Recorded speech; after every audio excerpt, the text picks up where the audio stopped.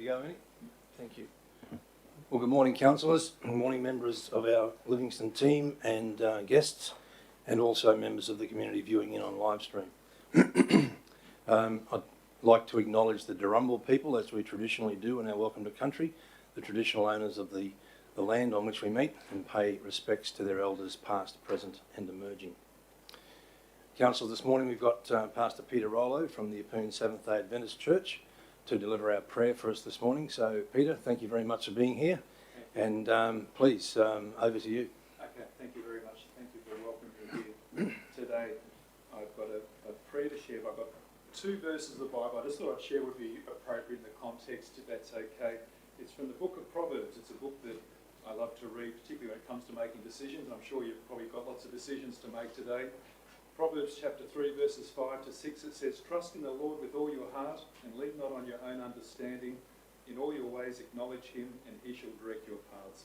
So it's a wonderful promise in the Bible, looking to God outside of ourselves, trusting he'll work through the democratic process you're going through today. I believe he'll continue to lead the Livingstone Shire. I'll offer a prayer.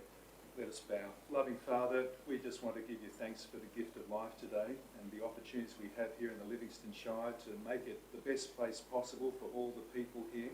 I just pray for your blessing over the councillors here today as they deliberate and make decisions that you will direct and they'll sense your leading. And I pray this in Jesus' name. Amen. Amen. God bless you all. Thank you very much, Peter. Thank you for coming. Have a great day.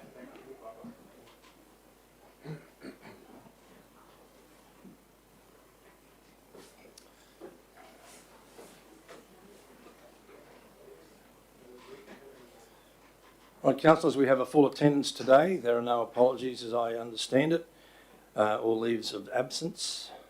It brings us to item 4, the confirmation of the minutes of previous meetings, and we have 2 sets of minutes to approve today. The first is for the meeting, the ordinary meeting held on the 18th of May 2021, and the second is for the minutes of the special meeting held on the 8th of June 2021. So we might deal with them together if that's all right, councillors, Mr CEO. And just get a mover and a seconder for both of them. Thank you. So moved Councillor Friend, seconded Councillor Mather on both sets of minutes.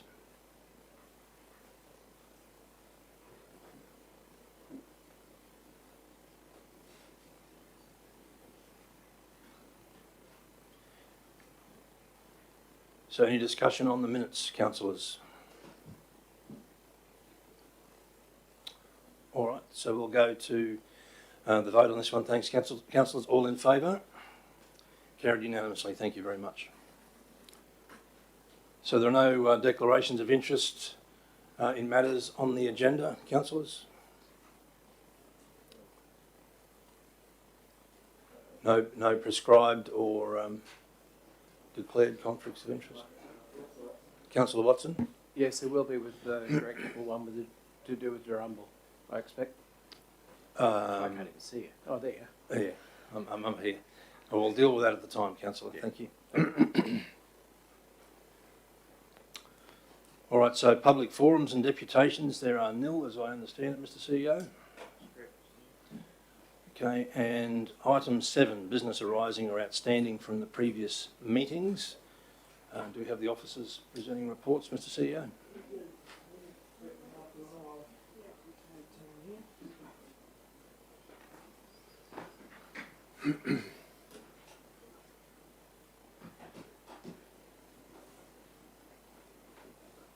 No.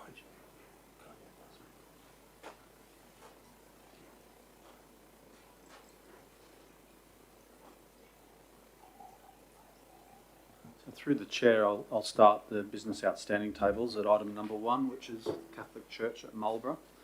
So there was a site meeting to do with the park master planning in late May, and at that meeting there were some discussions with members of the community around some interest in the building, which was, I guess, new to the team. So the person who was interested put forward a proposal through the previous tender. So the team's found that again and is rereading it to see if there's any opportunity for us to go back to this tenderer and enter negotiations, which is a good thing. This, as Councillor Mather mentioned at the last council meeting, this item has taken quite a long time to resolve. We've gone back and forth a couple of times on a number of different issues, but this latest development might help us to conclude this matter in a positive way for both council and the community. Just a question, Mr Mayor. Councillor Mr Mather? Officer, is there anything prohibiting us from selling the building as is or leasing the building as is? Because we know there's so much work to be done to it. I'm happy to answer that question through the chair. Thank you. I think previously we asked for tenders to try and sell it as is. So that's definitely something that we can do. It's on the table. I think if we look to lease it, the property report and the condition assessment indicates that it doesn't meet the building code for many of the, well, for one, it doesn't have a toilet. The front stairs need work and for access. So I think from my recollection, there was previous reports indicating that we would need to spend maybe $60,000 or $70,000 to bring it up to standard for building code requirements before we could lease it. My view is that we should try to pursue the sale. That would put it into the hands of someone who has a business need for it, or a community member who might like to turn it into something other than what it is at the moment. So that's how we're pursuing this this action at the moment. So it seems like we're tied as far as, or restricted as far as a lease goes because of our responsibilities, but we can sell it as is. If it's the party, I think it is, that might be a problem because of the finances might not be able to allow them to do that. That's my concern. So we need to really be stepping a couple of steps ahead. Can we pursue that to see where their situation? Well, I'm sure the officers will be doing that as a matter follow of course, that through? Councillor Mather, Yes, anyway. yes, because this is, like I said, it's been going on for years. Yeah, Thank it's not for us to sit in judgment of anyone's financial capacity. No, to deal no, with that, but I'm just looking 2 steps ahead, that's all. Thank you.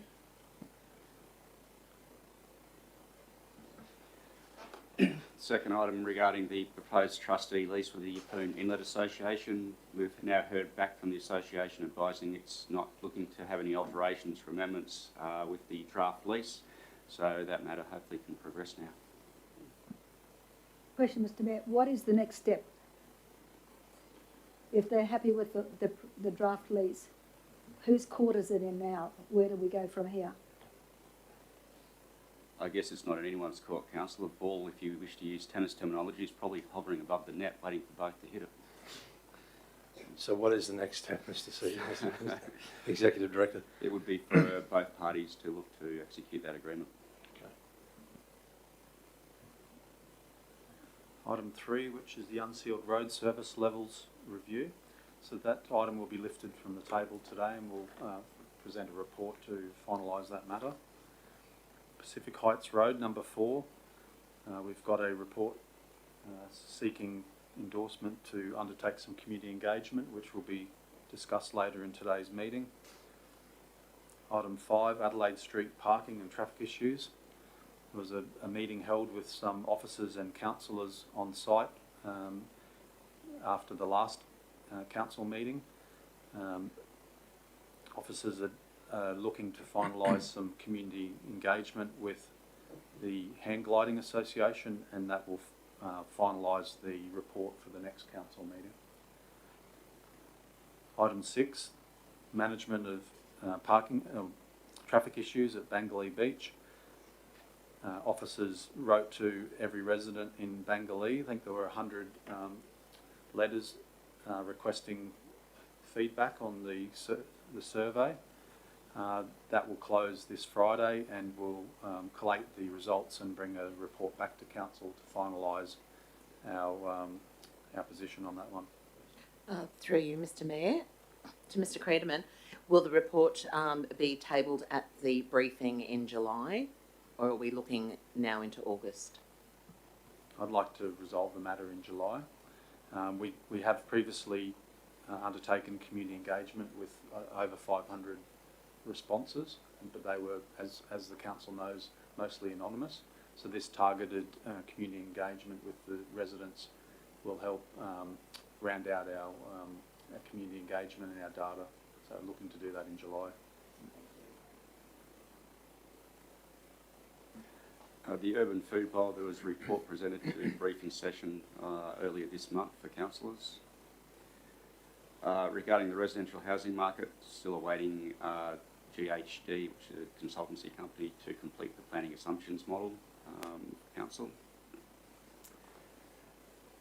The tenancy at the hub negotiations with preferred tenant are continuing. Officers will actually provide councillors with an update on that through an email or through a memo, as that is confidential. There are certain items that to keep you up to date on that we can't discuss out in the public. The request for the trustee lease out at Raspberry Creek Road, officers received a draft agreement just last week from the state, so they're now in the process of going through that. Hopefully that can be finalised within the next month or so.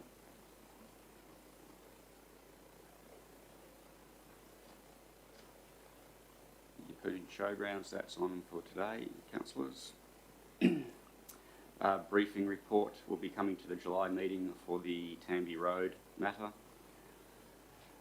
The Shire Christmas tree is has been the subject of discussions during budget deliberations.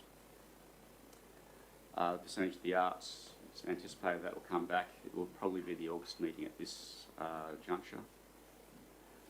The local law review, the drafting of those laws are ongoing. Thank you. Question through Mr. Mayor to Mr. Bacon in relation to the drafting of the laws. Will that also come back to the council table before it goes to public consultation? That is the intention, Councillor. Thank you very much. The tenure for the Yeppoon Showgrounds, lease documents have now been lodged to the Tiles Registry. We're just waiting confirmation of that registration, and that matter is complete. Item 17, Mount Charlton Reservoir and Pipeline. We'll be presenting a report to council today to finalise that matter. The sale of Casson Street is anticipated to settle tomorrow, councillors. Item 19, the recreational vehicle and caravan parking. There's a report today to discuss that matter. The purchase order has been issued for the Indigenous Language and Arts Program in association with Durumble and Bilgannon.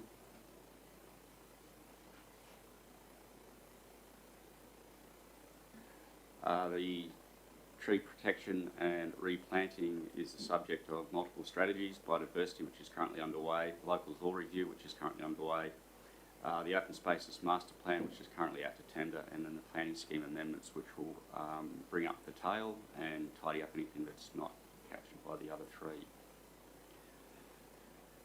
The native title proceedings for Walkerborough claim, that has been lodged. Neither party, state or Walkerborough, have objected to that, so council's now part of those proceedings. Again, item 23 will be discussed today, which Mount Charlton Pipeline Report. Item 24, Adelaide Street parking and traffic issues. So there will be some further consultation and a final report in July. The multi-storey car park, item 25. Officers are progressing the modifications to begin the trial on the 1st of July. So that's on track. Item 26, which is the beach matting. So we have had some feedback through a number of councillors on the engagement with the, I can't recall the name of the group, but the sort of access and ability equity group. I'm yet to see the final minutes of that for that meeting, but we have already started with officers to try and engage with them on a different approach, and we'll bring that back to council very soon. Item 27, Joscally Beach access.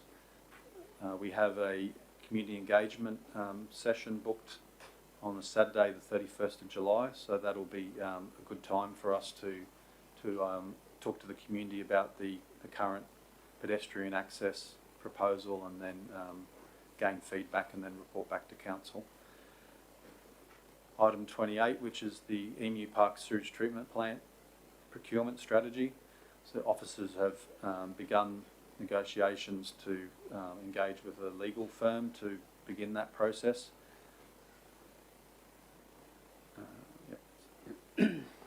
So the boundary signs through Works for Queensland application to the Department of Transport and Main Roads was submitted in May for the 6 signs, so we're waiting for approval on those. And development application for medium impact industry and artillery road shall be lifted from the table today, councillors, and is on the agenda. Mr Mayor, just I have an announcement to make. In relation to number 29, the boundary signs, I was in the far north a week or so ago and found there was another road that leads into and out of our shire, which makes it 7 sites. I mean, this was one that I hadn't been on, so we can deal with that later on, but I just thought I'd better raise it right here and now. Thank you, Councillor Mather. All right, any other questions in relation to business arising, councillors? Yeah, just one, Mr Chair, thank you. Just in relation to the resolution of last meeting whereby we resolved to request to the federal government or through the QRA, is it, to reconsider the path for Matthew Flinders Drive. Would that be something that goes on the business outstanding, or does it get captured in another, given that there's action to take? I just wondered whether that should be tracked on there or not. Yes, Mr Mayor, I think that's an oversight on our part detected by Councillor Bello. I would think that is an item for the business outstanding. Thank you, Councillor Bello. Good pick up. All right, any other matters, councillors?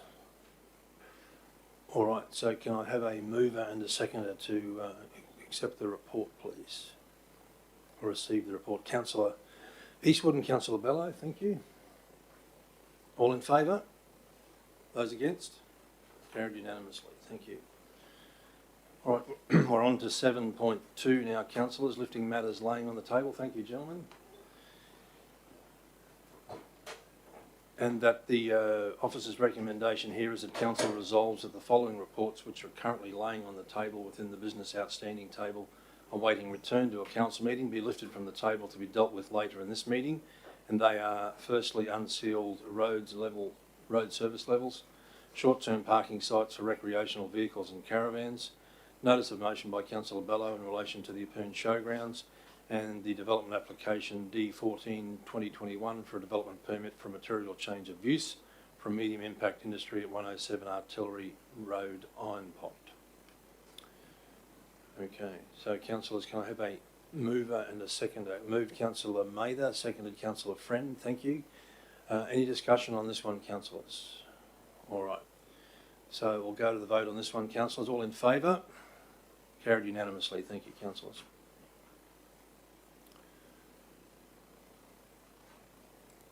Okay, so we've got item 8, presentation of petitions. And we have a petition, I understand, Mr CEO. That's correct, Mr Mayor. Although we did receive some correspondence from the Chief Petitioner overnight requesting, that's been circulated only to councillors this morning, as it was only received at 20 to 11 last night. The Chief Petitioner has requested that the petition be withdrawn from this agenda. Just to relay the correspondence, for those that haven't had the opportunity to read, we're writing to request the withdrawal of the petition against the application so named. In reviewing the petition loaded on the agenda, we've noted some individuals who may have signed the paper petition and then likewise signed the e-petition. This was completely unintentional. We're concerned that the error may bring into question the credibility of the petition. Accordingly, we request it be removed, signed by the principal petitioner. So our intention would be for a procedural motion perhaps to move to the next item of business. All right. Thank you, Mr. CEO. All right, councillors, can everyone understand what's happening? All right, so can I get a procedural motion to move? Thank you, Councillor Hutton. Procedural motion to move to the next item. Justine, thank you. Which brings us to item 9, which is the councillor or delegate reports. I'm sorry, yeah, we go. All in favour, thank you. Carried unanimously. All right, so councillor delegate reports, item 9. So we've got community voice panels for the organisational performance group, community voice panel healthy and inclusive community, community voice panel vibrant community, and community voice panel planning and strategic infrastructure. So going to the first one, organisational performance. Councillor Bello, did you want to speak to the report? Thank you, Mr. Chair, and I guess in the interest of a very long agenda, I'm going to keep this very brief.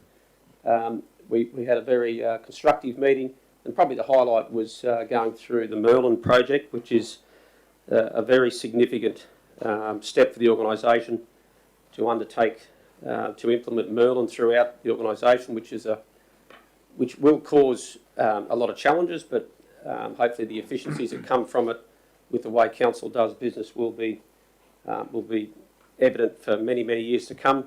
The take-home message that came through from the panel members was it's very important for the leaders of council, both the ELT and the elected body, to, I guess, have a very positive and supportive frame of mind towards it, so that the rest of the staff who face challenges with computer literacy or what have you, will be brought along the journey and not left behind. So I thought that was very good feedback for all of us to take on board, certainly myself. So apart from that, Mr. Chair, I think the rest of it's in the report, and I'll leave it at that. Thank you. And thank you, if I could, just to the CEO who attended the panel. Very much appreciated Cale's presence here. So thank you, Mr. CEO. Thank you, Councillor Bello. Any questions of Councillor Bello, councillors? All right, so Councillor Bello, I'm assuming you're moving this one. So can I get a seconder? Thank you. Councillor Eastwood. Okay. All right. I'm assuming you wish no further discussion on this, councillor, so we'll just go straight to the vote. So all in favour, thank you. Carried unanimously. 9.2, the Community Voice Panel for Healthy and Inclusive Community. Councillor Eastwood, would you like to speak to this one?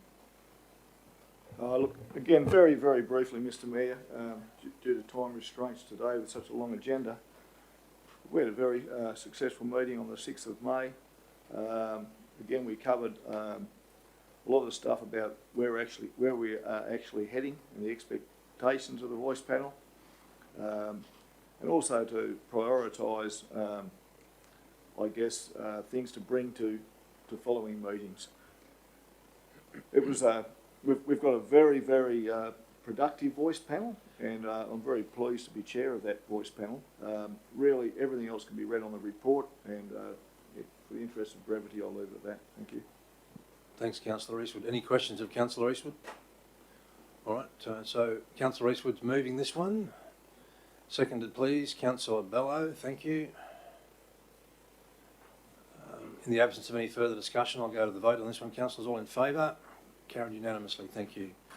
Third one is the Community Voice Panel for Vibrant Community, and Councillor Watson, would you like to speak to this one? Morning. So this was the second meeting that's been held for this community panel. We only had 2 people arrive.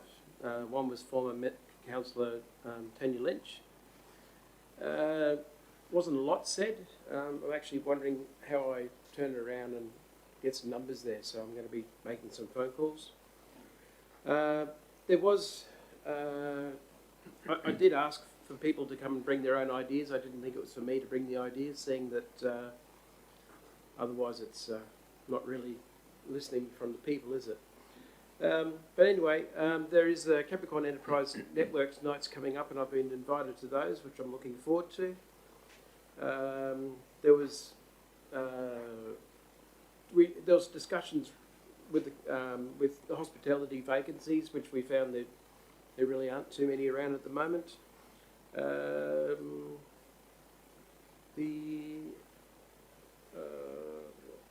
The other thing was the manager of community engagement was concerned about the $15,000 removal from the tourist budget for the 2021 budget. But other than that, there was really nothing else said. We weren't able to do anything. So I'm looking forward to turning that around very shortly. All right. But thank you. Thank you, Councillor Watson. Any questions of Councillor Watson? Councillor Hutton? Pardon me. All right, so Councillor Watson will move this way, I assume. Can I get a second? Councillor Friend, thank you. In the absence of any further discussion, we'll go to the vote. All in favour? Carried unanimously. Thank you, councillors. And finally, but certainly not leastly, the Planning and Strategic Infrastructure Community Voice Panel. Councillor Hutton has given us a written summary of events as well. So thank you, Councillor Hutton, and I'll pass to you on this one. Thank you very much, Mr. Mayor. So on the 26th of May, we actually had a joint community voice panel meeting between the Planning and Strategic Infrastructure panel along with the Healthy and Inclusive Community panel. So in bringing these two panels together, we really were trying to identify around aspirations, priorities, what work's already being done, actions to achieve or the next steps, the actors and the partners, so who can do what, who should be doing what, but also funding opportunities. And as the councillors will be able to see, and I apologise for those who haven't got the paper copy, that we looked at towards environmental sustainability, towards economic sustainability and towards social sustainability. A whole range of issues were raised, prioritising them as to how the members of the panels felt they could best be addressed, what were the priority in addressing them, who's already working in the space, both inside of council but also outside of council, to try and shape and give us some focus moving forward.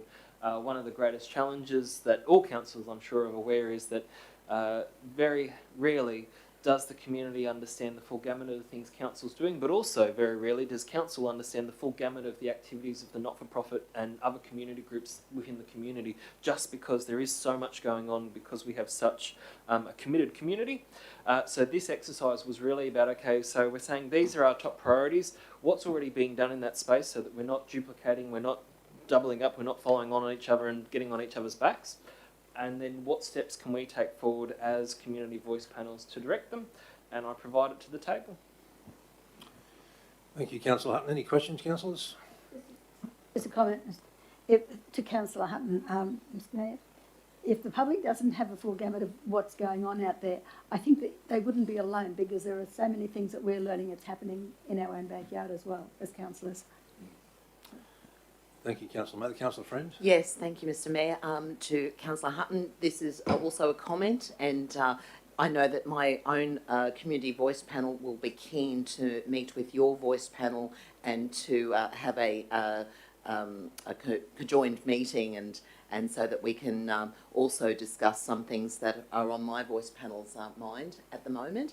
And I formally just invite you to, and you'd be more than welcome to come and join us.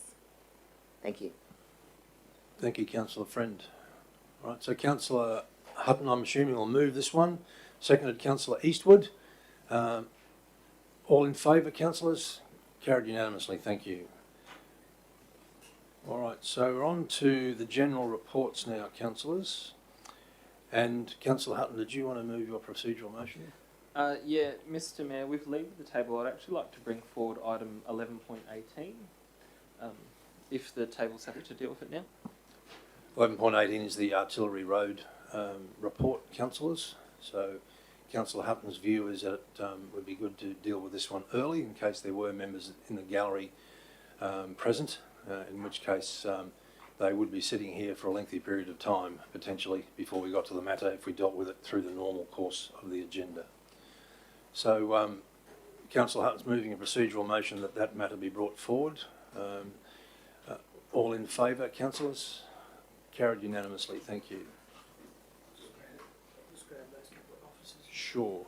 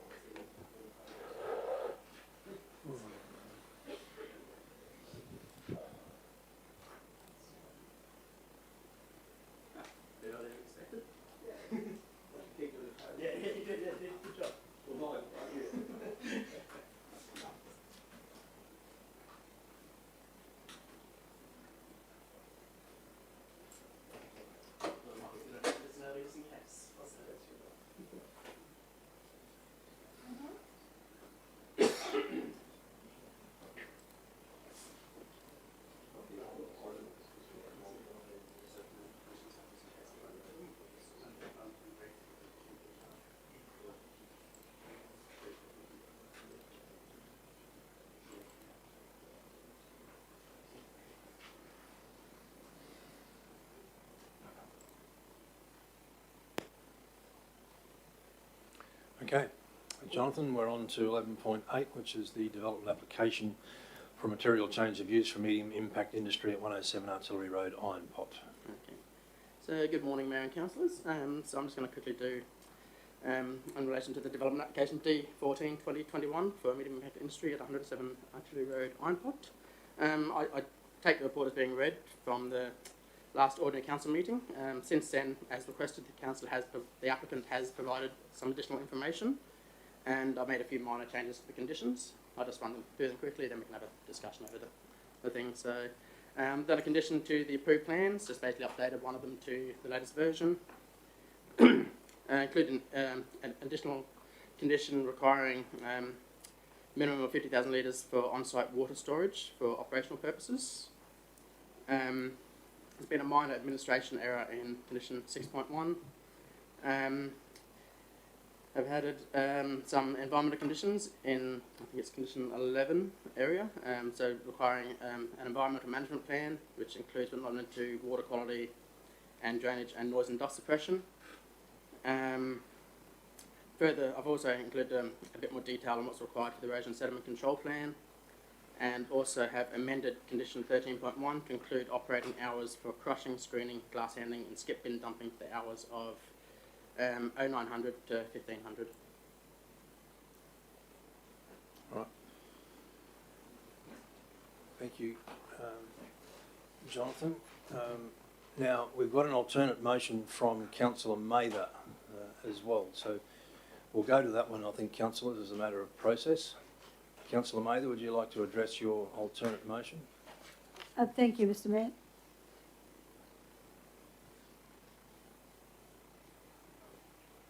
That in relation to the application for a development permit for material change of use for a medium impact industry made by KB Waste Group Proprietary Limited on land located at 107 Artillery Road, Iron Pot, described as Lot 1 on RP 899412, Council resolves to refuse the application given the following reasons.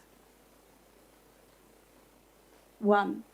The proposal fails to satisfy the strategic framework under the Livingstone Planning Scheme 2018, as the proposal will result in 1.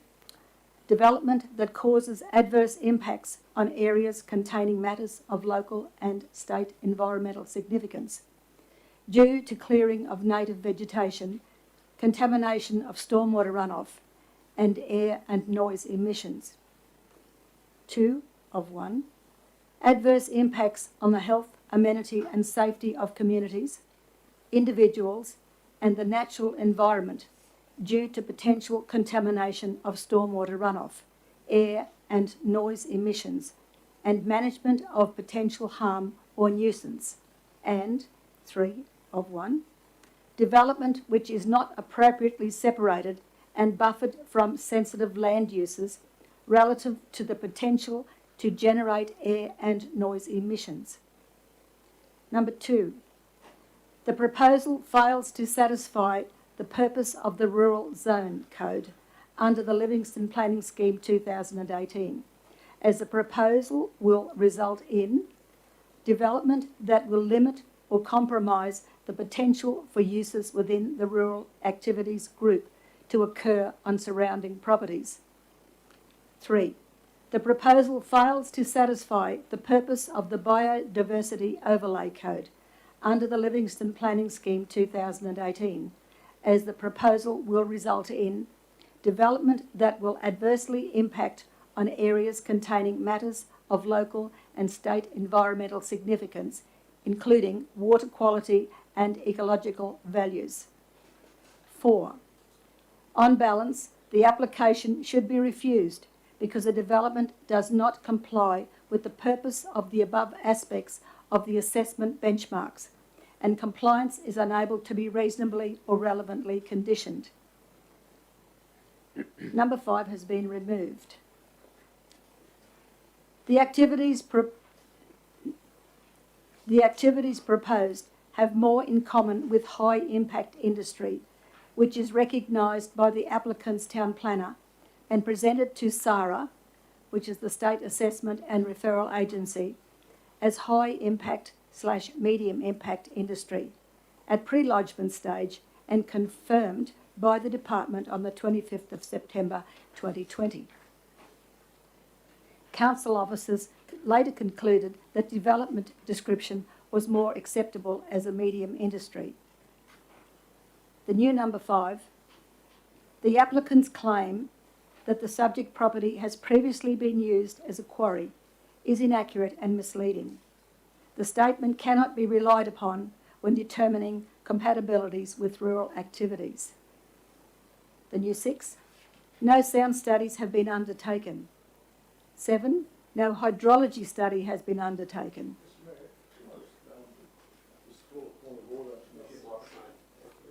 Can I just call a point of order? And I don't find it easy doing this, but I actually don't know if this is an alternative recommendation, but speaking against the recommendation that's already there. You really don't. I think you're right, councillor, in that the proposed recommendation stopped at around about 4. And the rest now really is a debate rather than a motion. So, with absolute respect, councillor, I think looking through 10, 11 and 12, which will be now, 9, 10, 11, 12, these are more debate points rather than a motion. So, I'd suggest that your motion probably, Mr CEO, stops at around about 4, if you'd like to leave it at that. It was put past the CEO and I believe it's gone past the planning department as well. And this was the end result. Yeah, well, the planning department doesn't have purview over council process. The CEO, I'll go to the CEO for his advice on this, but certainly my view at this point, I think Councillor Eastwood at least agrees with me, is that it's probably stopped at 7 as far as being a motion, 4 as being a motion. Yeah, Mr CEO? Mr Mayor, if I understand correctly, I think Councillor Eastwood's point is this alternative motion being proposed prior to the officer recommendation being considered, if I understood that correctly. Yeah, Councillor Eastwood, yeah. Okay. Yeah, I just thought we're moving into areas of debate. Yeah. Okay, in which case, and my advice to Councillor Mather, which resulted in the deletion of item 5 and some amendments to part 12. Again, I would make the same observation. Points 1 through 4, I think, give specific reasons why that might support refusal of that particular application. Councillor Mather's motion is certainly reinforcing some of those points throughout. It is Councillor Mather's motion, whether it's accepted by the chair or not, but I would probably agree that some of it is perhaps repeated points that are already made in points 1 through 4. All right. Councillors, we've got a point of order. Can I get some other commentary? Everyone understand the issue? Okay. Mr Mayor? Yep. If it would cause a circuit breaker, I'd be prepared to cut the reasons off at number 4. Number 4? If it pleases the table. Yep. And the CEO. The reason why I did that, and I'm not going into debate at this point, is because the earlier reasons did not adequately address the argument that will ensure. What we can do, Councillor Mather, is if we accept your alternate recommendation Up to to point including 4, number 4. and then as part of your addressing your motion, If we had a second, you I'd come can back and use that discuss as the remainder of the points. Yes, I'd be happy with that. I'd be prepared to do that, Mr Mayor. Okay, so we'll cut it off at 4, councillors. Everyone understand what's happening? All right. So we have an alternate motion moved by Councillor Mather, stopping at point 4 on the written document she's provided. Can I get a seconder, please, so we can go into debate? Councillor Watson. All right, so the motion is live, councillors. So Councillor Mather, would you like to address your amended motion? And I will use that information as background.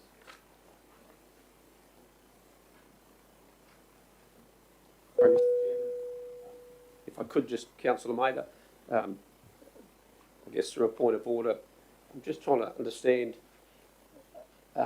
based on our standing orders, would we not, or we're not required to debate the initial recommendation from the officers, and in the absence that it gets lost, then the foreshadowed motion gets considered? My understanding, Councillor, correct me if I'm wrong, anybody, is that we deal with alternate motions first, Mr CEO? I'm not aware of a prescription that requires a particular order to it. Right. It's up to the chair to accept the motions either as recommended or an alternate, and on this occasion it's the alternate. Right, okay. Yeah, so in supporting that, I think in the interest of levity as opposed to brevity, the desire was in addressing an alternate motion, believing that there's an opportunity for a majority decision that would save time in dealing with a recommendation that would ultimately fail. So Right. that, I believe that's the path that you've taken. That was the path I was hoping to take, yep. Councillor Bella, your point of order? My point of order, I was just trying to... Are you happy with the just explanation? to clarify, look, whether I'm happy or not is probably Well, beside the point. Well, if I have the flexibility, then I'm going to go the way that I'm going now. No, it's your call, Mr. Chair. I just want to clarify that. Thank you. Mr Mayor, I need to be sure that members understand the motion, proposed motion. Yeah, I think the councillors are fairly on board with the motion, councillors. And as I said, going this way in the interest of trying to get a quicker resolution, I'd rather deal with this matter first so that we potentially get an outcome, as opposed to what I suspect will happen with an officer's recommendation that might potentially fail. So, Councillor May, the floor is yours. Mayor, yes, okay, thank you, Mayor. And there has been a second, so I can proceed. You can. Yes, thank you very much. Members, in proposing the alternate motion, it's not something I would do often, but in this case I believe it's necessary, because there are so many things, there are so many aspects of the development proposal that are open to question because they are so incomplete. It was quite glaring. The activities that have been proposed suit better to a high impact industry because they have the potential to cause environmental harm, not only to persons but to the environment itself. And SARA, the state agency, accepted it and recognised it as a high impact, medium impact industry. If we don't have sufficient high impact land that's appropriate for this type of industry, and they are necessary, then we cannot use bona fide rural land to fill that gap, because we will have applications coming up on rural land all over the place to satisfy an application. We always talk about preserving agricultural land for agricultural purposes or bona fide rural production. This is what we're doing here. We've got to make sure that the right industry is in the right place so that there's no impacts on anybody or impacts that can be mitigated. Because there have been no sound studies done, no hydrology taken, no machinery specified, they can't even do sound studies if they don't know what machinery they're going to use, and we certainly haven't been told. The crushing of concrete and various other types of building materials are expected to contain silica, asbestos and lead. If these sort of things are in the atmosphere and they can't be suppressed, they cannot be suppressed, not only by water but by air. We have a responsibility to make sure that all persons in the vicinity are protected.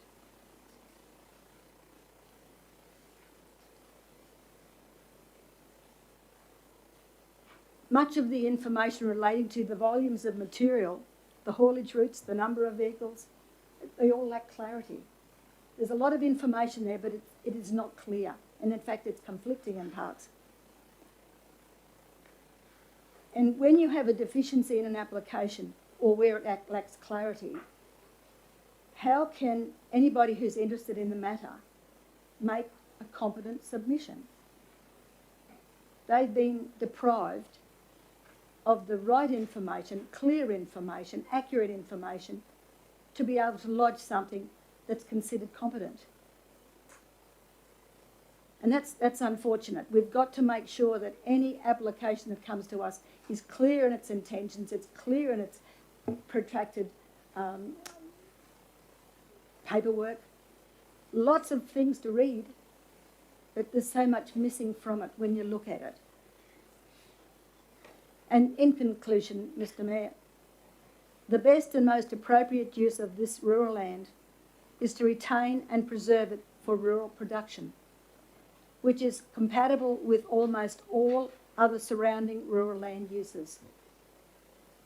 A refusal of the application retains the integrity of the rural zone, council's planning scheme, and protects the surrounding natural environment. And Mr. Mayor, there is a need for this sort of industry, but it's got to be in the right place with the right conditions and the right authority who can actually monitor it, because they do have the potential to cause harm, and harm for a long time, and there is no limit on what this application can do on that site. It is unlimited. Thank you, Mr. Mayor. Thank you, Councillor Mather. Is anyone wishing to speak against the alternate motion from Councillor Mather? If I may, Mr. Chair. Fire away. To Jonathan. The report highlights that there is no or very little approved or other approved land that would be suitable for a use as this, which I recognise. But is there any understanding of the amount of rural land that is out there which an applicant, whether it be these guys or a future applicant, could also apply to? So I guess the question is, do we have a shortage of rural land that may be suitable for activities such as this? Without being able to have a big look into it, I'd have to have a look at all the mapping and see what sites are available and everything. But there could possibly be rural sites of a size and a location that might suit this industry. There's other factors that come into that too, obviously. Purchasing the property for the owner, things like that as well. And I think pretty much wherever you're going to build this type of use in a rural area, there are going to be adjoining property owners. There's nothing that's ever going to stop adjoining property owners being there. There's always going to be people that will have their houses in vicinity, wherever, in these types of uses. And yeah, it's hard to really say what other type of rural areas there are out there that might be available for this type of use without actually doing a big research and having all those properties available, etc. Councillor Hutton, question? Yeah, a follow-up question. So would it be correct in assuming that the majority of our shire outside of the urban footprint is identified as rural zoning as a blanket coding, as opposed to saying that every piece that's identified as rural is for agricultural purposes? That's pretty close to being correct, yeah. Yeah, it's sort of the way it is sort of done, that sort of stuff that doesn't really fit into any of the other categories is generally sort of zoned as rural land. That's why there's that provision in the overall outcomes for the rural zone for uses that aren't in that residential categories or rural activities group, that if there's no sufficient size or things that don't have that impact, there's capacity there for other uses to be in those rural areas.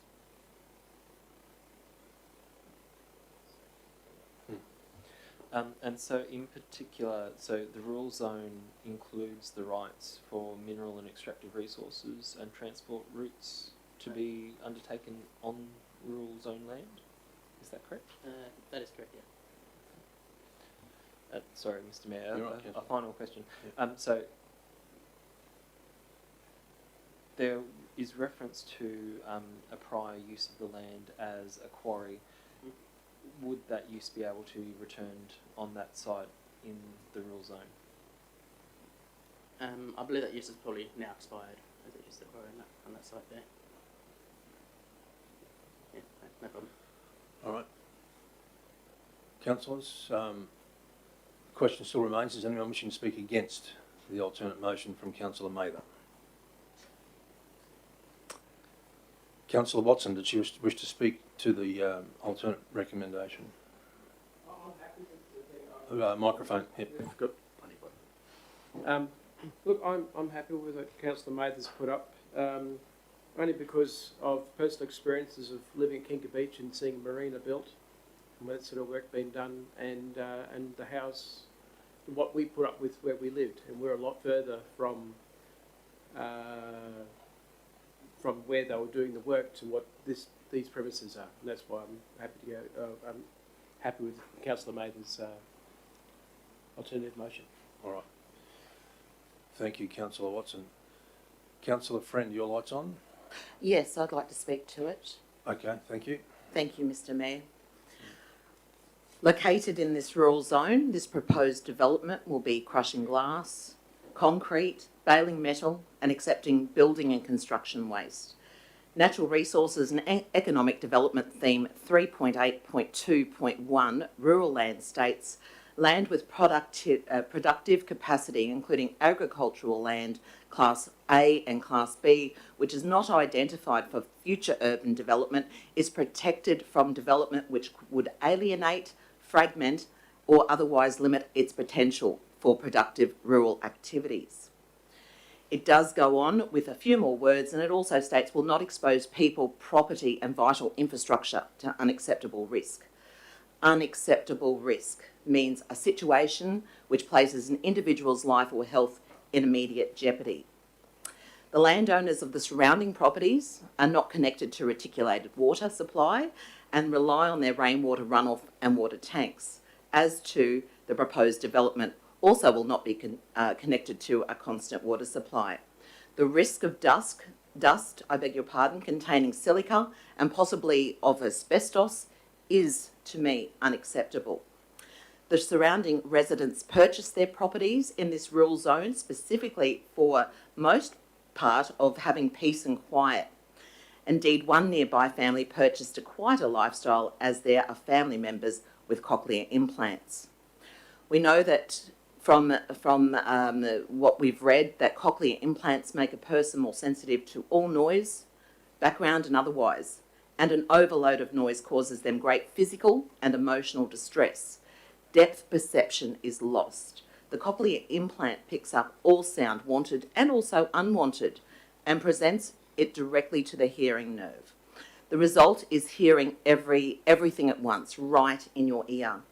This proposed development is to be situated on a hill, causing noise and sound to carry. This, to me, again, is an unacceptable risk for health of the nearby residents. Rural Zone Code, part thereof, to identify the desired character and amenity for the zone and to protect it from incompatible development. The proposal is originally for a medium impact industry, which is not a preferred use for the zone identified in the overall outcomes. I have visited the site of the proposed development along with council officers and other councillors. I personally am not satisfied with the proposed retention basin for water runoff. It has been noted that in heavy rain, Ironpot Creek flows freely with strength into our natural and pristine Headlow Creek, home to abundant native fauna and flora. This freshwater oasis being contaminated by possible runoff is an unacceptable risk to the natural environment. A site-specific environmental authority licence, which included mechanical waste reprocessing and ERA of 54, was supplied by the Department of Environment and Science, DES, on the 18th of March 2021, 2 months before it came to the council table. And this ERA is not approved until the development application is also approved. It relates to standard conditions that the applicant must comply with, other than as permitted within this environmental authority. Noise generated by the activity must not cause environmental nuisance to any sensitive place or commercial place. The fact that perhaps a desktop noise evaluation was undertaken for the applicant by a contractor does not satisfy me.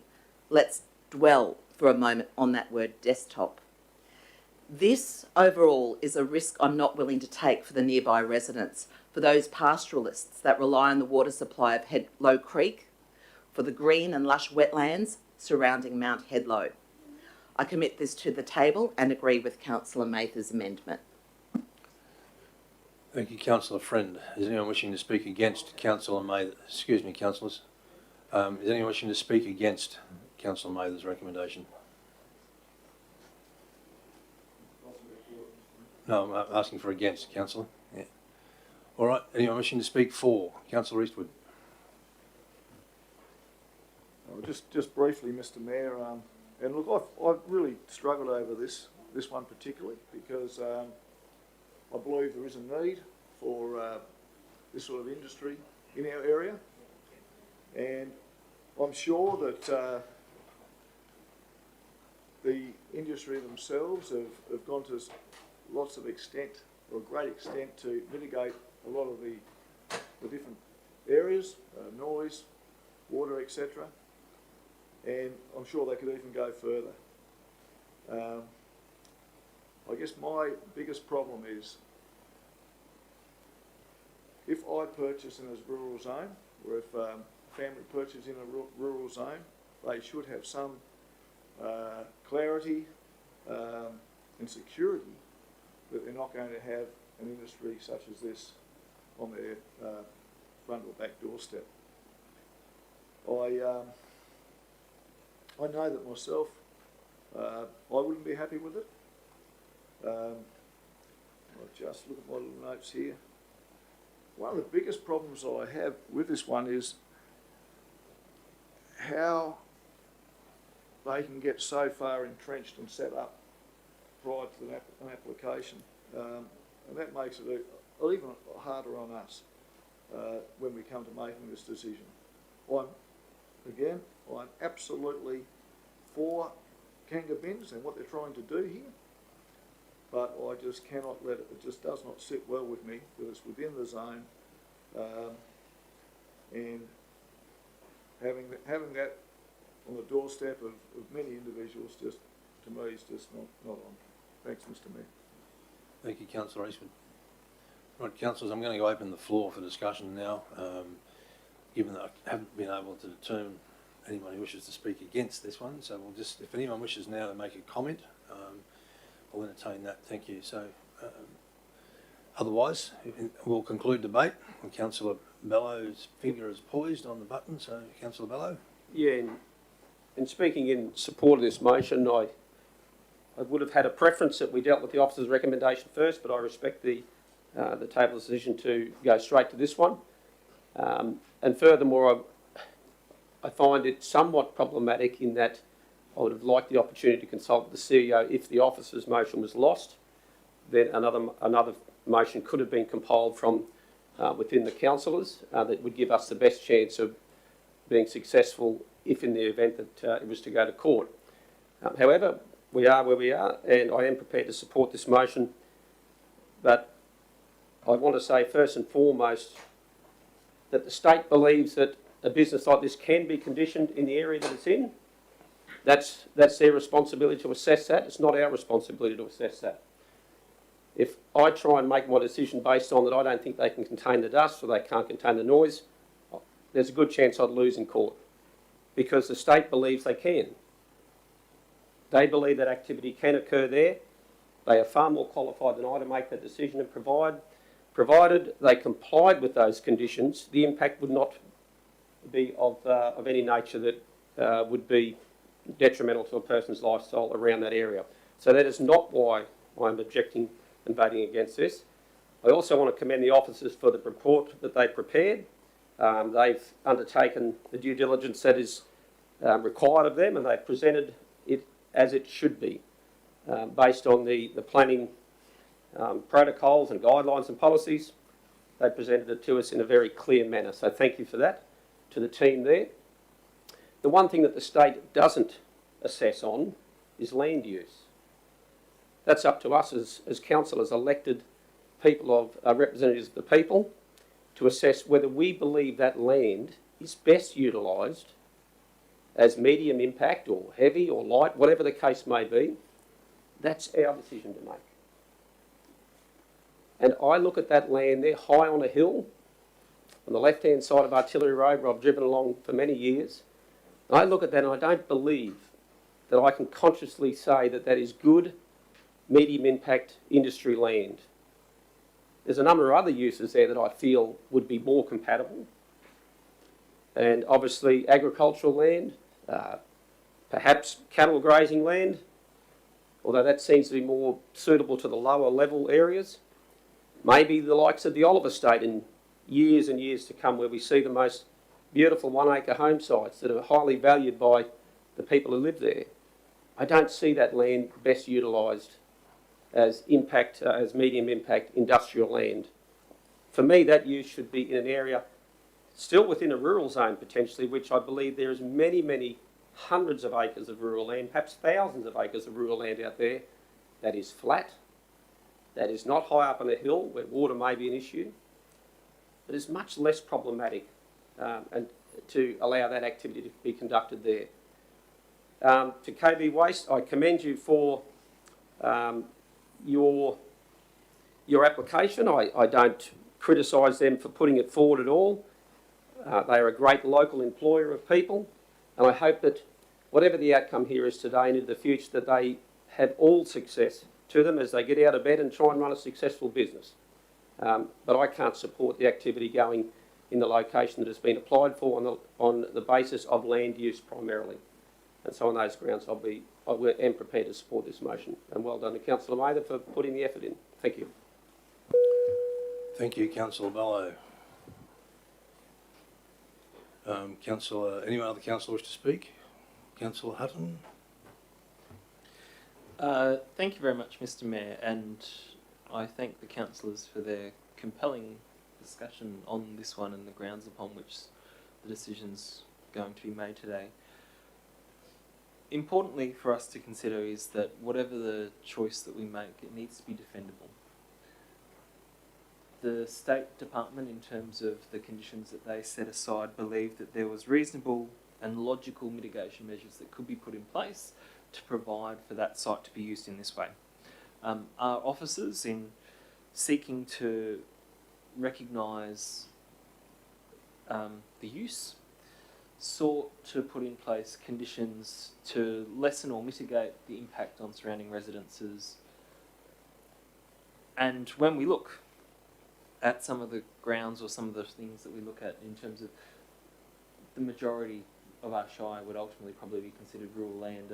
Until recently, the land that is the Gateway Industrial Estate, while it had an approval over it for industrial, that was rural land until it was used in a rural context and that was acted upon. The land that we have on Tamby Road was rural land until we went and put a cemetery on it. Now, while these uses may not be of the same depth or the height, the ultimate answer is that rural land will over time change and meet different purposes.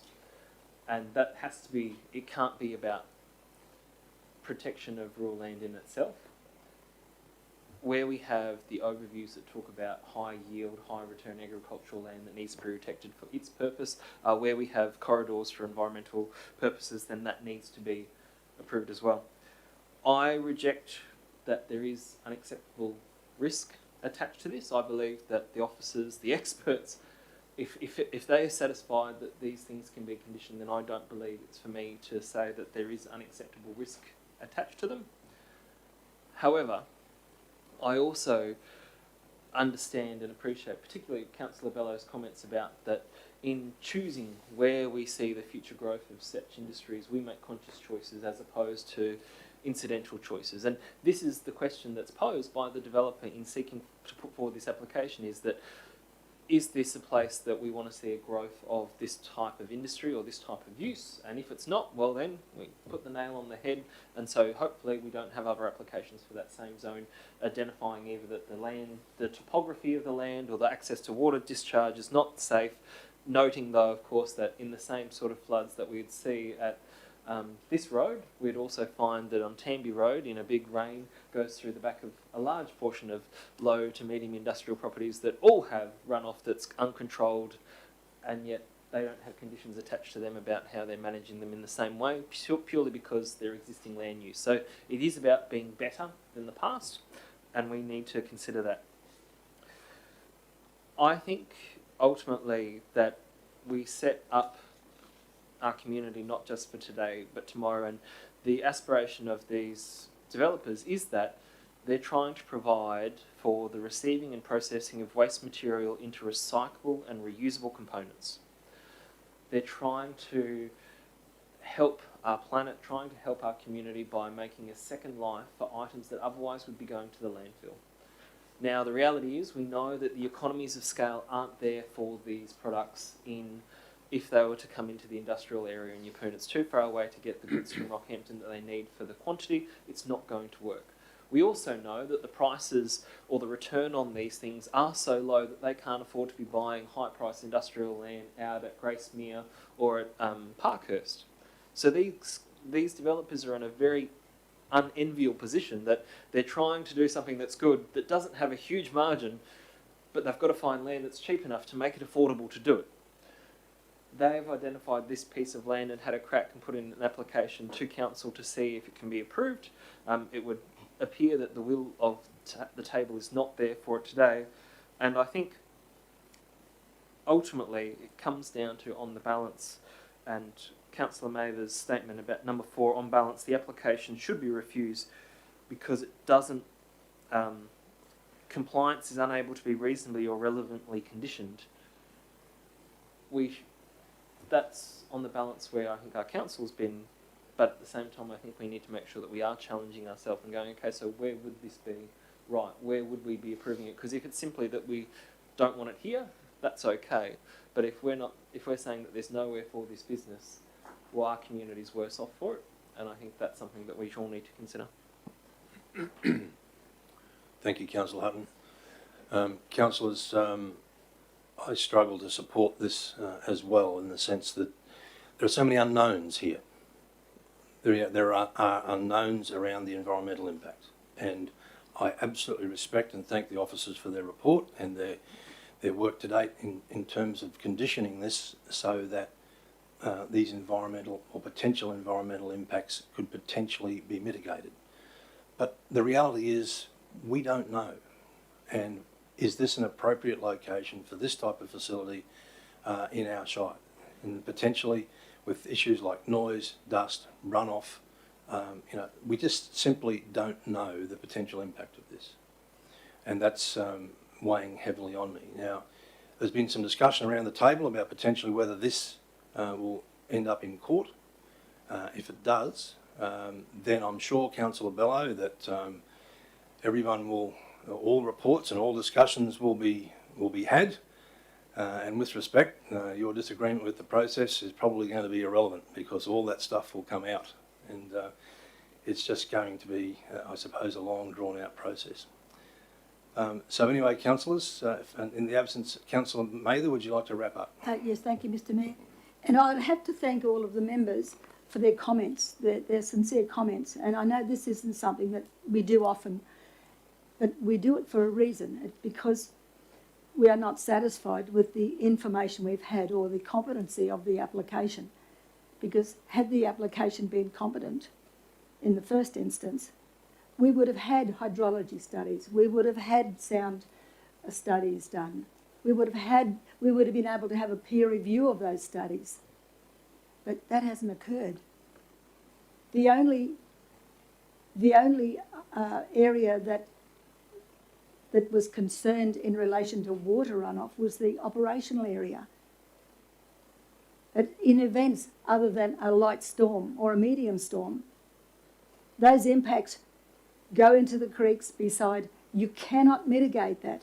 You've got contaminants on your machinery, you've got contaminants on your work area, operational area, in your bins, down the slopes, overfilling the basin that's been put there. And in fact, the basin actually doesn't capture the water.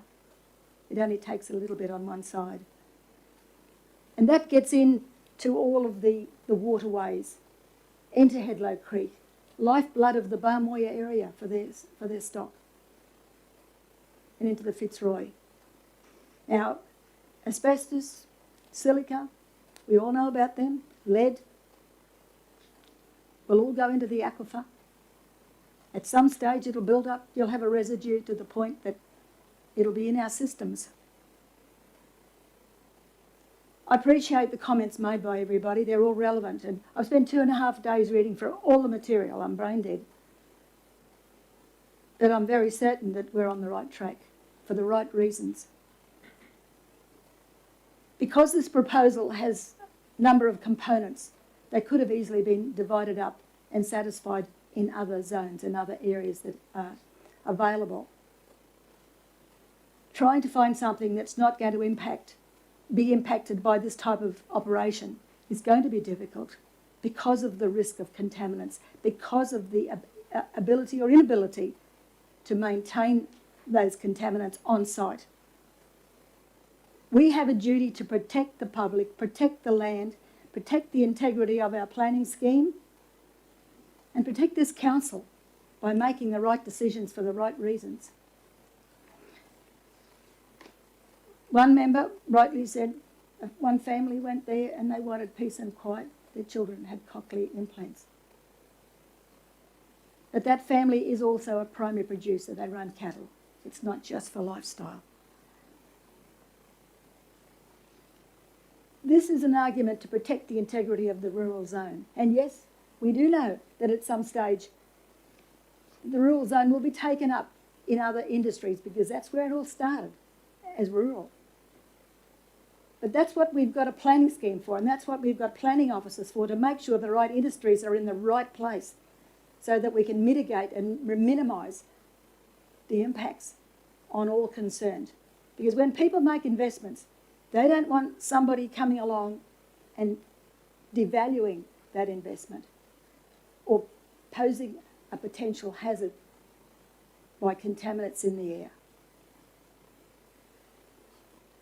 Because once somebody comes along and plays with nature, nothing will ever be the same. And we are trying to mitigate all the damage that's caused worldwide now. It's all about land use, making sure the right operation is in the right place. And that's what we have to do, is to make sure that we have enough land that will satisfy high impact industry. That's what our planning scheme is all about. We need to find places where that can happen. Mr. Mayor, on the, without risking my reputation by extending this, I think I can only say there's so much that needs to be considered, and it has been expressed very well here today. And I thank members for that. And I'm sure that we will support the applicant in finding another place that is suitable, because we need people who employ others. We need people who makes the world go round, the circular economy as we put it.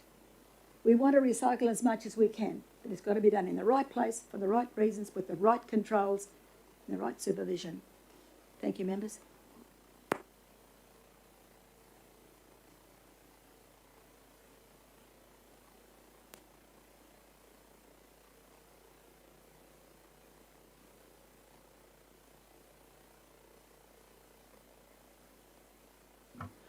Would you please, can I get all those in favour? Thank you. Okay, those against? Okay, the motion is carried. Thank you, councillors. Mr Mayor, if I could, before you move on, just for the information of councillors, we're obliged where council passes a resolution that departs from an officer or advisor recommendation, that we make some notations to the minutes to that effect. So I'll do that with Justine offline, but it will effectively point to the resolution anyway as the statement of reasons for not adopting the recommendations. You'll notice that in your minutes when they come out, so I thought I'd just mention that in advance. Thank you. Is morning tea up, Mr CEO? 10 minutes away? All right. Maybe we can knock over 11:1 then, councillors.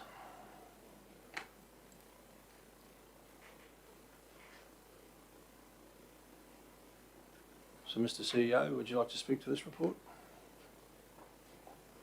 Happy to, Mr Mayor. The annual conference of the Local Government Association of Queensland is being hosted in Mackay this year from the 25th to the 27th of October. 2 items of business. The first is to nominate delegates and observers to attend, and the cost of doing so are outlined in the report. The second is about considering matters of business, which will first come to council to be briefed on the 6th of July. So today is just the housekeeping, really, and then the matters of business will come to you subsequent to that. Thank you, Mr. CEO. So, councillors, you've read the report. So can I get a mover? Sorry, we need to basically determine who's going to go. So my thinking, councillors, as expressed, I think, in a previous briefing session, was that given that LGAQ conference is in Mackay this year, there's an opportunity for all of us to attend. I would think we could drive, carpool, and basically it provides an opportunity for all of us to attend. Any? Well, we have more than adequate. We got Justine and girls, yeah. I would feel very comfortable leaving the council in officers' capable hands. Any different views or opposing views, councillors?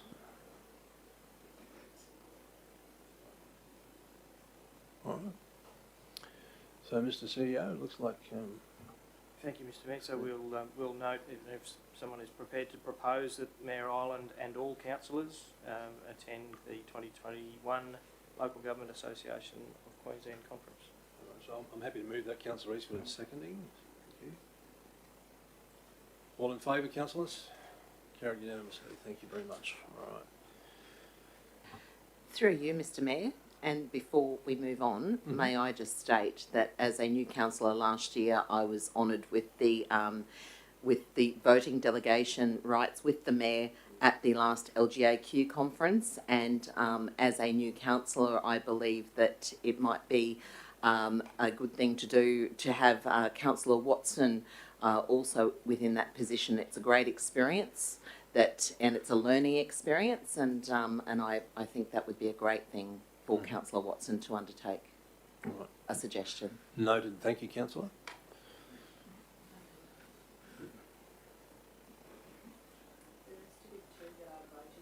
Yep. All right. So, any opposing views, councillors? Try him in at the deep end, Mr. Mayor. Very good of you, Councillor Mather. All right. So, Councillor Watson, are you happy to accept that? Yeah. Yes, I am happy to accept that. I have a lot to learn. So the two voting councillors will be myself and Councillor Watson. Thank you very much. Right. Also endorsed by the table, I'm assuming. Yeah. All right. So we might have time to deal with 11.2 as well, councillors, which is the investment policy. Anish is here.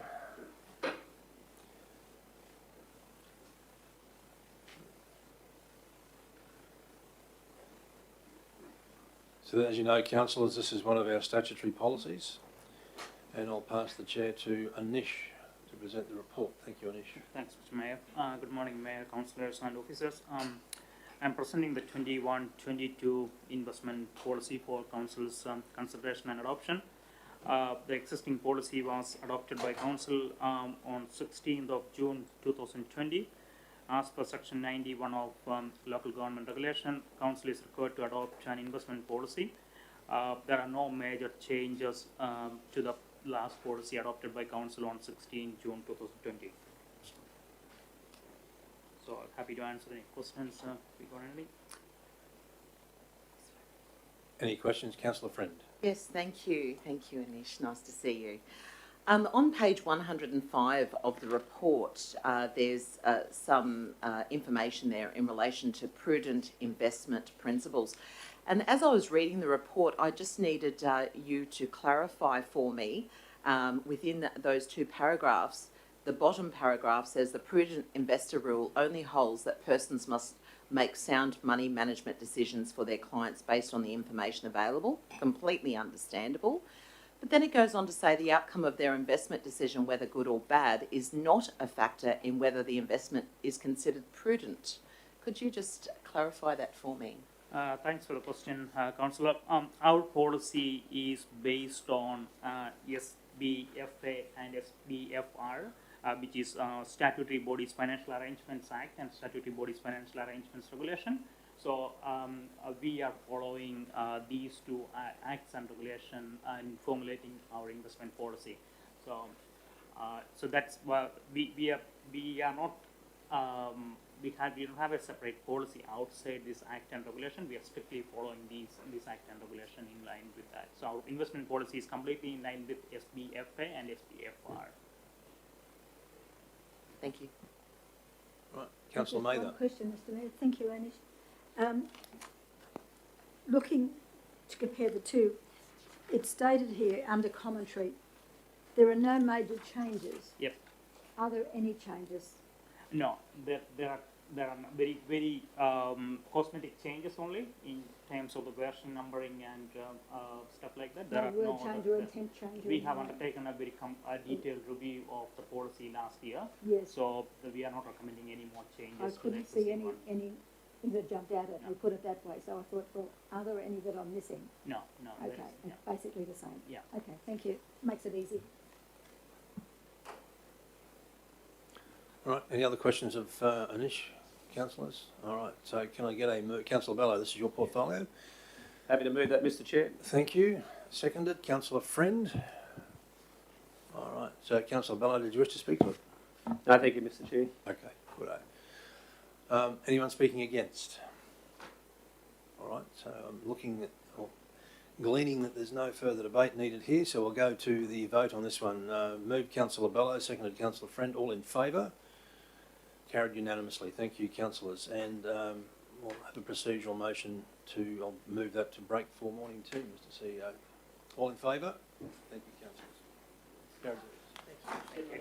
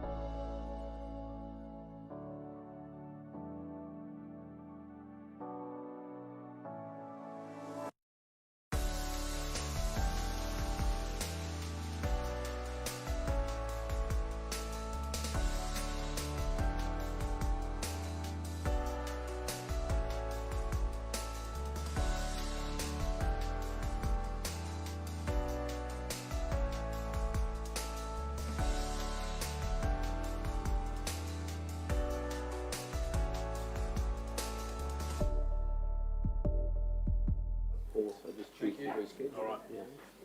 Welcome back, councillors, and welcome back to members of our community viewing it on live stream. Councillors, can I have a procedural motion, please, to resume after morning tea? Thank you, Councillor Mather. All in favour? Carried unanimously. All right. The next report, councillors, is 11.3, which is the monthly financial report for the end of May. And Anish, I'll pass to you. Thank you. Presenting the monthly financial report for the month of May 2021 for Council's consideration and adoption. As you can see in the executive summary, the operating revenue is slightly ahead of the year-to-date revised budget by 1%. Use of fees and charges is ahead of total revised budget due to higher development activities and fees and charges related to that. Sales revenue is 44% below year-to-date budget due to private works and road maintenance contract revenue tracking behind the year-to-date budget.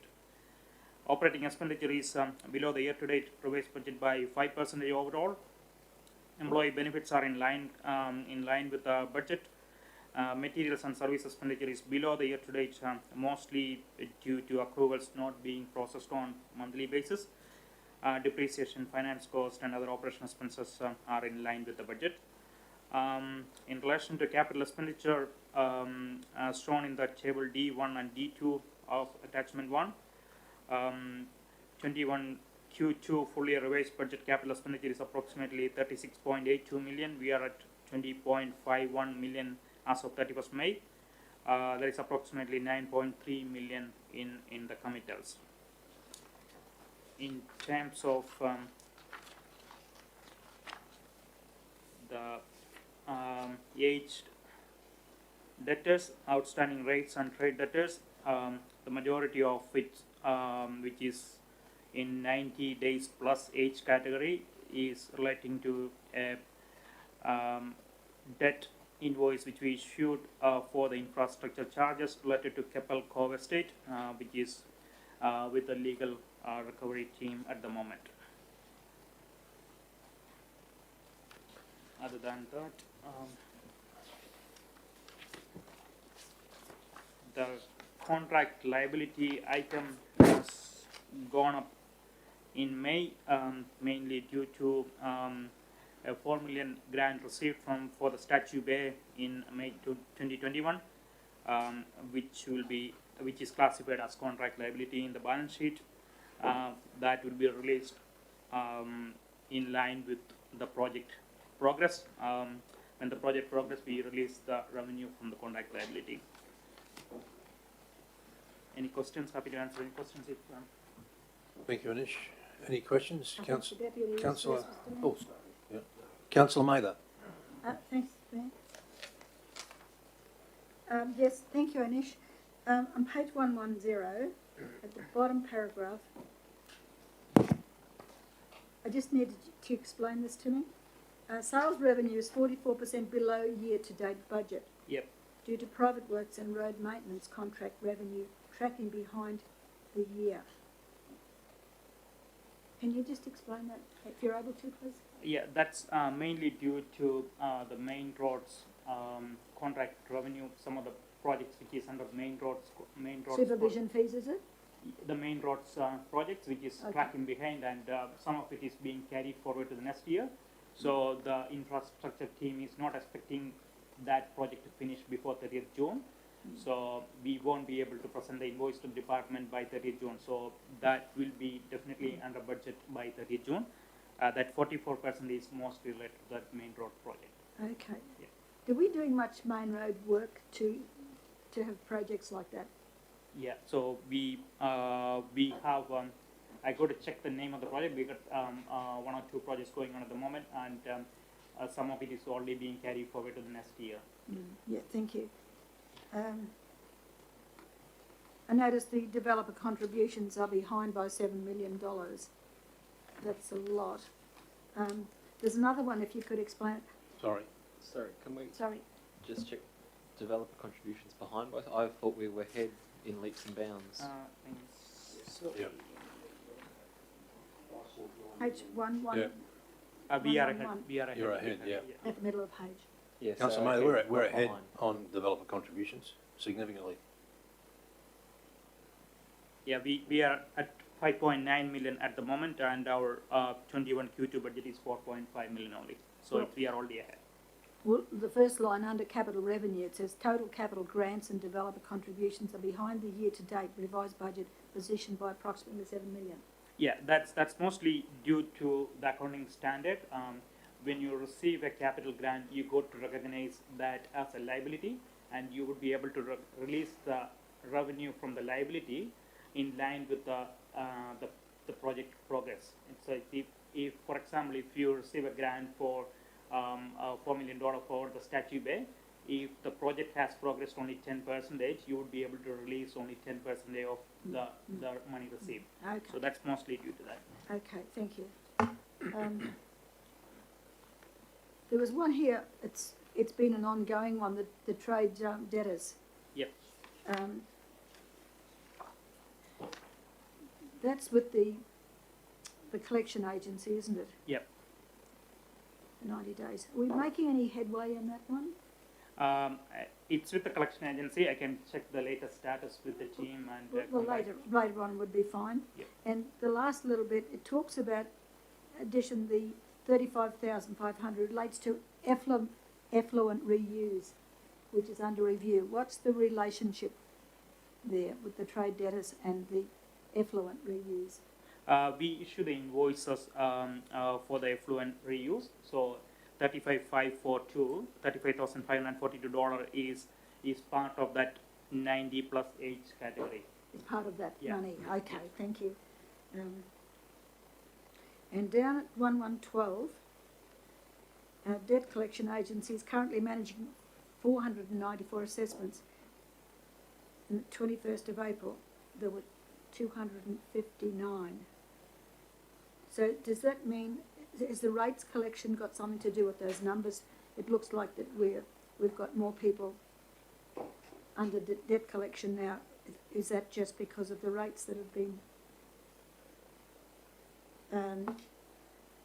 It just looks like they've increased, but there may be some influence in the rating that may have caused that. It Yep. may not have been increased at all, it's just the timing, that's Yeah, what I'm thinking. yeah, Is that the case? Yeah. Yeah, all right then. And if anybody has another question, I do have one last one. It's my favourite one. The assets sustainability ratio. Now, according to this, that's on page 117.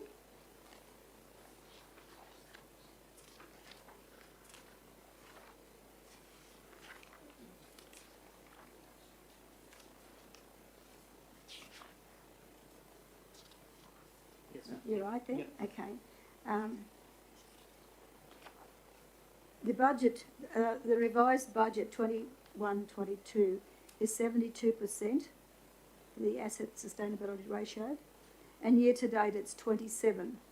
We've always got the little red cross in the next box because we haven't reached the recommended 90%. Yeah.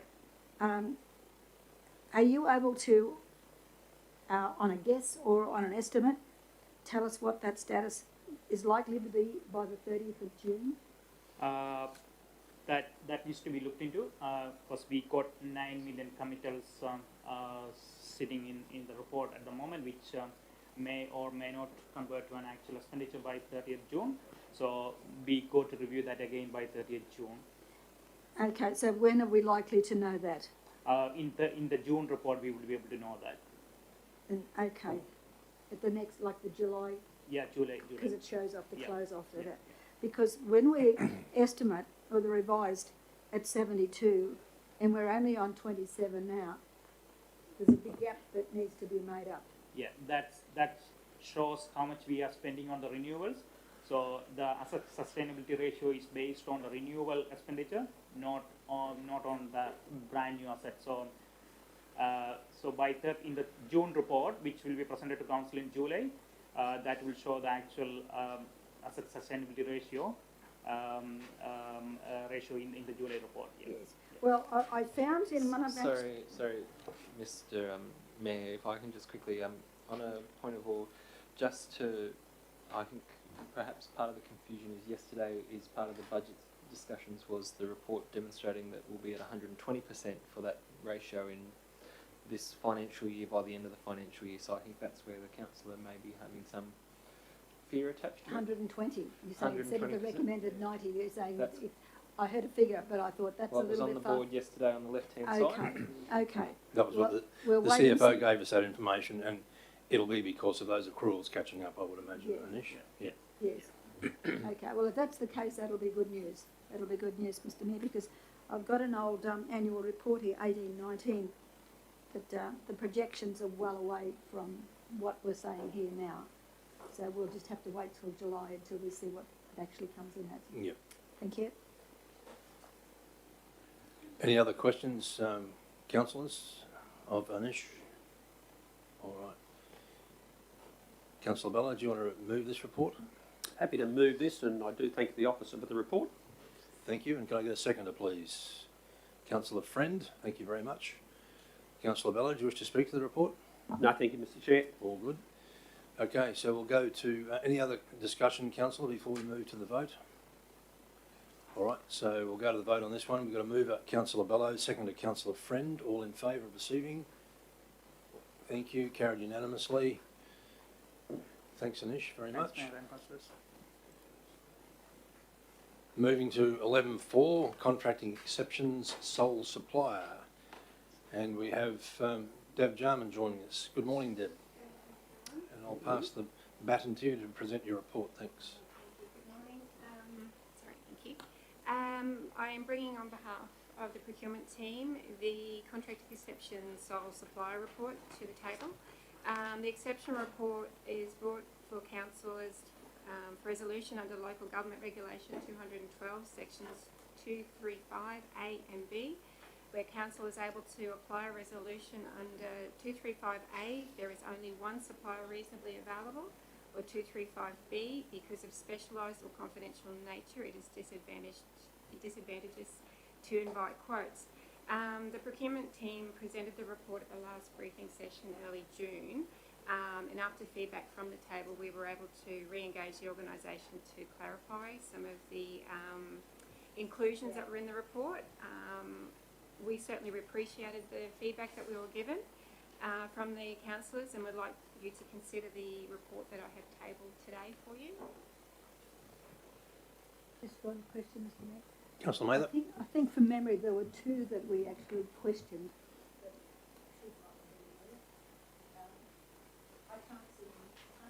They've been removed. They have been removed. Yeah. So yeah, that's right. So the ones that were queried on, I went back to the organisation and they have been removed. That's right. All right. Councillor Friend. Question, thank you, Mr Mayor, through you. Deb, so the ones that have been removed, what will now happen as the process for obtaining those services? Okay, so for the advertising, which was one of them, we can use our media platforms as in Facebook, Instagram, and for that, or we will go out to quote where we can, because a lot of the items are under the $5,000 threshold. They don't need to get quotes for it. The promotional items, that same deal, that they will actually go and quote if it's over the $5,000 amount. One of the other suppliers, it was Metro Count, that Councillor Watson had concerns over. There is another supplier, so same thing again, that if it's over the $5,000, the organisation will still see quotes and then go with the chosen firm that way. Would that also be for the sound and audio lighting for the Yes, town hall as well? absolutely, yes. Okay, thank you. Councillor Hutton. Yes, and I just wanted to thank the officer for the report and the obvious effort that was gone to take on board the feedback from councillors at the last briefing session. I would be more than happy to move the report today, but my only request is that could it be considered for future editions that there are some of these items where it's very well and truly demonstrated how they are the sole supplier or how it fits with council's existing arrangements where we might have a 3-year deal, whatever. However, there are a couple of them where we haven't explained that particularly well. Like, so where it says Telstra is the sole supplier of telecommunications, and that's it, full stop. Well, that flies in the face of everything that everyone knows, that Telstra is not the sole supplier, but the fact that we might have a 5-year contract or whatever, Yeah, I think should be, absolutely. like, so providing that level of Yeah, clarity absolutely. to the community, just because there's a few of them in that same vein where Nearmap, sole supplier of high resolution aerial imagery. Now, I know that we've only recently transferred to Nearmap, and I fully support them continuing as being supplier, but Yeah. just to provide Just that. to flesh it out a little bit Yeah, more. if we Okay, can, I'll that would take be that really back for wonderful. Thank you so clarification, much. there's no worries Yep. at all. All right. Okay, so I've got a mover in Councillor Hutton. Could I get a seconder, please? Councillor Eastwood, thank you. All right, Councillor Hutton, do you wish to speak to the report? All right. Any other comments, Council, before we go to the vote? All right, so we've got a mover in Councillor Hutton, a seconder in Councillor Eastwood. This is to, make sure I get the wording right here. Apply the exception to the services and suppliers listed in the report. So, all in favour, councillors? Those against? Carried unanimously. Thank you very much. Thanks, Deb. Thank you everyone for your time. All right. 11.5, councillors, relates to the end of year close down. Mr CEO, you're dealing with this one? Thank you, Mr Mayor. I think it's a reasonably routine matter. So as is customary, the council closes its offices and depots between Christmas and New Year period, as do a number of other businesses. We're seeking the council's endorsement of the proposed closure from midday Friday, Christmas Eve, through to the first working day again in the new year, which is Tuesday the 4th of January, in order that we can notify our employees to make appropriate arrangements. As is pointed out in the report, there will be skeleton and other arrangements made, as is normal practice. Thank you, Mr CEO. Any questions, councillors? Councillor Hutton? Yeah, just in this being addressed by council, is this a new habit, or is this have I missed previously when we've addressed this? No, it is a new practice, Councillor Hutton. It's just something I thought was worth getting the council's stamp on. I will say, Councillor Hutton, that in other councils where I've been employed, this has come to the table previously as well. Yeah. Okay, councillors, so this is fairly self-explanatory. Councillor Friend is moving. Seconder, thank you. Councillor Watson. Councillor Friend, did you wish to speak to it? Thank you, Mr Mayor. I just think that this is such a advantageous thing to do each year for our staff, to spend quality time with family and friends over the Christmas break period. And I know that the staff are also very appreciative of it. So thank you. Thank you, Councillor Friend. Is anyone speaking against? All right. So I think we're done and dusted, councillors. We'll go to the vote on this one. Move Councillor Friend, second Councillor Watson. All in favour? Carried unanimously. Thank you, councillors. An easy one, Mr CEO. 11.6. That's right, yeah. We don't get many of those. 11.6 is the application for a permanent road closure on Hams Road, Nickel Road at Canoona. We can do that, Councillor Mather. So while they're doing that, Michael, Tony, who's addressing this report? Okay, Tony, over to you. Thank you, Mr Mayor. Good morning, Council. So this application is very simple in that the adjacent landowner, and I believe there might be a the database, the properties database may not be updated adequately, in that our database may show that there's two property owners, adjacent property owners, but I believe that one property owner has purchased the last one recently. So the single property owner owns the 4 lots, and there's a road reserve that they're proposing to permanently close and have amalgamated into one of the adjacent lots. So simply, council should not support it because one of those lots will be landlocked and there's no legal access. However, as demonstrated in the report, officers would support it if the property owner amalgamated the lots, so there's no need for the road reserve. Yeah. Or if they kept them as separate lots, then create an access easement. So that's it. Happy to answer any questions. Tony, I think it's a terrible map. It really. That's the one in the report. That's why I asked that we get something on the screen. I mean, I know where it is, but the members don't, probably. There's no identification with the Bruce Highway or Raspberry Creek Road. Yep. I'm happy to move it when we're ready.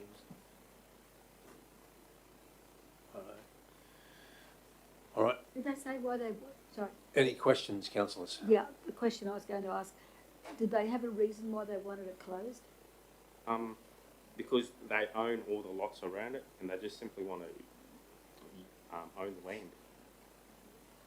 There's no reason for them to have a road reserve within the 4 lots. So would they be prepared to amalgamate all the lots?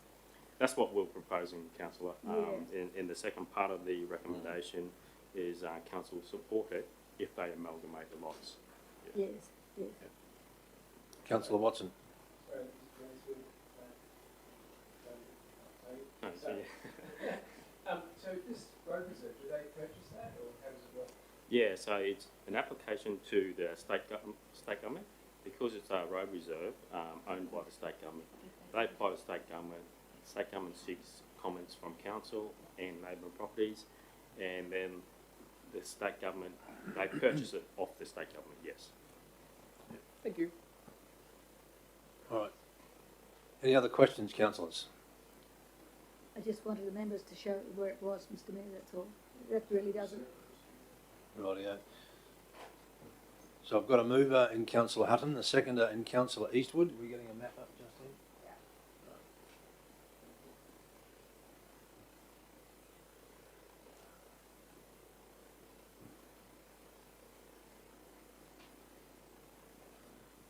Rightio. All right. So, Councillor Hutton, did you wish to speak to the report? Only to commend the officer on not only thinking through obviously the consequences of future land purchases or sales, but also then to provide an opportunity to the owner to actually have a path forward if they still wish to achieve the same outcome. I think it's really positive for us to be proactive and not just reactive. Indeed, thank you, Councillor Hutton. All right, anyone wishing to speak against? Not against, Mr Mayor, but members need to know where it is. Nickel Road comes off Raspberry Creek Road, about half a kilometre in off the highway. Hams Road comes off the Bruce Highway, but it doesn't show that. So, you know, if you don't know what you're looking at, you're a little bit of a disadvantage as to know what you're voting on.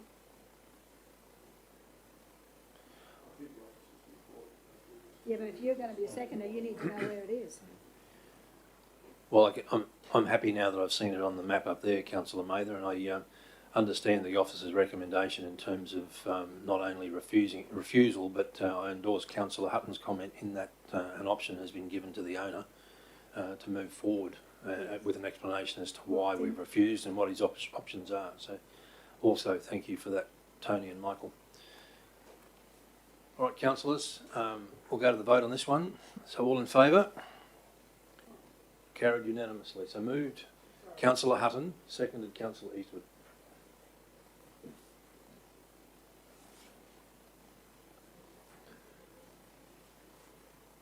And carried unanimously. Okay, 11.7 councillors is an application for permanent road closure at Cliff Street, Yeppoon. Tony, over to you again. So this one, council, has been to council in the past, formally with the former council. Sorry, essentially the landowner is seeking to close off a portion of the road reserve and have it amalgamated into their lot, just to increase their land size, the lot size. So officers provide the same recommendation as we did previously, in that it's not consistent with the road reserve widths in the area. It's going to, there's not one, what they're proposing will not provide enough room for services. And so officers' recommendation is to not support this application. Similar to the previous application they lodged several years ago. Right.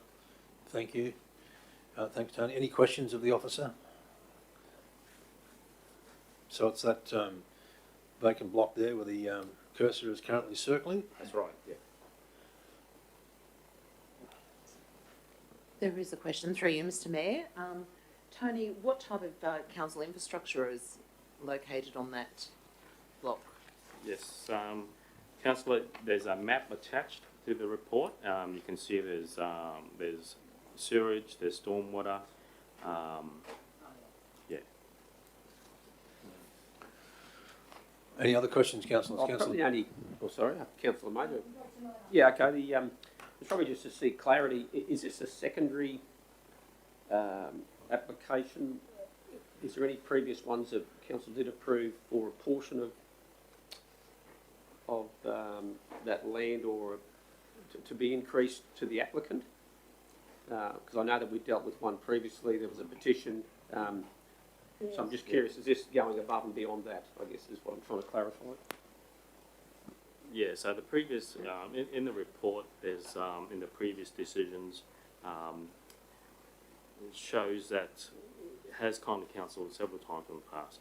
And the latest, the last time was 4th of March 2019, and council did provide its advice. And so it's not on screen, but I can read it out. The area of road closed must not exceed 10 metres from the western boundary. And so this advice, yes, exactly. Can we go back to the picture? Yep. Oh, aerial photos, yeah. So the easement, is that dotted line beside the driveway? Yes, that's correct. Oh, sorry, yeah, sorry. Yes, Councillor Watson, that the easement is the dotted line, the dashed line dotted. So would you say that the fence line they currently have is Yeah. not actually their land? Yes, that's what it looks like to me. My question was, are No. all their assets within their boundaries? That's really what you're asking, Yeah. isn't it? I think that was the problem when it came to the table on a previous occasion, because that actually expanded their infrastructure there, and that's why they wanted extra land to include it, what they had already done. Through the Mayor, if I may. So as Tony indicated on the 4th of March 2019, the council resolved that this applicant or the landowner may purchase some of the road reserve up to a maximum of 10 metres, but they also, part 2, create an easement in favour of council for sewerage purposes. So that plan on the screen shows the dotted line, which is the easement, and it shows the boundary moved. If you look at the property directly to the north, you can see the boundary steps in. It's about 10 metres based on the plan that I've just measured off. So they did go through with that in 2019 and expand their land by that 10 metres. And as Tony's indicated, they have asked if they could take another portion of land up to the curb and channel in the side street, and that's the application that's in for review at the moment. Just a further comment, councillors. I myself don't put total confidence in the aerial photography and the DCDB. That in most instances they are matched, but they're not always matched. So sometimes the property boundaries show that the fence line is not on the property boundary, but in reality it could be. So yeah, it's deceiving sometimes, that's all. Right. So I'm just, sorry, through the chair, I'm struggling with why we're not allowing it. Is it because the street beside it is too narrow, or? Yes, councillor. So what they're proposing is in far excess of what council had suggested in the past, and it's making the road reserve too narrow in that instance, in that area. And so we needed a certain width to fit everything in. So is there room to suggest to them that they bring the fence alignment back towards their property and still leave some road reserve? So that's what the previous resolution was, councillor, is that they do not exceed the 10 metres from the western boundary. So previous advice to the applicant was would support them extending the new property out by 10 metres. That will leave approximately a 20 metre road reserve. And so that would have been supported had they have come back with that proposal. All right. Councillor Mather? Just the last one, Tony, thank you. You said that the aerial photography may not be accurate. Yes. The boundaries aren't where the dotted lines are. With your knowledge of this particular one, are you satisfied that all of the infrastructure is within the boundary line? I could not say that, councillor, because I know that the lines showing our infrastructure, I know that they are not totally accurate. They're not survey accurate. And I know that when officers input them into the GIS system, a lot of times it's digitising to the best of their ability, but it's not survey accurate, which would make it accurate to the DCDB, which is survey accurate as well. And there is any plan to tidy that up? Or it would cost a lot of money, councillor. Might be best leave it as it is for yes, the moment, unless it's urgent. Yeah, okay, fair enough, I'll support it. Yeah. Right. Sorry, Mr. Mayor, can I also make one suggestion? It was the author of the report suggested, are we able to change the recommendation in the wording? So instead of does not support, have objects. Is that possible? Yeah, that's fine. I mean, it's not changing the intent of the No, recommendation. it's just a stronger word. That's all. Yeah. Yes, that's right.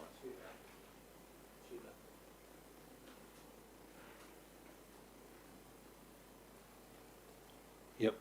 All right. And part down the bottom too, I believe. In point number 2, Justine. And says, and as council as a road manager does not support, and change that to objects as well. Objects to the. Yes. So that's just the authorisation part, councillor. So part 1 is the recommendation. Yeah, it's in up. It should be up on the screen now, Councillor Mather. So yeah, the road manager objects to the proposal to permanently close.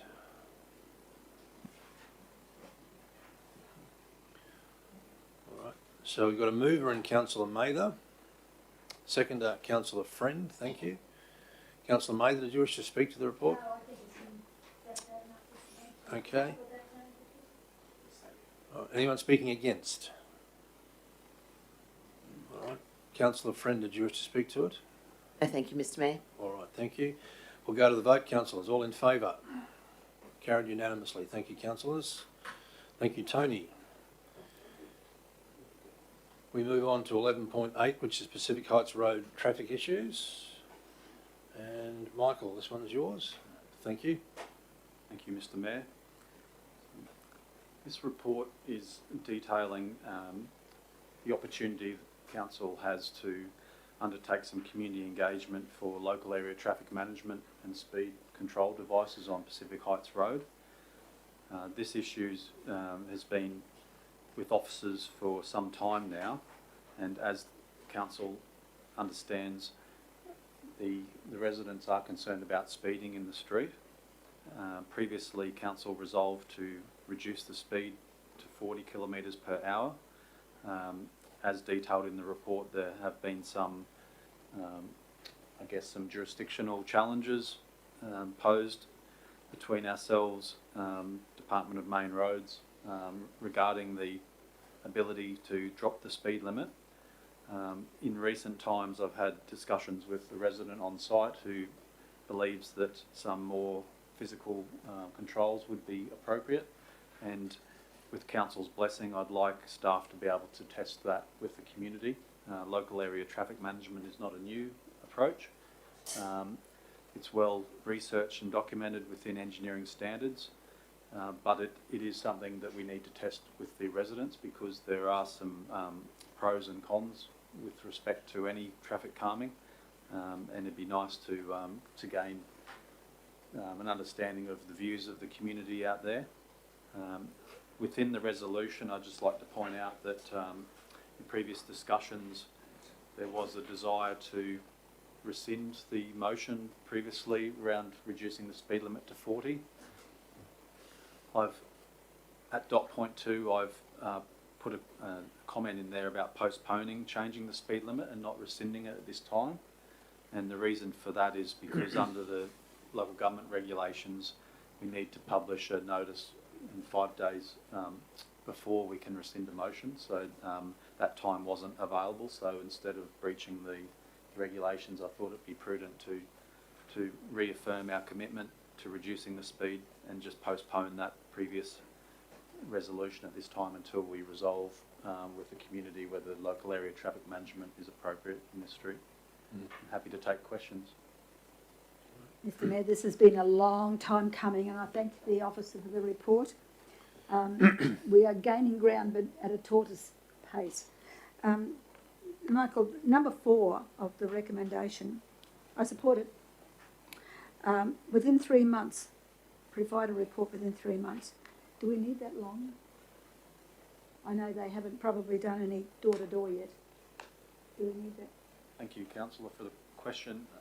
3 months will give us ample time to create a sketch plan, I guess, of the locations for the devices, and allow us to write a letter with a survey response that we can mail out to all residents in the street, and then give them a couple of weeks to respond.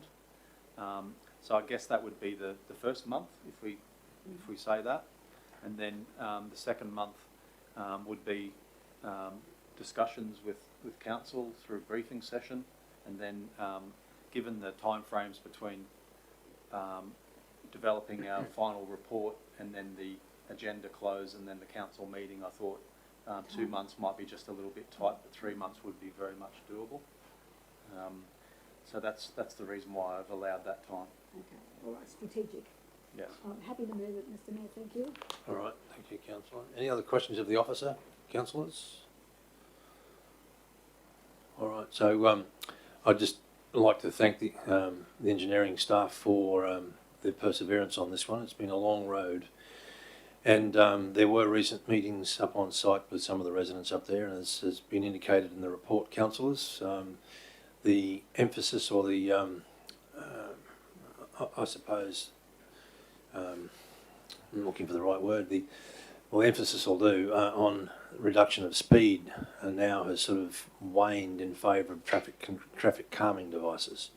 So they're saying that the speed isn't necessarily the issue, providing traffic calming devices are in place. And I think where the officers are heading with this now is probably the right way to go, but it will, I guess, be determined by what the community's reaction is up there in terms of their engagement with us. So again, thanks to the officers, and thanks to the members of, or the community members and the residents along Pacific Heights Road for sticking with us on this. We know it's been a long, drawn-out and frustrating process. I've got a mover in Councillor Mather for this one. Can I get a seconder? Thank you. Councillor Bello, thank you. Councillor Mather, did you wish to speak to the report? Just to say, Mr Mayor, it's a long time coming, and I also thank the patience of the people who've lived there. I'm absolutely confident this is the way to go, and I'm absolutely confident that it's going to be effective if the people support it. Thank you, Councillor Mather. Anyone speaking against the recommendation? Councillor Bello, do you wish to speak to it? Perhaps what I just wanted to highlight that I think the positive that will come from this, whilst has been a lengthy process, but I feel with the growth in traffic right across certainly the Capricorn Coast, and for those of us who are driving along from Lenmore Beach this morning, they would have experienced it, I'm sure, firsthand. And that growth is going to continue to see pressure points in our urban areas, in our residential communities. And who knows, perhaps this can be almost like a pilot project to see how well we can achieve just safe traffic through our neighbourhoods, but with underpinned by good traffic science and engineering. So look forward to really the outcome. And thankfully the community's going to be very much a part of that. So I also commend the Mayor for really initiating this from the start. And we're all certainly looking forward to the outcome. So thank you. Thank you, Councillor Vella. And can I say, even though it was a Merrill minute, I think there's been a very strong team support behind this one, and everyone's been on board with it. Everyone's been more than committed to working with the community. So, councillors, we've got a mover in Councillor Mather, a seconder in Councillor Bello. I'll go to the vote on this one. All in favour? Those against? Carried unanimously. Thank you very much, councillors. Righto.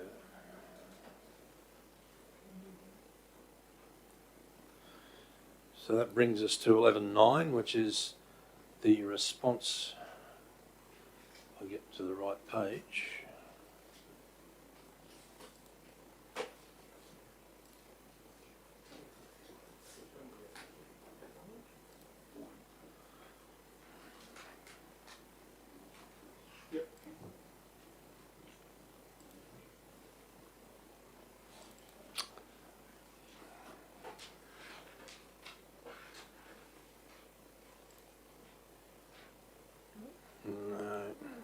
No, it's the trouble when you've got three separate documents. Oh,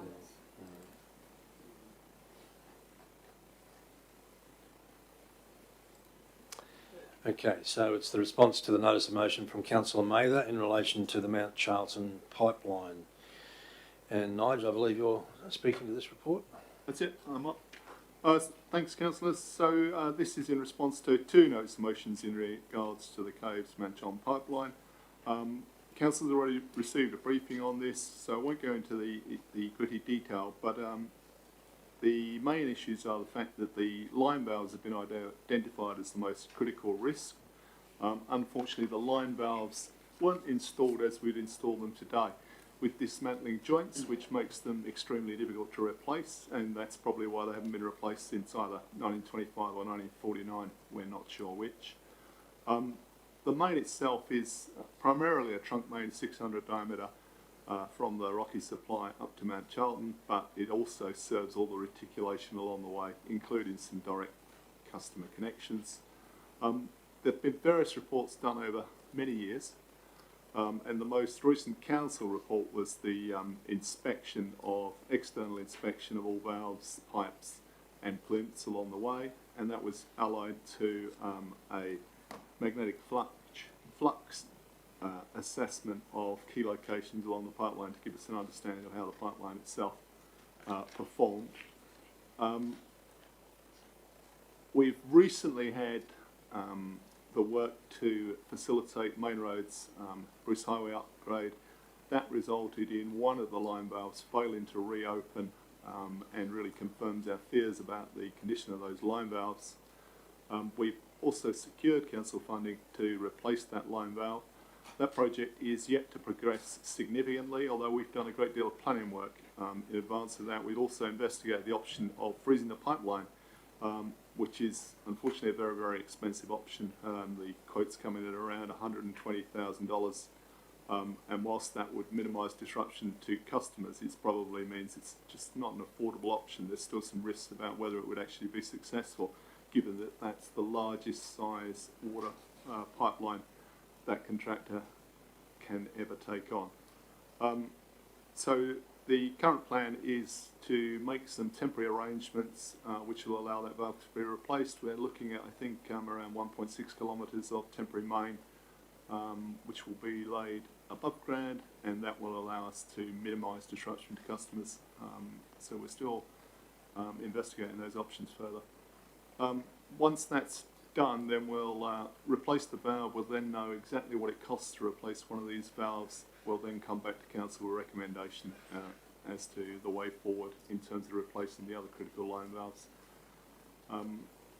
So specifically in response to the notice of motion, we've detailed what's been done up to now, the 2018 inspection of the whole pipeline, and the magnetic flux, which leaves us to believe that the pipeline should be able to be, useful life should be able to be extended for a further 20 to 30 years. The inspection of the concrete plinths was done at the same time, and the thrust blocks, and those, whilst they're a factor for consideration, they're not the most urgent factor. As I said, the pipeline itself, all the very high risks have already been addressed. The next priority is to address the line valves, and then finally we can look further at whether certain thrust blocks or plinths need to be replaced. We've also made a recommendation that we repeat the magnetic flux testing in after 3 years after the original was done, which puts it in the budget for about 22-23, and we're estimating the cost for that of around 100,000. We've set out a sort of indicative budget expectation around the next sort of 4 years, and that's obviously going to be refined once we understand the costs of the first valve replacement. There's also the prospect there in 20 to 30 years of having to replace the entire pipeline. Previous estimates put that cost at around 20 million, and so we need to do some planning around how we're going to fund that in the long term. It's worth flagging the risk assessment, which is the fact that we rely on that single main with no backup, and there's around 1,300 connections off it, including the Capricorn Correctional Centre, which is I think our second biggest water customer, and so obviously quite critical that we don't cut them off, along with all the individual houses. The final point was that there is a proposed development at lot 19 Dawson Road, which ultimately is intended to be a 700 lot development, and there may be some opportunity there when we construct our new trunk infrastructure to look at the prospect of providing dual supply into that area through from Rockhampton. So the recommendations are that we note the urgent repairs to the failed line valve, that we'll use the resulting costs from that urgent repair to inform future funding submission to address other critical line valves, and then finally that we look at the investigate the long-term funding options for renewal of the whole pipeline. Could I call for hang this? on, Councillor, sorry. So there's the three-part recommendation. All right, so I'll go to questions. I was just going to ask, I'd like to call for a suspension of standing orders for the moment, Mr Mayor, because there's a lot in this that members need to be familiar with. All right, so seconded Councillor Hutton, I think. And you're in favour, all right? No, so it's a procedural motion, this one, isn't it? Yep. Yes. So we'll just all in favour? Thank you. Nigel, I thank you sincerely for this comprehensive report. It really makes it clear what we're facing as a council, and not only physically but financially, because it's going to be a drain on our budget every year for quite some time. And it is taking on resources as well that we don't seem to have, because, as you say, the risks, relying on a single main with no backup is inherently extreme, exposing 1,300 consumer connections for water loss. And water tankers aren't an alternative, let's face it. This is our modern day, we're not relying on water tankers if something goes wrong. I just need to ask here, staffing implications. We employed 4 plumbers and 2 labourers to maintain its entire network. The resources are insufficient to run a planned valve and hydrant maintenance program. This team is typically reprioritised to backfill reactive or private works, and the planned valve and hydrant maintenance program remains neglected. Now, what I take from that is that you need staff to be able to be reliably assigned to that job. Is that correct? That's right, yeah. That's the preventative maintenance side of things which tends to get neglected. Yes. We all know what priorities are, but this is something that you really can't take your eyes off for very long. And that you are requiring one or 2 or both.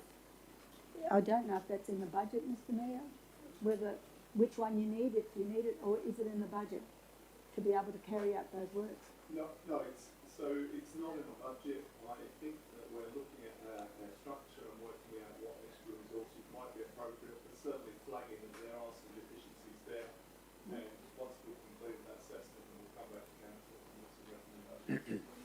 before the budget? I don't think so. That's what I just didn't want to leave you short of time, Mr. Mayor. Because this is such a critical piece of infrastructure with so much possibility for growth, possibility for breakdown, possibility for taking your mind off it when something goes wrong. You've got plinths and all sorts of things that need to be done. The valves, we'll be looking at $100,000, up to $1 million to get the valves fixed for a start. So it's going to be a drain on our budget. And I'll go back to the recommendation. Like I said, I thank you for this. It's a very honest exposure of what we're facing, members. Number 3, council officers investigate long-term funding options, which is where I'm going, for the renewal of the pipeline at the end of its useful life. I would like to change at the end of, in preparation for. I don't want to wait till the end of its life before we do that. No, absolutely. I mean, that wording would be better. It's not intended that we wait until it fails. I didn't think so. Because you know how we're wordsmith in this place. Yeah. So is that okay for you, Mr. Mayor? Well, it's the officer's report, councillors. The end of its useful life. So how would that be reworded, potentially? So council officers investigate long-term funding options for the renewal of the pipeline. In preparation for its useful and just life. leave it at that? In preparation for, instead of at the end of. In preparation for? Yeah. We're preparing for it now. We're looking at it now. We recognise it. I'm just possibly we just delete at the end of its useful life, and it would just read: council officers investigate long-term funding options for the renewal of the pipeline and present these at future budget discussions. Yep, get that. Okay, I'll be happy with that. As long as we don't leave it till the end of its life, that's all. You up with that, Justin? Because we could be caught with our pants down. Right. Councillors, everyone on board with that? Yes, yes. I don't know if members have any questions there. We'll get there, councillor. Yes. Any other questions of the officers? Probably, I can tidy that up with Nigel if I think so, but I think it's important for members to realise that we've only got one trunk main. It's almost 100 years old, and if the assessments are correct, and we do have 5, 10... Councillor May, we're in question time at the moment, not debate, so... Yes, sorry. Oh, sorry, we are too, I beg your pardon, yep. Yeah. Sorry, yep, my mistake. Yeah, no, you're right, We absolutely just right. need to check each other from time cool, to time. all right. So, I guess you just need to be careful when you say you're going to tidy it up with Nigel afterwards, because... No, any questions that are outstanding. Right, okay. I thought you were talking about the recommendation. Because I've got yellow strips everywhere here. Okay. And I just didn't want to miss anything. Okay. But I just needed for members to realise I haven't been on again about nothing here all this time. I know I've been harping, and I know it's probably painful to your ears, but Nigel's given you what you needed to know, not in my words, in fact. So I just need you to know that when you're looking down the barrel of future budget, this needs to be a priority, because it's a very major piece of infrastructure, not only for our growth but for our liability. All right. Thank you. So happy to resume standing orders, councillors. Move Councillor Mather. All in favour? Carried unanimously. Thank you, councillors. All right. Any other questions of the officer before we go to debate, councillors? All right. So moving, Councillor Mather, are you moving this one? Yes. Seconded, Councillor, with the change of wording. It's up on the screen there now. For the renewal of the pipeline and present these at future budget discussions. All right. Seconded, Councillor Friend. All right, Councillor Mather, do you wish to speak to the report? No more, Mr. Mayor. I think I've said enough. But I would like to flag the thought of having a reserve fund specifically for this matter. Because I think reserve funds do have their place, and this is something we can predict that we'll be facing, and I think it's in preparation for that time when we need to tap into it. Don't disagree, councillor. Thank disagree. You. And councillors, can I commend Councillor Mather on being very dogged about this one, because it is a significant piece of infrastructure, as she outlines, and it does service approximately 1,300 properties in our northern shire. And of course, if it fails, that's significant, and we need to make sure that it's a functioning asset for council. All right, so we have a mover in Councillor Mather, a second in Councillor Friend. Anyone speaking against the report, please? Anyone else wish to speak for it? Councillor Friend. Thank you, Mr. Mayor. I'd just like to commend Mr. Deakin on the author of this report. It was comprehensive, gave us all the information we needed to know. Thank you for your hard work in water and waste as the manager of water and waste, and thank you, Mr. Creederman, for your whole department within infrastructure. We are all aware of how important this is. We campaigned, we knew how important it was before we became councillors, and so this, I will assure Councillor Mather that this is one of the top priorities within our northern district of Livingstone. So, and it will not be forgotten. In fact, we'll move forward and we'll push where we need to push to make things happen. So, thank you, gentlemen, and commend this to the table. Thank you, Councillor Friend. Anyone else wish to speak to the report? Okay. Yeah, of course you can. Look, Nigel, I really enjoyed reading it. I learnt so much. No, I did, because I mean, it's just, I've been looking at this pipeline since I was a kid and always thought, oh, the water runs that. But when you actually read how it was put together and everything else in the history of it, it really made sense, and I appreciated more of what Glenda had been pushing. Thank you. Yeah. And yeah, kudos to the officers, Michael and Nigel, on this one as well. So, councillors, we've got a mover in Councillor Mather, a seconder in Councillor Friend. We'll go to the vote on this. All in favour? Carried unanimously. Thank you, councillors. Thank you, gentlemen. It takes us to 11:10, which is the short-term parking sites for recreational vehicles and caravans. And Tony, this is your report, I believe. Thank you, Mr. Mayor. So this report was left on the table from a previous council meeting, pending councillors visiting the sites. And so thank you for councillors who attended the sites and provided comments. Greatly appreciated. So officers are now just seeking council endorsement for the priority locations. Happy to answer any questions. Oh, sorry.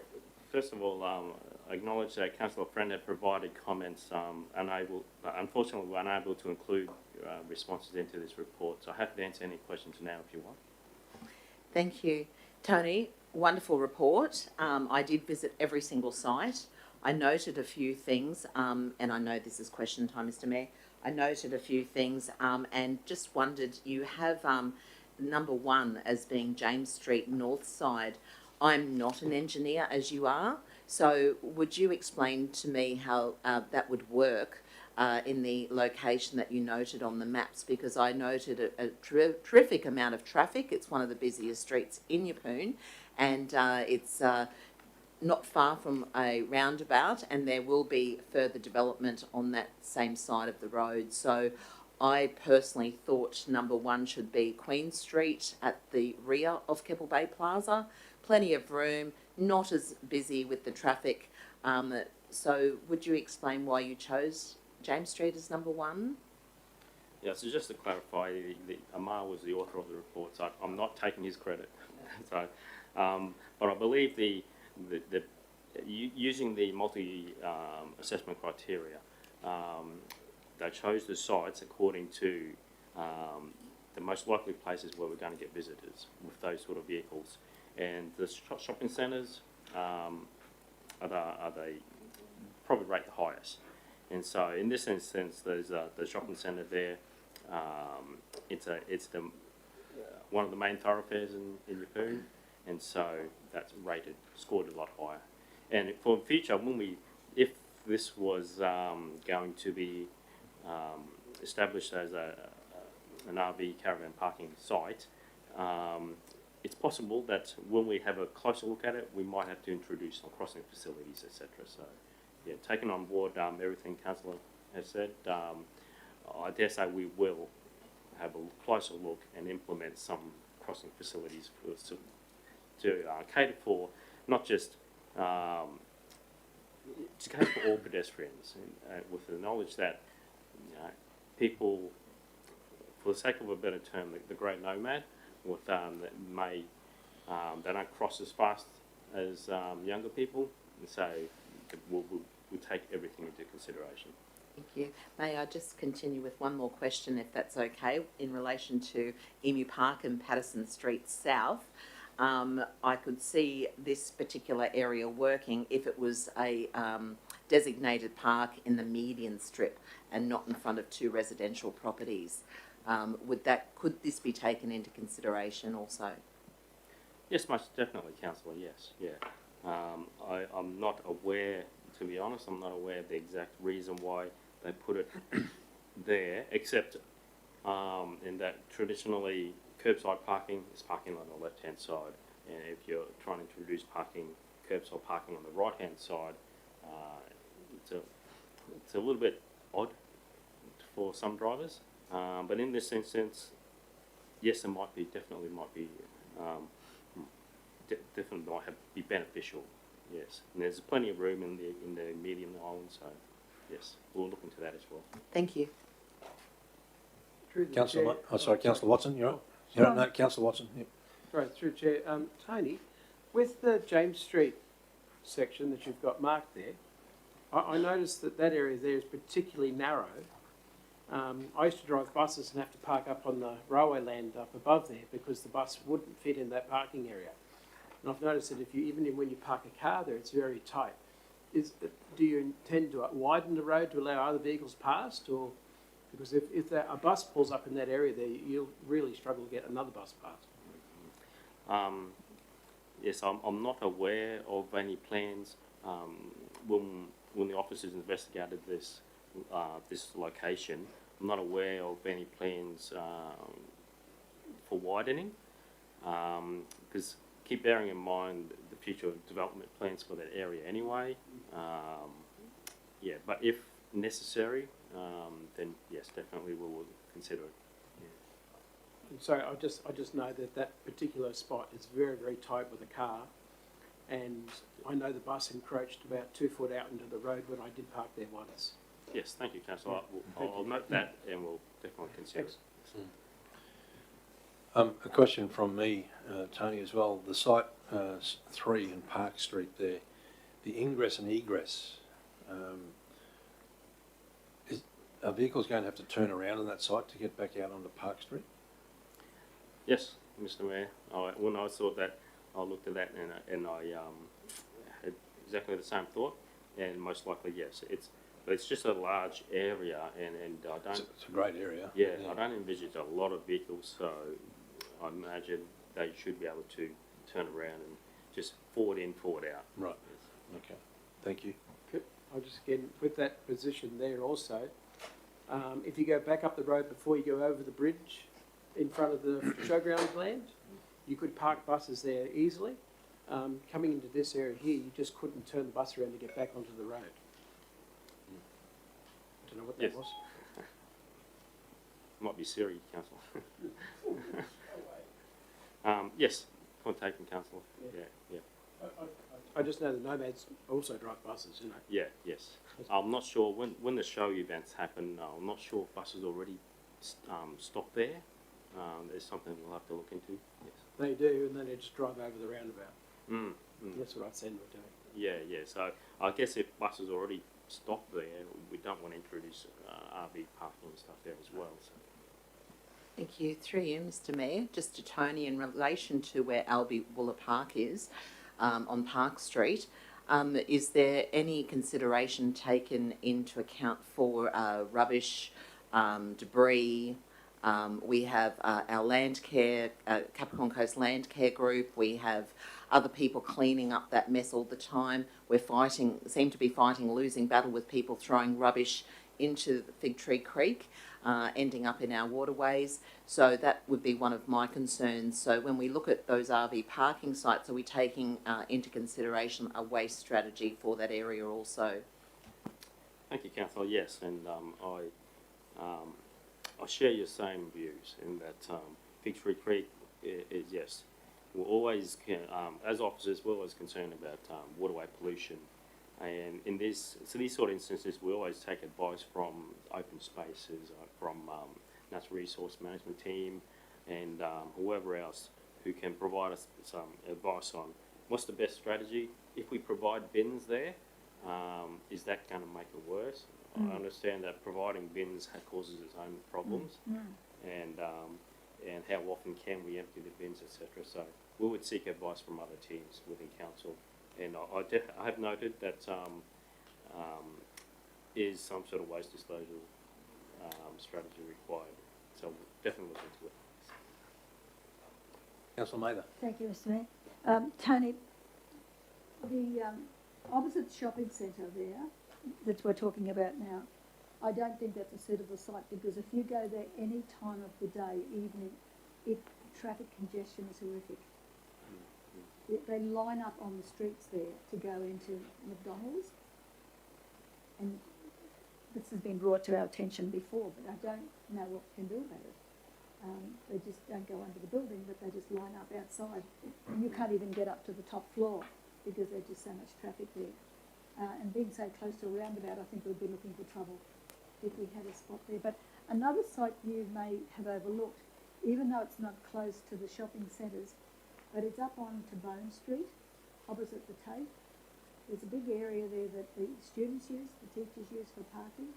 If it was, I wouldn't say a 24-hour stop, but they wanted, some people take their little tillies with them, little cars with them, tow them on behind, if they wanted to park there for an hour or two and take their little car off and go and do some shopping. It would be ideal because there's a fair bit of space there. But I have to say that it's gravel. We might need a bit of soil binder there to dampen it, because I put this to the engineering department before. It may not have hit the deck yet, but that is another spot that we have overlooked at this point. Yes, Councillor, we can definitely add that to Bone Street to the list and for consideration, yes. Sorry, through the chair, Tony. The other thing is the showground. I know in the past there's been the big uproar about everything, but if it's just day parking, have we thought about that? It keeps them off the thing, but also gives them a safe area to park their vehicles too. I'm just wondering if we've thought of that when we're doing it, because you can always come out the gate and go across the road anyway. And there's lots of room to move around. Within the showgrounds? Yeah, inside the showgrounds, up against that fence. So at this stage, officers haven't considered off-street parking, and this is purely on-street parking for short-term. So very short-term, between 30 minutes to 2 hours, and the other short-term is up to 6 hours. So if there's a strategy involving off-street parking within council-owned or controlled lands, if council has an appetite for that, then we can investigate that further. But I guess for a longer term parking, it would be suitable for off-street, but for short-term on-street is, in officers' opinion, would be appropriate.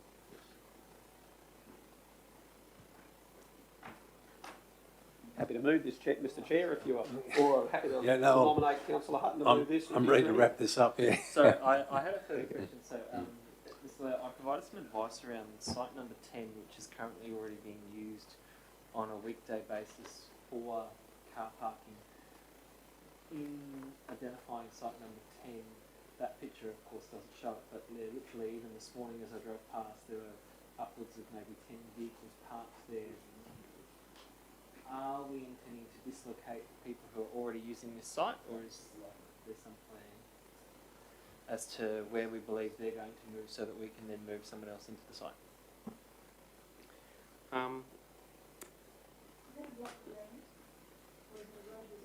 Road reserve, yeah. Yes, a road reserve. So I haven't considered that, Councillor, but I guess just because it's not solely reserved for RVs and caravans, it's any long vehicle. So any vehicle, oh, there we go. Yeah, so I guess we would discourage it, as into how council do we have the power to regulate it so it's only RV and caravan parking? I'm not sure. We have the ability to put a time limit on the parking there. That's right. That's right. If we include it into the traffic area, we'd be able to regulate the time. So there's a few steps to take, and maybe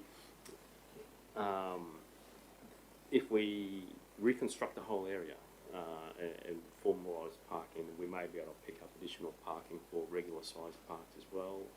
I'm not sure, to be honest. But In the short term, though, Councillor Hutton's point is valid. I mean, we've got a number of Yes. people using that site, so yes. it potentially isn't one of the better ones, perhaps, to promote. Mm. Yeah, Well, and maybe that's we'll- why I provided that feedback, because my concern was that if it's a site that's already being, and this is 9 to 5, like it's obviously people who are working in the surrounding buildings, and we know that John Street's parking for both the library, the community centre and the other private industry that's on that street can be quite busy as it is. My concern was if we're dislocating existing a place that people are parking to put in additional vehicles, where are those prior vehicles going and how are we addressing that? Because you don't rob Peter to pay Paul. No.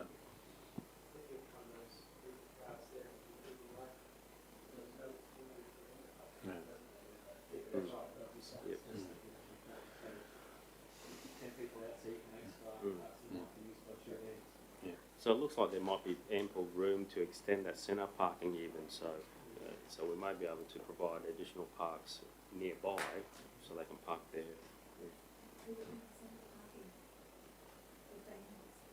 No, for those shorter vehicles and not standard size vehicles, sorry, Council. All right, councillors. Can I just make a comment? We're not in debate. We have got a mover in Councillor Bello. Can I get a seconder, please? Councillor Hutton, thank you. Mr Mayor, I just need to be clear on what the motion is. I mean, I can see it there, Yep. but what is the intention? I mean, all of these sites here, are they going to be adopted as temporary ones, or are we going to filter them out as to what is suitable and what's not?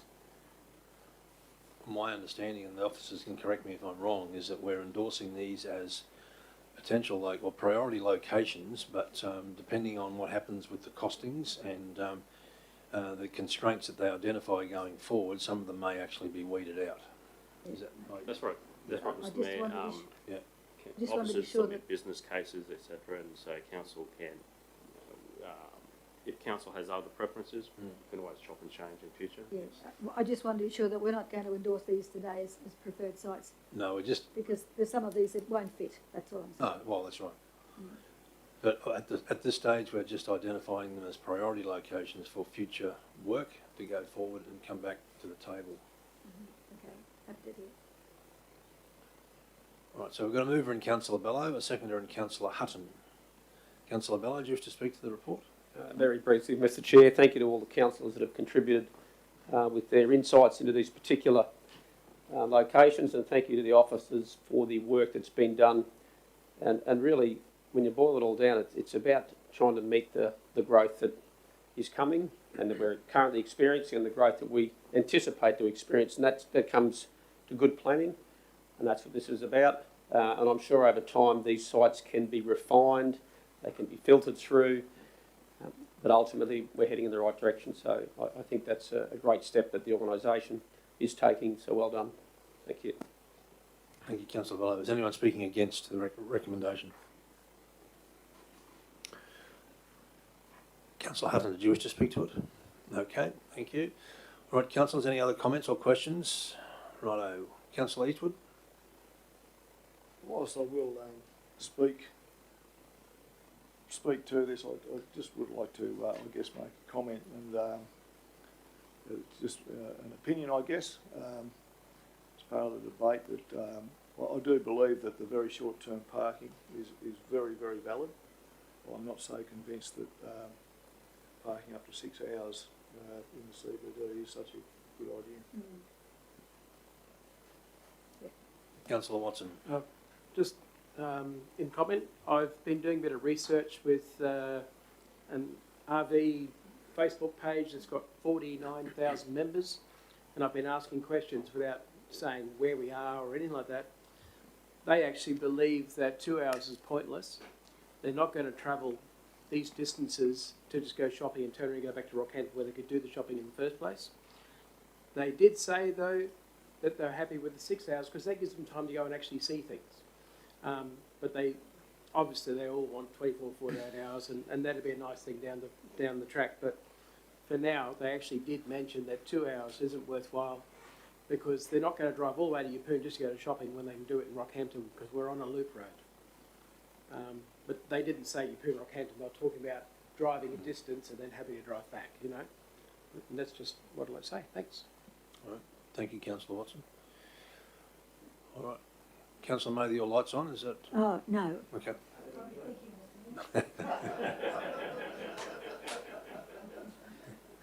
And someone is home. Yeah. All right, so we'll go to the vote, councillors. We've got a mover in Councillor Bello, a seconder in Councillor Hutton. All in favour? Carried unanimously. Thank you, councillors. Thank you, Tony and Michael. So we're down to 1111, councillors, which is the unsealed road service levels. And Mr Deputy, I'm going to take a bathroom break, so would you mind chairing the meeting while I'm out?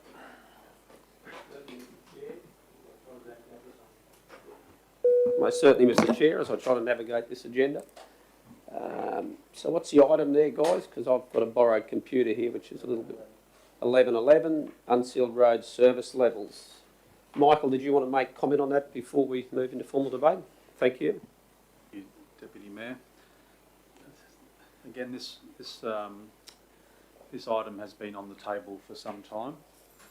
Officers have done a tremendous amount of work to update our data and inform council on a number of occasions, and also recently through budget deliberations. But the very brief background to this issue is that last year council requested some information around condition assessment of our and policies and procedures around unsealed road network and the service levels.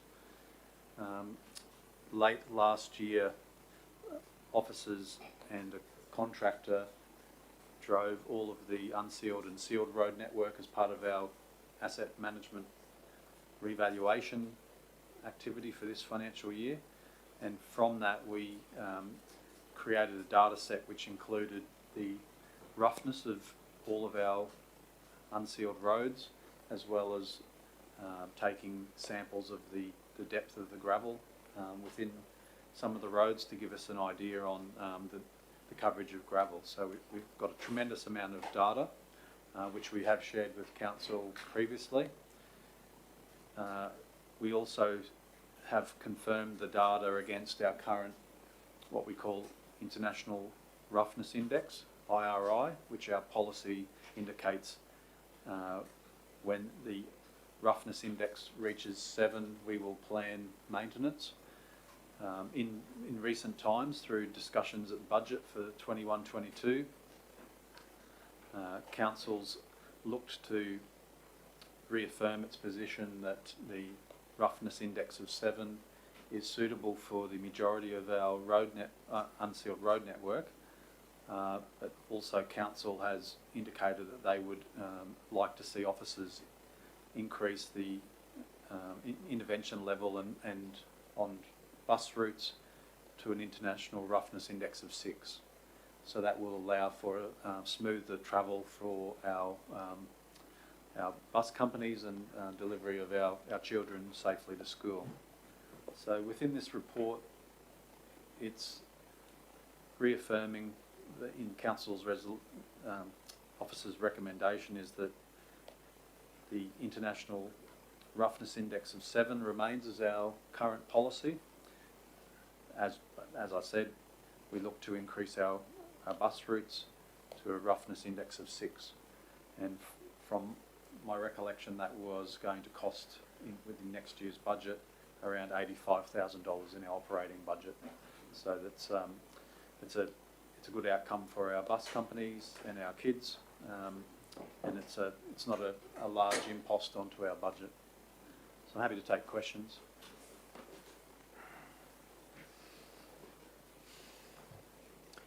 Councillors, any questions of the officer? Thank you. Through you, Mr Mayor.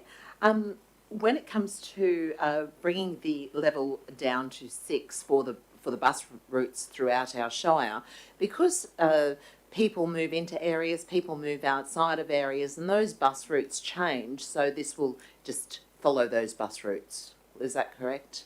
It won't be for that particular road.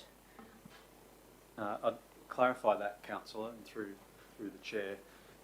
We have identified the bus routes which are based on the designated bus routes from TransLink. So we haven't, the other approach is what you're suggesting, which is almost follow the buses around as kids grow up and leave the area and new families come to town, and the buses travel down different roads. They might be some school buses or for private schools and that type of thing. We haven't been able to provide the level of service on every road where a bus may go down. We've had to limit it to the bus routes which are designated as part of the TransLink network. So we do have, in previous discussions, we have provided a map of showing which roads they are. I can provide that again, but it is one of the nuances, I guess, with respect to the bus routes, and it's almost a hail and ride system for some of the school bus routes, private schools particularly. So we won't be chasing our tail on those. We'll stick to the official bus routes, and this is the first year that we would have trialled this new approach, so it will be interesting to see at the end of the next financial year how successful that's been with talking to the bus companies and the families and so on those roads. Any other questions, councillors? Councillor. Mr Mayor, thank you for the report, Michael. I would like to add a 3, Mr Mayor, to that recommendation, and I'll tell you why. We're talking about roughness. We're talking about the intervention level. We're talking about now giving the bus routes priority because of the wear and tear and the children's safety and all that. What we do not have, and I've never seen one, and what we need to have is a plan as to how it's going to be carried out. At what regularity do people expect there? Sorry, councillor, is there a question? He was still in question time. I'm just asking if we could consider putting a 3 in there, Mr Mayor, in that recommendation.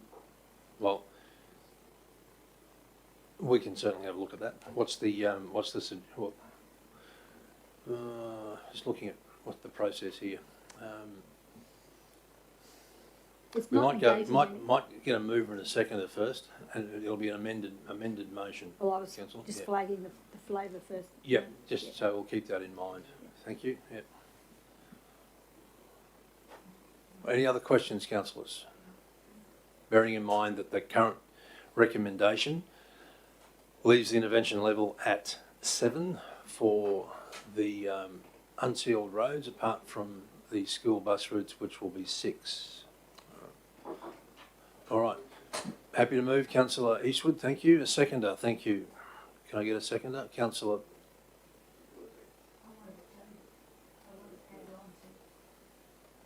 So Councillor Mather's going to put forward an amended motion, I guess, aren't you? Yeah. Yeah. So can I get a second? Yeah, all right. So Councillor Watson is seconding? Yeah, well, seconding this one, and then the amendment will come.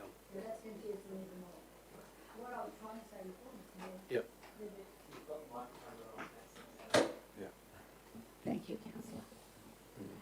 What I was trying to say before, Mr Mayor, before we put it to the mover, that if the table would consider adding a 3rd party in there. Well, perhaps it's something that you could ask the officer whether he's prepared to have an item 3 there as well, councillor. Well, Mr Mayor, nobody knows what it is yet. Well, it's going to ask I'm going to invite you to put it forward, councillor. Well, that's what I tried to do Righto. before, Mr Mayor. We just needed to get into debate, councillor. Yeah, I understand that. You've got a mover and a seconder. Is there a seconder? Yep. Thank Now you. you're going to put forward an amended motion. Well, it really didn't need to be, but I guess it has to be now, Mr Mayor. And perhaps they're not the right words exactly. That the engineering department be asked to formulate a maintenance plan for rural roads, setting out the process as to how the maintenance program is determined. Would they not do that already? Michael?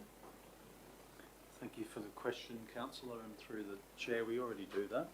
So we have a model which we run, which has all of the roads listed with their class, and So the class is based on Ausroads guides and also our policies around the gravel coverage, percent gravel coverage for each road. So we run a model whereby our inspectors drive the roads, and we have our International Roughness Index machine in the vehicle, which measures the roughness, and then that's downloaded into the model. And then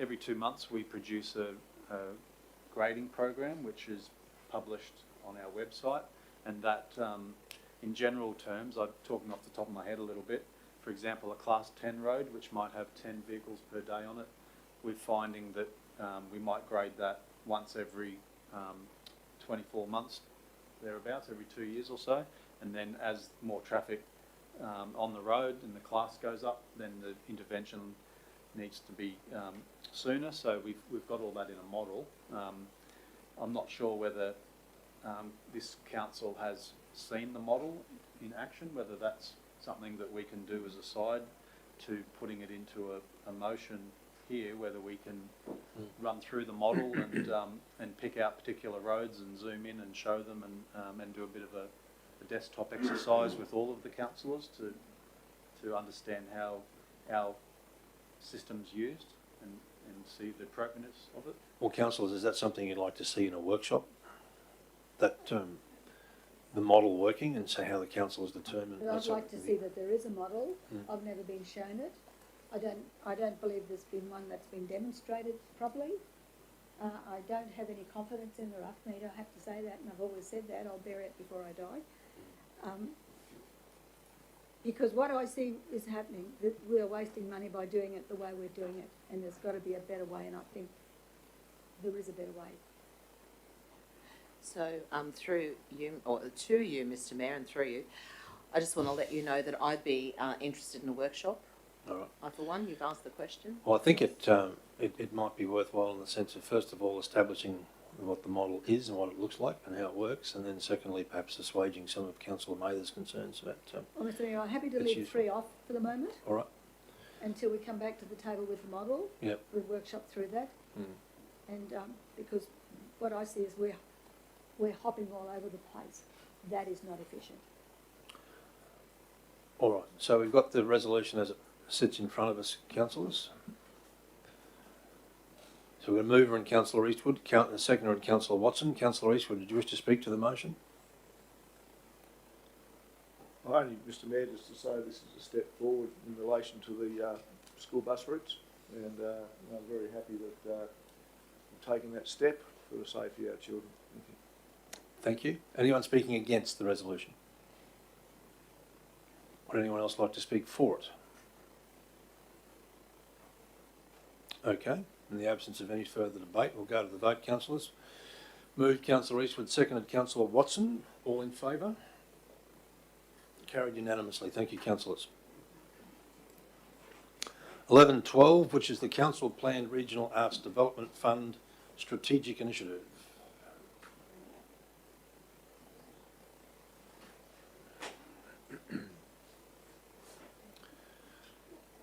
Morning, Trish. Over to you. Thank you. Councillor, Morning, Megan. Regional Arts Development Fund is funding that is co-funded with the state government as well as Livingstone Shire Council.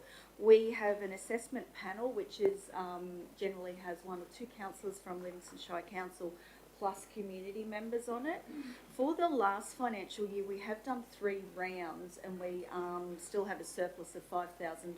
So I'm coming to the table to seek support for what the committee has requested, which is a promotional video be done. So what we're looking at doing is trying to, I guess, create a video of past activities that have occurred to use for promoting future activities. We do find that a lot of the applicants for RADIF are generally the same artists, which there's no criticism of that, but we believe that with the help of a promotional video, hopefully it will encourage a different demographic to look at it, and of course then showcase the great art activities that have been done. in the previous. So we've sourced 2 quotes, both have come in under 5,000, so which is fantastic, and the balance would of course roll over into the next financial year. So just seeking to, support on that, please. Thank you, Is anyone Trish. happy to take any questions? Or? Questions, Councillor Bello? Mr Chair, I'm not certain, but just in terms of perhaps a potential conflict of interest, whilst the videographer has not been nominated, I have concerns that as my son-in-law runs a studio that has been doing work for council, it would be perhaps the right thing to do to declare that, and I think I'll leave the room based on the potential for a conflict there that may arise. All right, your in the choice. event. Your choice. We can put it up for discussion if you want, Councillor, but if you're choosing to leave... I'd be comfortable, and then I can use that also to go to the bathroom at the same time. Thank you, Mr. Chair. But I didn't All right. say that. He's comfortable with that, Mr. CEO? Yes. Like- A long bow, but yes. If in doubt, walk out. All right, councillors, any questions of the officers, please? Thank you, through you, Mr Mayor. Mrs Weir, just wanting to ask you, what happens to the funds? What happens to the funds if they're not spent on a video? Good question. They can be rolled over into the future year, so they could form part of 21-22. No issue at all. So that's what we have done in the past, and I believe some of the funds are actually rolled over from last year. So historically, it shows there's you know, they still they may not get used between now and the next end of the next financial year either.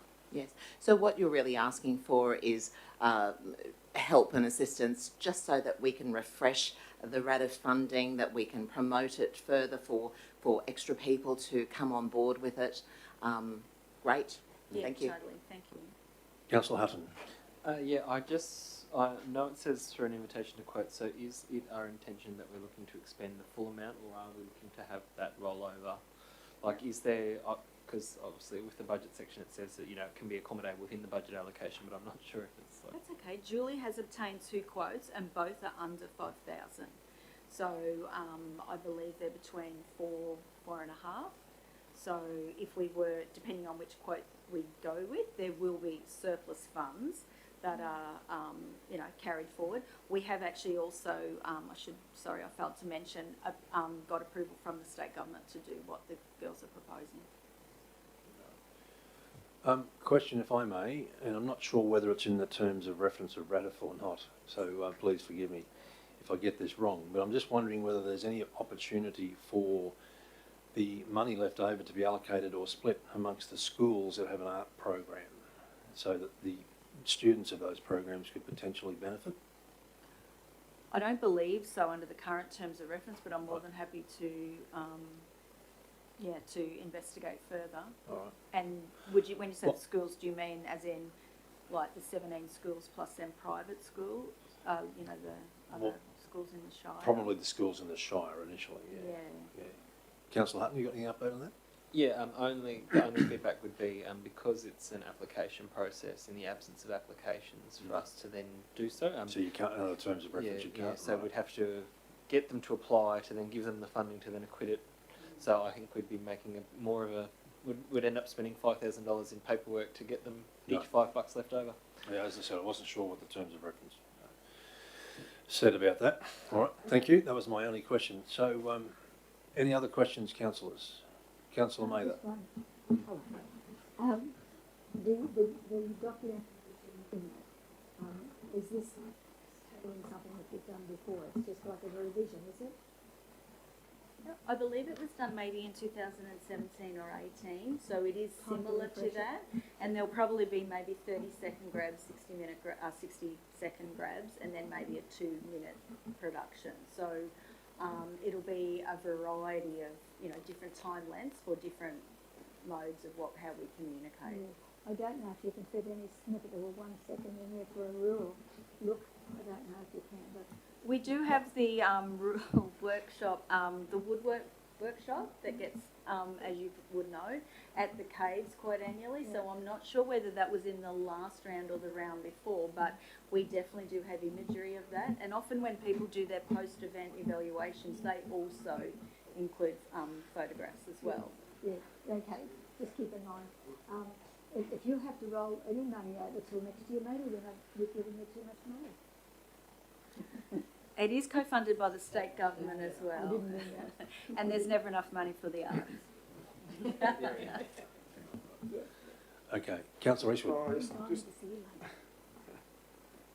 question. With the money, and I'm quite happy to even put this forward, Mr. Mayor, if the portfolio holder doesn't want to. Excellent.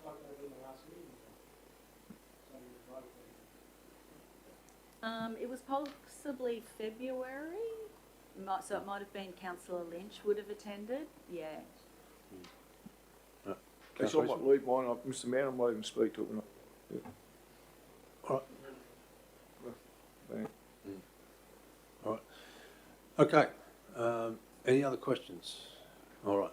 So we've got a recommendation before us, councillors. Can I get a mover and a seconder, please? Moving Councillor Watson, thank you. Second, Councillor Mather. Councillor Watson, did you wish to speak to the report? Yes, please. I'd just like to say I've known about the RADF grants for many, many years and covered them many times as a journalist, and it's the only way to push forward artists in our region. That's why we need it. Thank you. All right. Anyone speaking against? Councillor Eastwood, did you wish to speak to the report?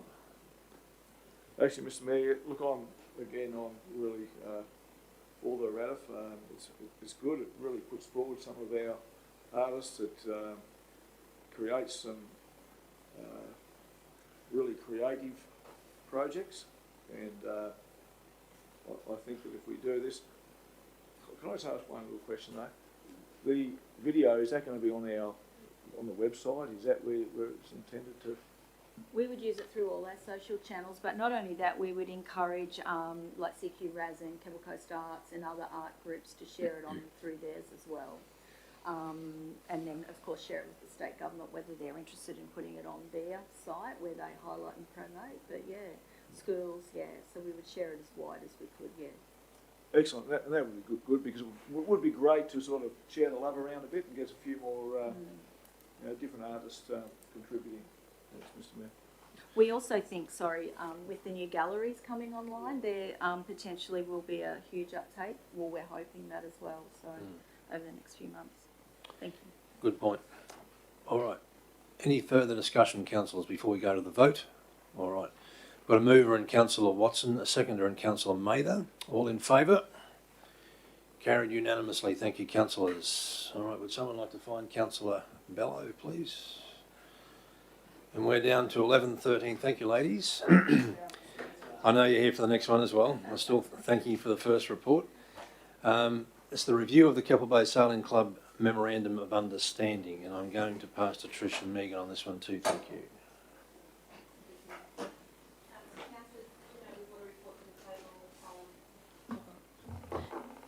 Thank you, Mayor. As you know, we brought a report to the council table on the 18th of May, which was voted down based on our recommendations.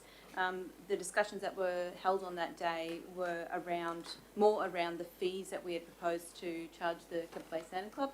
So we brought a new report back to the council table asking council to waive those fees, the adopted fees. Also in the report this time we included some budget implications so that you could make an informed decision about what you're actually waiving. So based on the disablement of 50 car parks and also the park hire fees over a 12-month basis based on the sailing events that we know have been locked in by the Sailing Club already. So, any questions? Councillor Hutton. Yeah, just the one. Thank you so much for the updated report.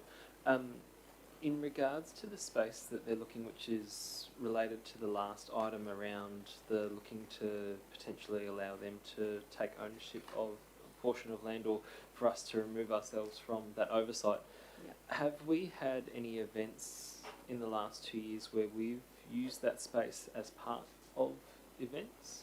No, we haven't, Councillor Hutton. And in actual fact, I think the case of that the boats have been parked there for so long now, it's almost become the norm that people don't go into that space because they think it's actually the Keppel Bay Sailing Club's area.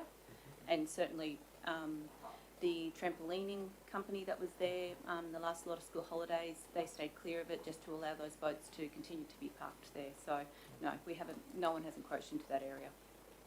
Okay, so can I ask a really specific one? Only because I was unsure, and so I think when they had the Lions convention and they had the huge marquees there, was that to the south of that site? That's exactly right. Okay. So Yep, if you take the bollard line straight across, they were to the south of that bollard. Cool. That's right. I remember being there, but I don't remember where the bollards were as to, so I thought I'd ask that question. Yep, no worries. Question, please. In placing this under the local law system, would we require them to apply every single time there's a sailing regatta, or are we going to give them a blanket coverage based on their schedule of events and road closures? Yeah, so Mayor, what we're doing is they're giving us 6 months worth of scheduled Sunday sailing events, and we're approving that 6 month schedule. And the police also issuing the road closed permits for that 6 month schedule as well.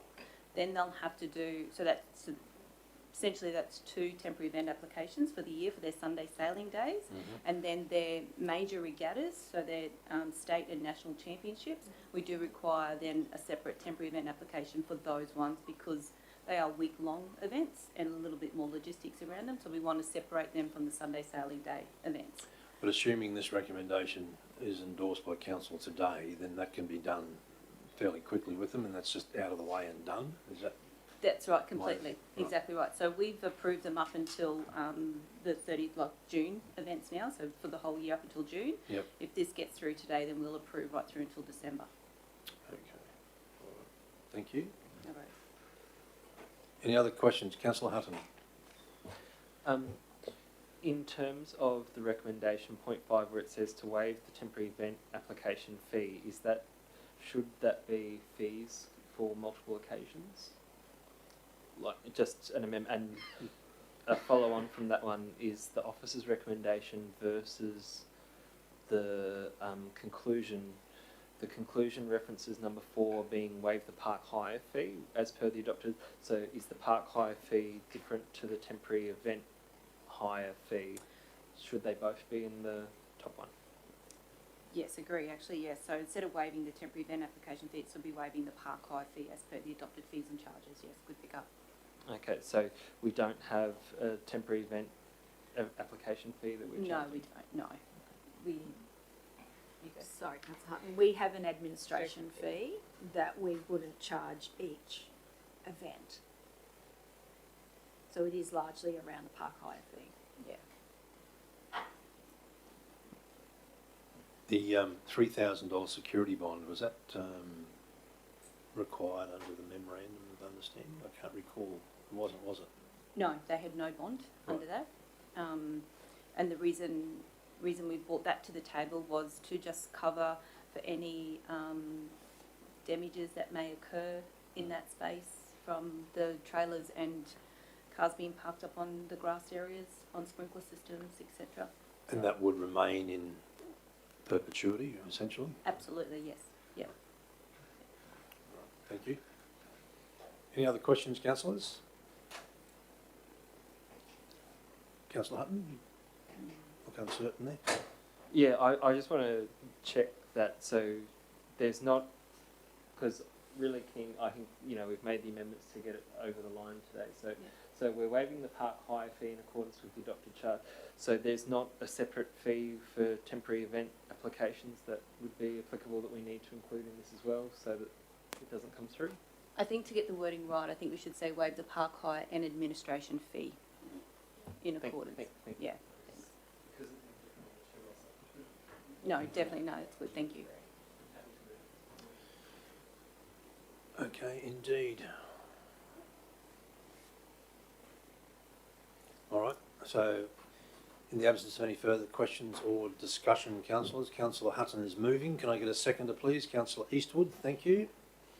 Councillor Hutton, did you wish to speak to the report?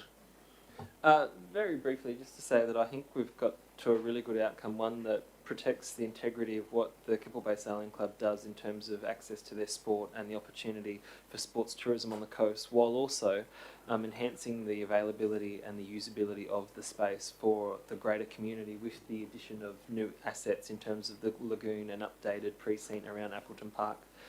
This space is really special to our community and is going to be used more and more as the winter months dilute and we return to summer, but just as importantly is that Keppel Bay Sailing Club, as a long-term resident and member of our community, I don't want us to lose or to, in some way to diminish or inhibit them from participating in their sport and continuing to grow on their site because of changes that we've made around them. And I think the ambition of staff in trying to clean up the process, make it as easy as possible, get rid of the red tape, so to speak, is admirable. The reduction or the waiving of the fees means that there's not a loss attached to it, which means that we're actually promoting both their activity as well as getting the outcome we're desiring. So I appreciate the officers' work and look forward to the support at the table. Thank you, Councillor Hutton. Is anyone speaking against the recommendation? Councillor Eastwood, did you wish to speak to it? Well, just as the sports portfolio holder, Mr Mayor, that I totally endorse anything that makes it easier for our sporting clubs to operate in a holistic manner. Thanks, Councillor Eastwood. Anyone else wish to make a comment before we go to debate? Okay. We'll go to the vote now, councillors, and also wish to thank the officers for their work on this one. Moved Councillor Hutton, seconded Councillor Eastwood. All in favour? Those against? Carried unanimously. Thank you, councillors. Thank you, ladies. Is it right? Yeah.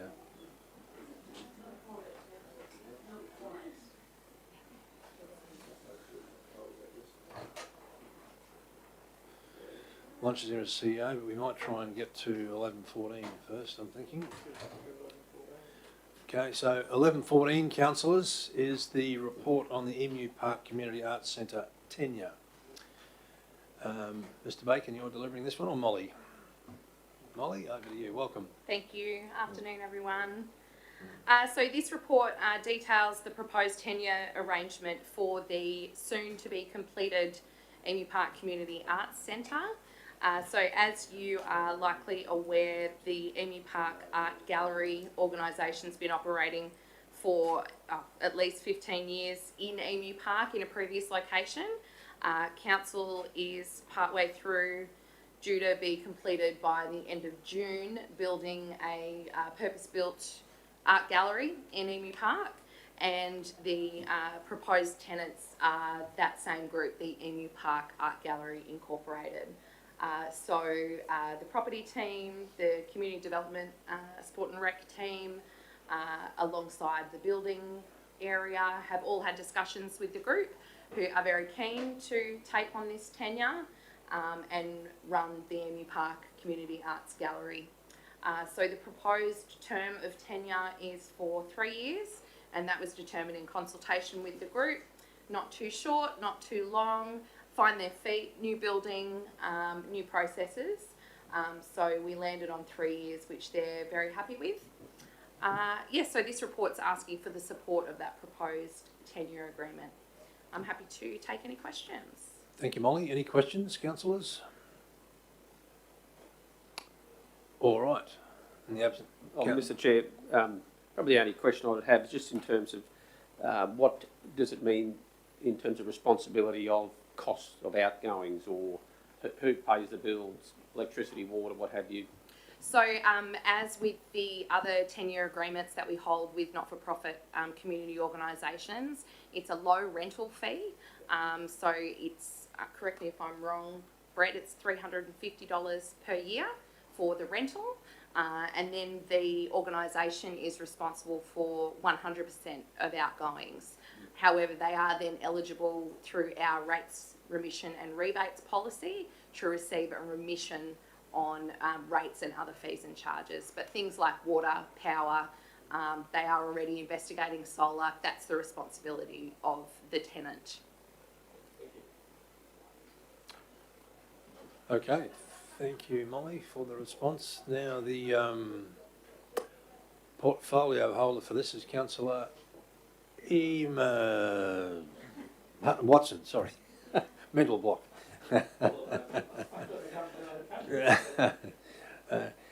So, did you wish to move this one, Councillor? Yes. Okay, thank you. Seconded, Councillor Eastwood. I'm assuming that was the hand up, Councillor? All right, so Councillor Watson, did you wish to speak to this one? I'm just very short on this. I'm just glad they've got their home back, because I know that they've been very proactive in the last few years, and I can see Jeff Quigley being very excited. Thank you. Awesome, good. Thank you, councillors. All right. Anyone else wish to speak against the recommendation? All right. Anyone else wish to speak for it? Councillor Eastwood. Oh, yes, I'll just speak for it, and it just totally makes sense, Mr Mayor.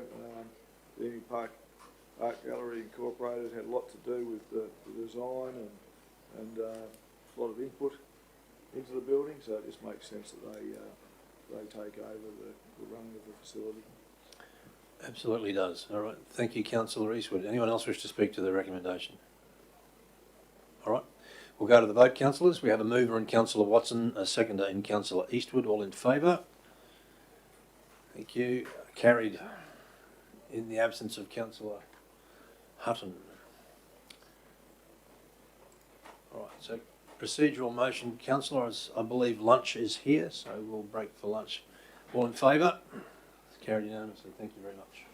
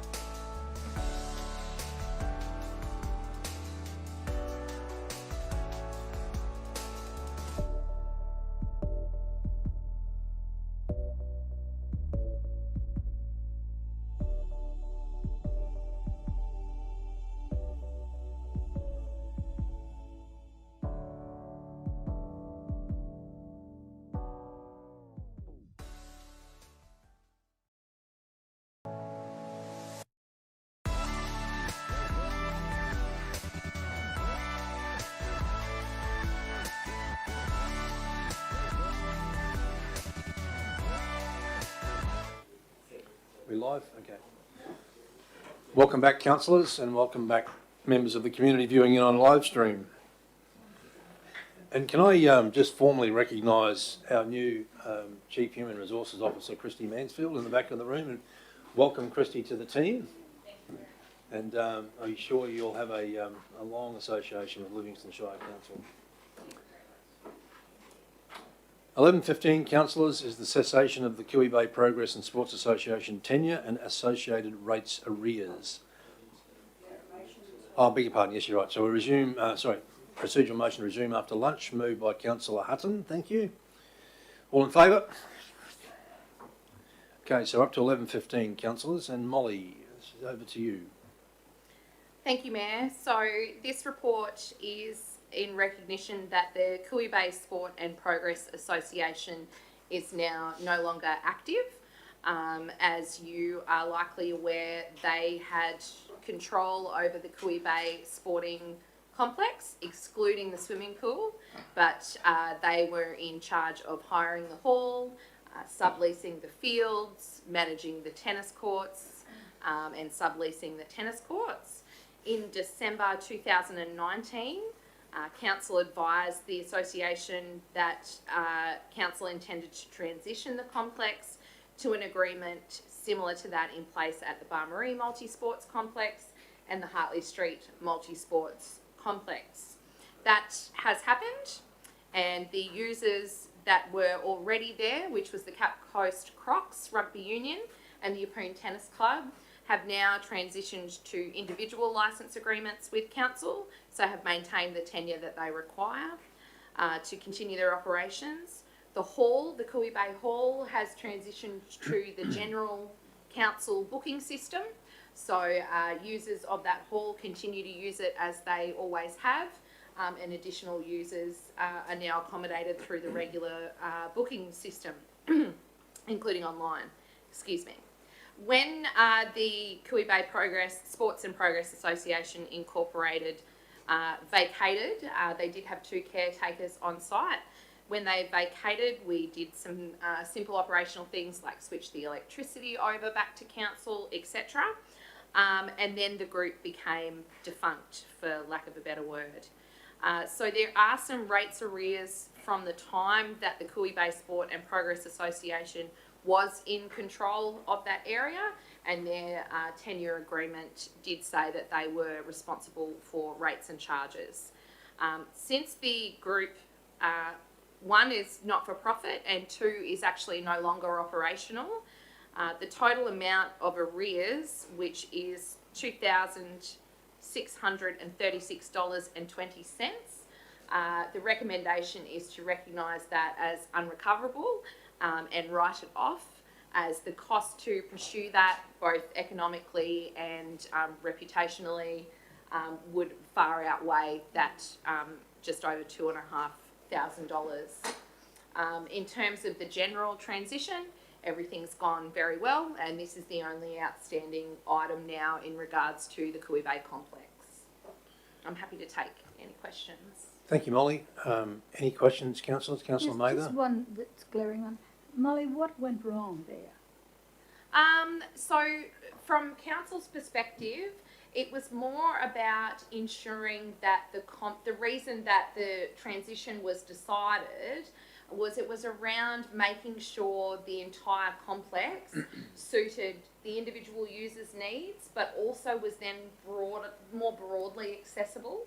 And with, I know we've discussed at the table before, the Cooey Bay Complex Master Plan, a caretaker and group arrangement wouldn't have fit with the direction the master plan was going. Also, at that time, the group was down to two active members. So it was a large facility to maintain and manage, so mowing, irrigation, all of those sorts of things. They were certainly very agreeable to that, and they had about 8 months' notice. So there was plenty of time for officers to support them through the transition. So there was nothing wrong per se. It was more about the right time and to align this multi-sports complex with the other two so that they were all consistent. I do know, I don't know whether it had any influence, but I do know one of the persons involved there became very ill. Yes, One they part- both unfortunately have become ill. Incapacitated, yes, yes. Councillor Makes Hutton, you got a difference question? to your decisions then, yes. Yeah, right. All right, Councillor Bello, question? Yeah, the only question I have is perhaps to Molly and to the Mayor as well, and all the councillors actually. If it hasn't already been considered or done, would we consider writing a letter of appreciation and support to congratulate the many years of service that the Progress Association has contributed towards the community, given it's a significant contribution that they made, and it's in some ways it's a sad thing, but it's just that happens with over time, and it'd be nice if council would consider some formal acknowledgement to to the historical. Did you wish that formalised in the recommendation, or are you happy If the table would or the officer would allow for that, that would be number great. 2? Yep. Or the mover. Thank you. So Justine will probably say that Council 1 recognises the Kiwi Bay Sports Complex, right, yada yada yada, that bit there. And 2 writes to the former members of the Kiwi Bay Sports and Progress Association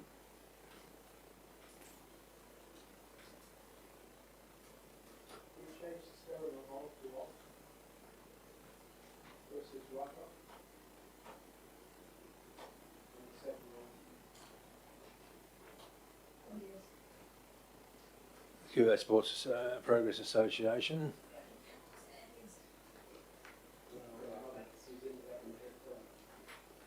Thanking them for their past service and their involvement in the progress of the facility. Happy with that, councillors? Right, so I've got a mover in Councillor Hutton, seconder in Councillor Eastwood. Councillor Hutton, did you wish to speak to it? Yes, please, Mr. Mayor. I think it is significant for us to recognise the continuing progress of the development of Kiwi Bay, and just as the Kiwi Bay Sports and Progress Association were vital in the first part of building the pool with the support of all of the memorial members that are recognised on the wall, just as former Deputy Mayor and Councillor Brian Dorey took his wheelbarrow and walked all the way out to Kawarrell collecting donations, and they had a bet on as to who would raise the most money by doing these things, that they got to a point where, in partnership with council, that group and those people saw for their community an opportunity to make a big difference. And Kiwi Bay wouldn't be what it is without the foundation that was laid with the pool, with the sporting fields, and the long-term legacy of the rugby league, as well as the tennis courts, which was their last legacy, making that transition from Daniel Park to being co-located on that precinct. And it almost seems poetic to think that the outcome of the Kiwi Bay Progress Association is the continuation of that progress, in saying that the next stage is a revitalisation, is a reorganisation of that site to take to the next level.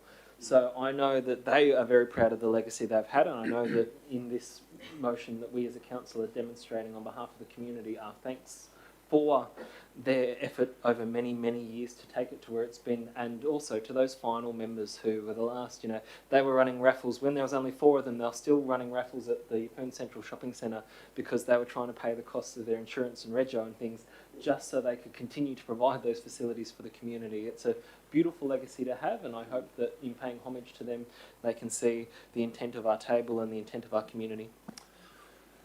Thank you, Councillor Hutton. Is anyone speaking against? All right. Anyone else like to speak for? Councillor Eastwood? Only to say, Mr Mayor, to add to what Councillor Hutton's already spoken, is that without the volunteers, without those people that put the hard yards in, without those people that make sacrifices, then our sports community wouldn't be in such a great place. And that's right across the Shire. And so I'd like to personally thank all those that have, whose legacy that has been left behind as just a great monument to this community and where we stand. And, yeah, we move on, and we're just excited for the next chapter. Thank you, Councillor Eastwood. And can I thank Councillor Bello for his suggestion on that one as well. Right, councillors, we've got mover and Councillor Hutton, seconder Councillor Eastwood, all in favour. Carried unanimously. Thank you, councillors. 11.16 is the Kawarral Cricket Club Incorporated request for fee relief. And Molly, this one is yours as well. So this report details the request from the Kawarral Cricket Club to waive the survey fees associated with their lease renewal over portions of the trustee land they operate on, which is located at Lot 71 Annie Drive, Kawarral, better known as the Kawarral Recreation Reserve. So, as detailed in the report, the Kawarral Cricket Club first entered into a 10-year agreement with Livingstone Shire Council in 2004 and have continued a range of 10-year agreements since then. The most recent 10-year agreement includes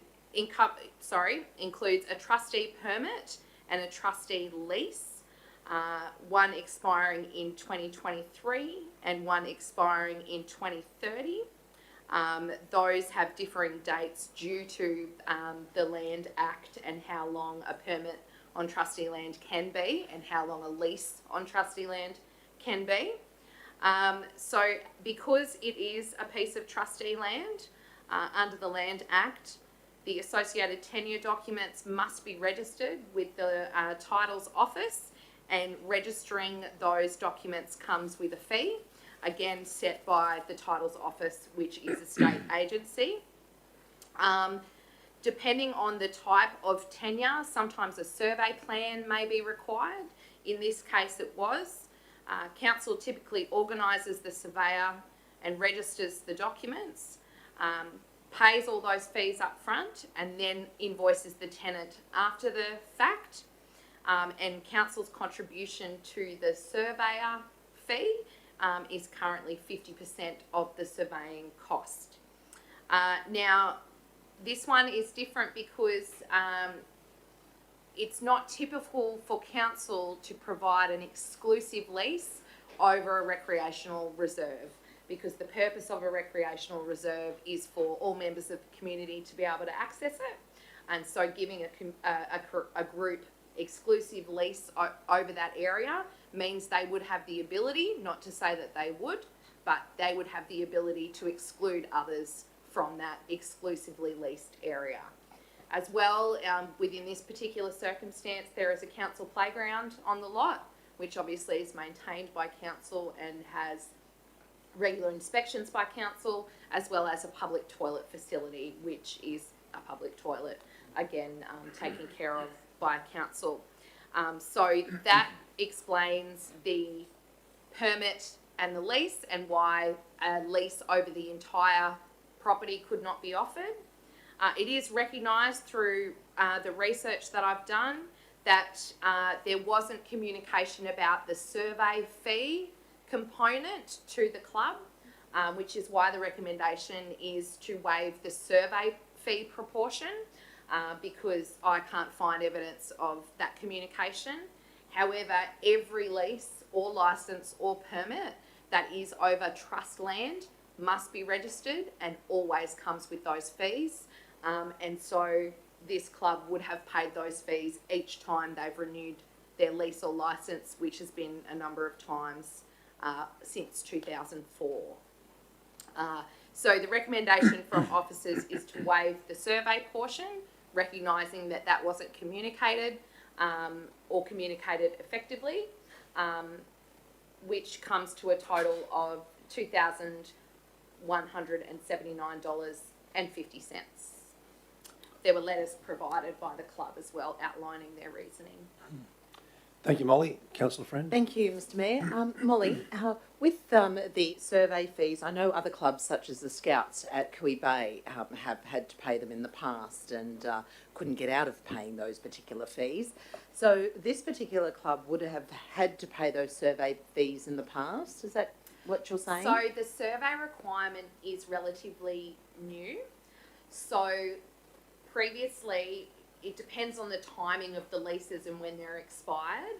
I don't have anyone from property right here, but oh, you got there, Maddie. When did that change, Maddie? The survey requirement. It was probably about 7 or 8 years ago now, but because a lot of the leases were 10 years or 20 years and they're coming upon that expiry, then in the past they wouldn't have had to have a survey plan, but that's a state government requirement, and given that it's trust land, council doesn't have an option around that. And being that long a lease 7 years ago, then I can understand why that the rest of the community who have these tenures and do pay the survey, I was just particularly concerned that they may look at this and say, well, they're getting away without paying it, why did we have to pay it? And it's only, not only, but it is a one-off. So once the survey has been completed by the qualified surveyor, that same survey document can be registered with the next lease and the next lease and the next lease, unless the area being surveyed is changing. So this will be the only surveyor cost that will need to be paid by the club. However, that plan will need to be registered each time alongside the tenure agreements for as long as the tenures go. But it's once off at the start of, say, a 10-year lease, and then it doesn't need to be revisited until that 10 years is up. But there will be others, councillor, sorry. Yeah. There will be others that have never been required to do a survey before, now that their lease is up and it's within the next period, you know, since those 7 years, that might be a new cost for them. But we'll certainly communicate that. Councillor Mather. Thank you, Mr Mayor. I'm happy to move this, but I have a question of Molly. Molly, when you say that a club or no one organisation can have ownership or tenure over all of the land, where we have a number of leases here now, expiring at different times, and I understand, because I walked this field with the gentleman who wrote in, there is a section there that was excluded from, and that's what you're talking about, is it? Why couldn't that be written into the agreement or into the lease that they are to share it with other sporting bodies, other organisations? I think because it's a recreational reserve, the purpose for which the land is, I don't think it's possible just to write that into the agreement. I'm not sure, Maddie, please jump in. It's just not typical practice, because we're trying to keep our leases, licenses and permits consistent, and so that any not-for-profit club that has one understands, and then we're not giving this one more this way or trying to keep it equitable and consistent. It would mean creating a whole new clause that we would then require legal advice, we would then have to engage with the state. It's a really large process. I can understand that, but it's prohibited, or it can be done, but we just haven't done it. I'm not sure of the answer, and I can find out. I will think we say need that to we're have a look at working with the club to ensure that the tenure agreement they have works for them. Yes. And we're still looking at that in detail. Yes. But yeah, I don't, Maddie? So the area that they don't have exclusive use for is just the field component. They've got exclusive use with the form of the trustee lease over their two buildings.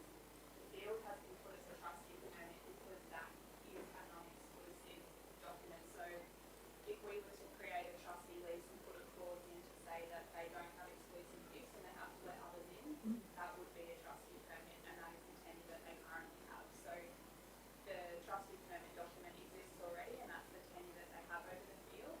So it would be, you'd just be doing the same thing. But there's a part, unless I've got my understandings wrong. I believe, are you speaking about the chairs and, oh no, you're right, the chairs and tables outside of those containers? Yes, so I've had discussions with the club regarding that particular area, and we're going to investigate further as to how that portion can be included. Yes. Well, that's all I needed Yes. to know. because Sorry, yes, I That's all I understand. needed. I don't want to complicate any leases or anything like that. But I knew there was an anomaly there, that while they're paying for it and doing it up and using it, they're not excluding anybody, but they just didn't have the ownership, and they're paying for things that they have to put up there. I know the area, so Councillor Mather, for your benefit, is speaking about a number of tables and chairs that are not connected to the building but are outside of the exclusive leased area. If we can tidy that up somehow, but we can, I mean, I was going to put another little bit on the bottom of, like, maybe the two.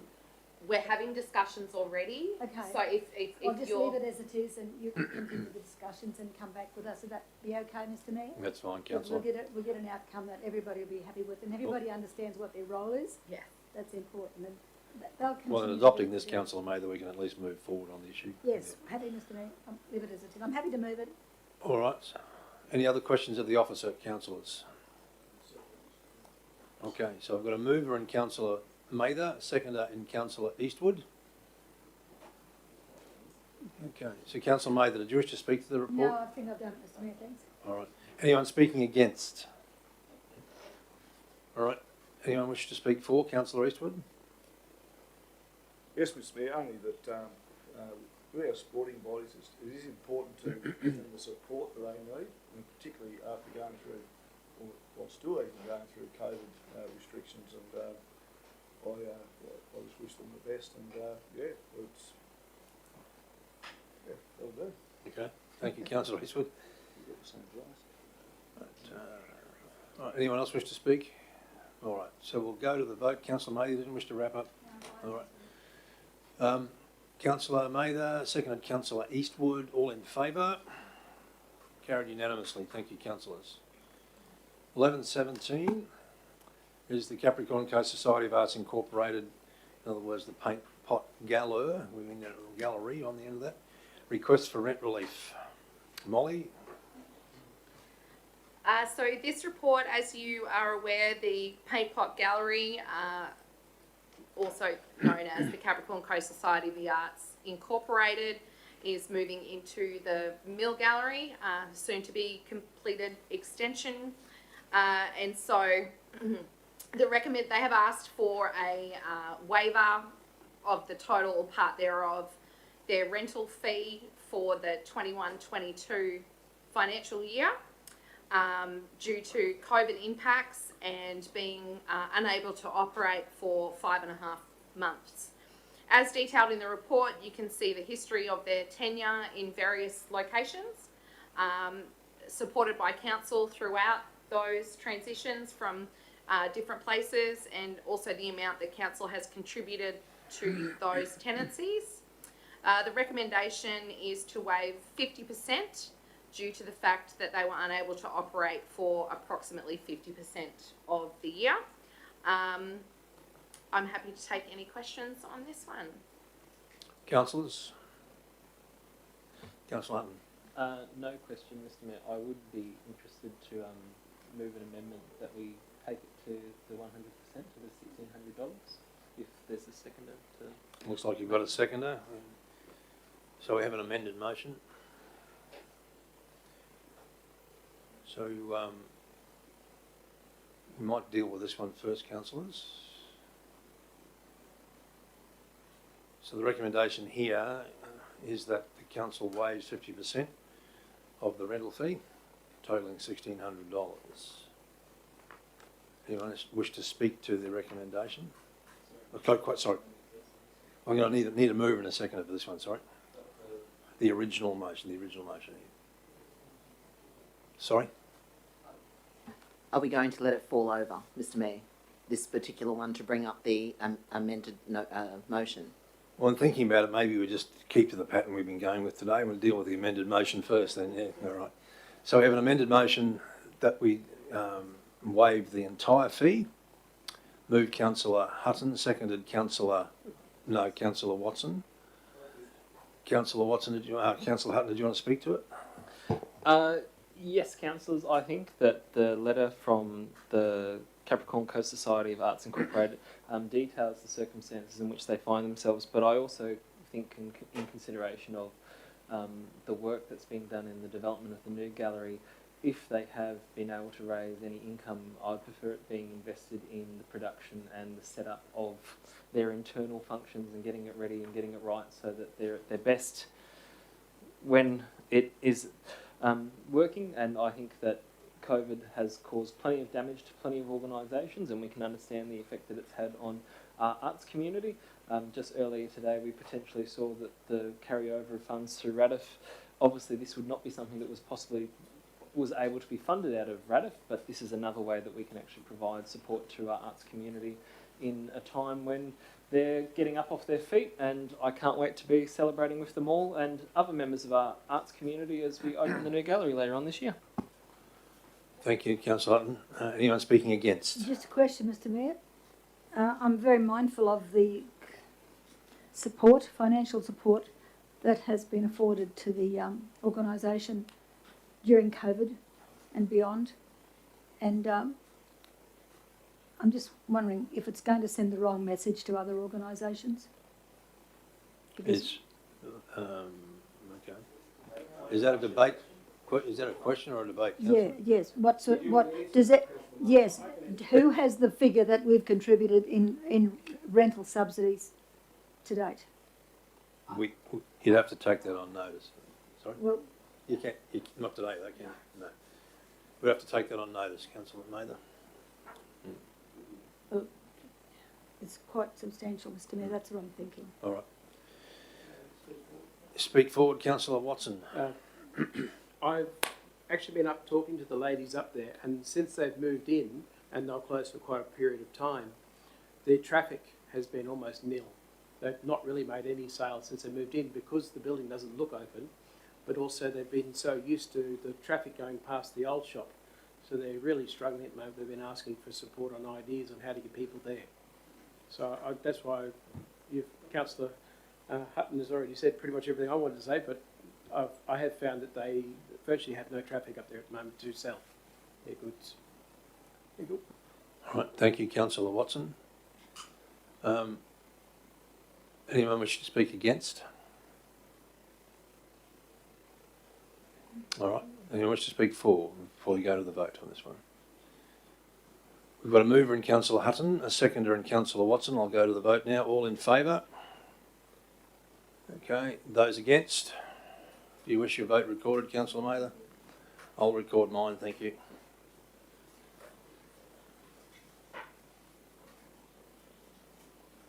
That's carried. Thank you, councillors. So we're up to 11:18. Beg your pardon, we've done that one? Yeah. Yeah, I think we don't want to go back there again.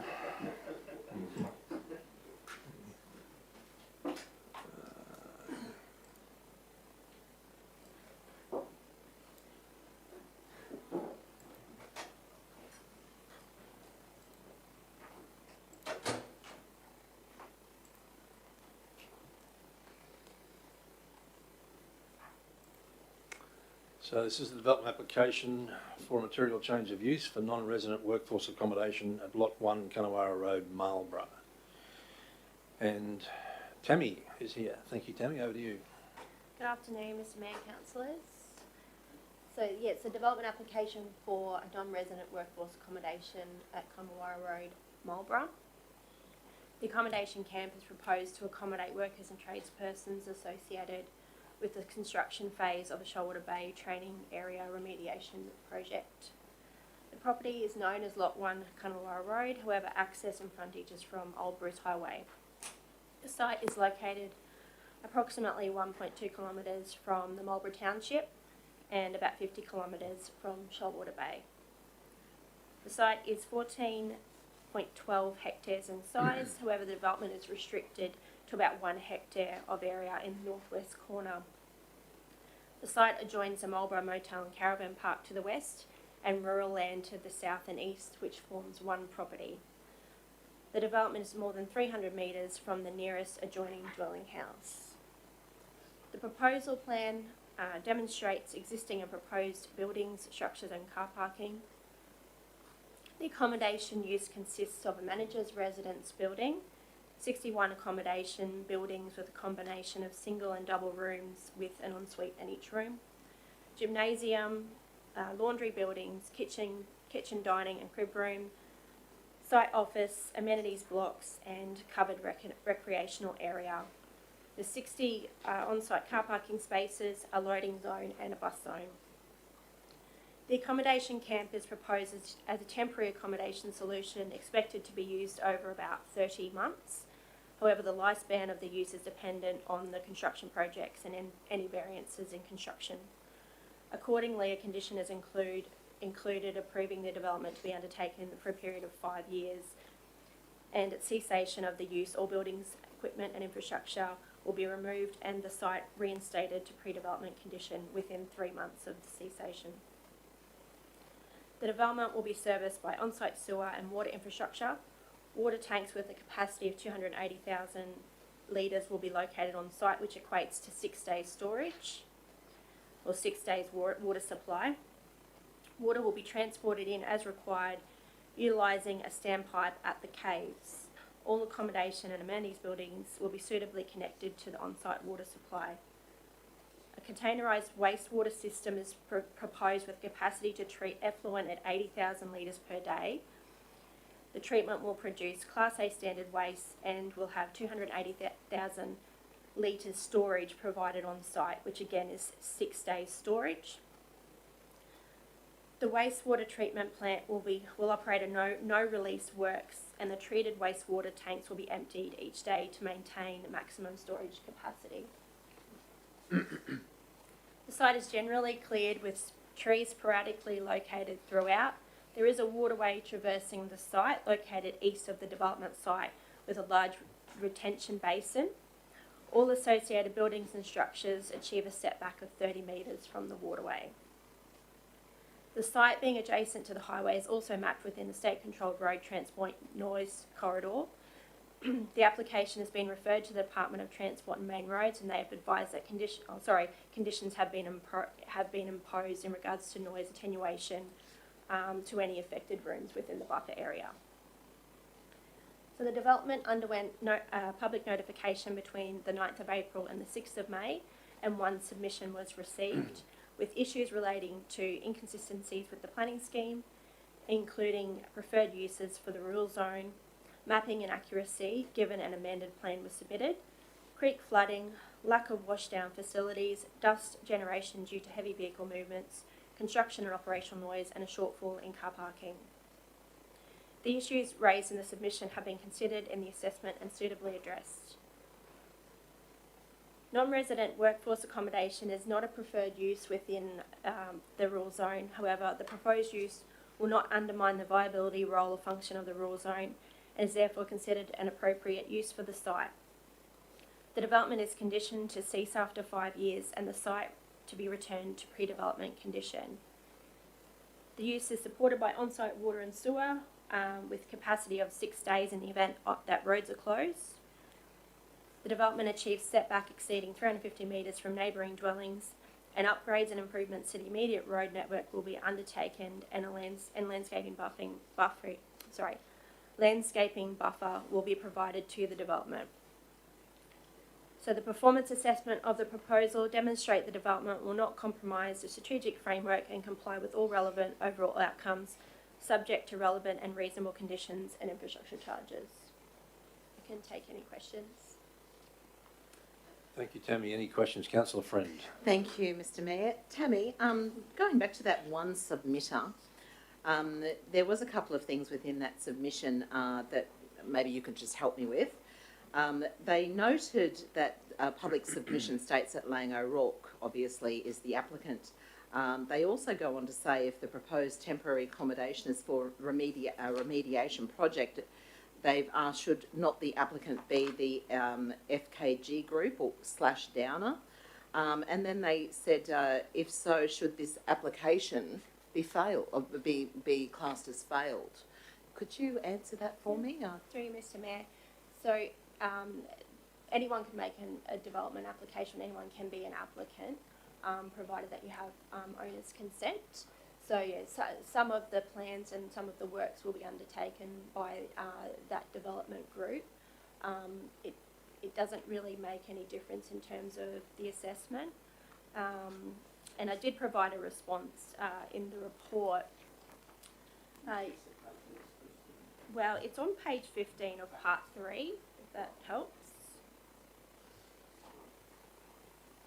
So the identity of the applicant has no relevance to the assessment of the proposed use, provided that owner's consent has been provided, which it has in this case. Sure, thank you. And there's just one more question.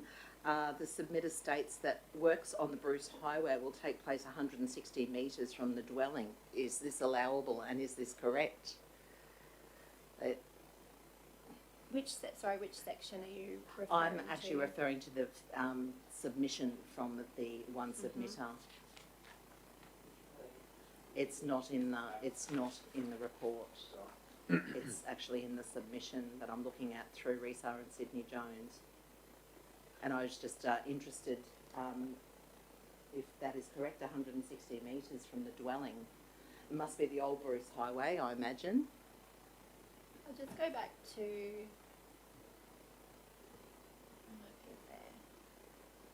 so when I took aerial measurements, from, actually, and I'll just go relate to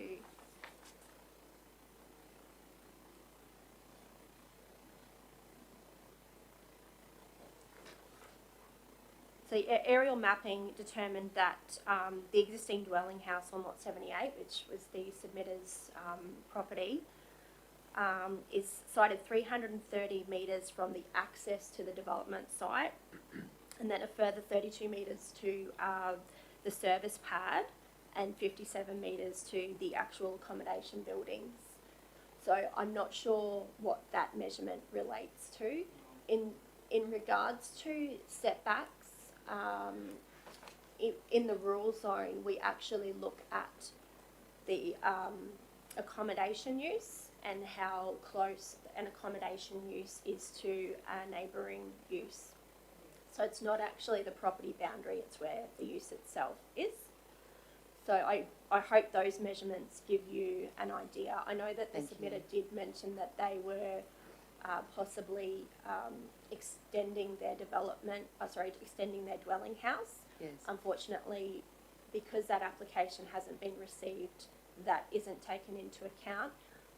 Even so, I don't believe that the extension would put them too much closer than the dwelling house already is. And there's just a thank you for your indulgence. There's just one more question, and I'm referring to the public document that has been submitted as part of the impact accessible development.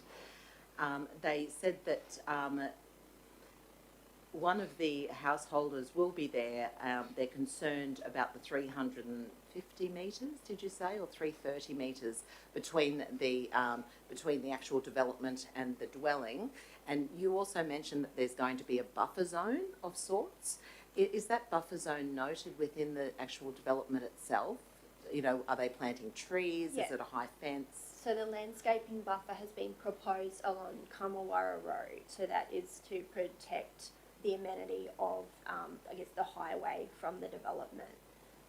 So there's no, at this stage, there's no landscaping proposed, on the western side. That will be where all of the car parking is is proposed. Thanks, Tammy. Thank you. Councillor Mather, questions? Thank you, Mayor. Thank you, Tammy. The sewage and water facilities operations, they've been amended, and Sarah had to sort of give its approval. Do you know what the problem was? No, that wasn't in regards to water and sewer. The layout design of the camp changed, and so it put some of the accommodation buildings closer to the highway. Turned it around a little bit. Yes. Yeah, okay. It wasn't the operation itself, just the setting. Yeah, it was practically the same footprint, just put closer to the highway. Yes. The other one too, there was one submitter, and I've got a bit of an idea who that might be, but there's another block of land which is in close proximity, probably across the road. You know the little internal Old Bruce Highway section there that you're talking about. Across there's a private block of land. They're going to build a house there. I don't know whether I read 50 metres distance from that boundary, but whether that's in relation to the caravan park or that other private block where they're going to build. Are you able to elaborate on that? onto the proposed development across the road? Where the boundary setbacks were one. Is this, I'm sorry, I'm just struggling to see how this is relevant to this current DA. Well, if the boundary is going to be in close proximity, sorry, the camp is going to be in close proximity to the boundary where the house is going to be built.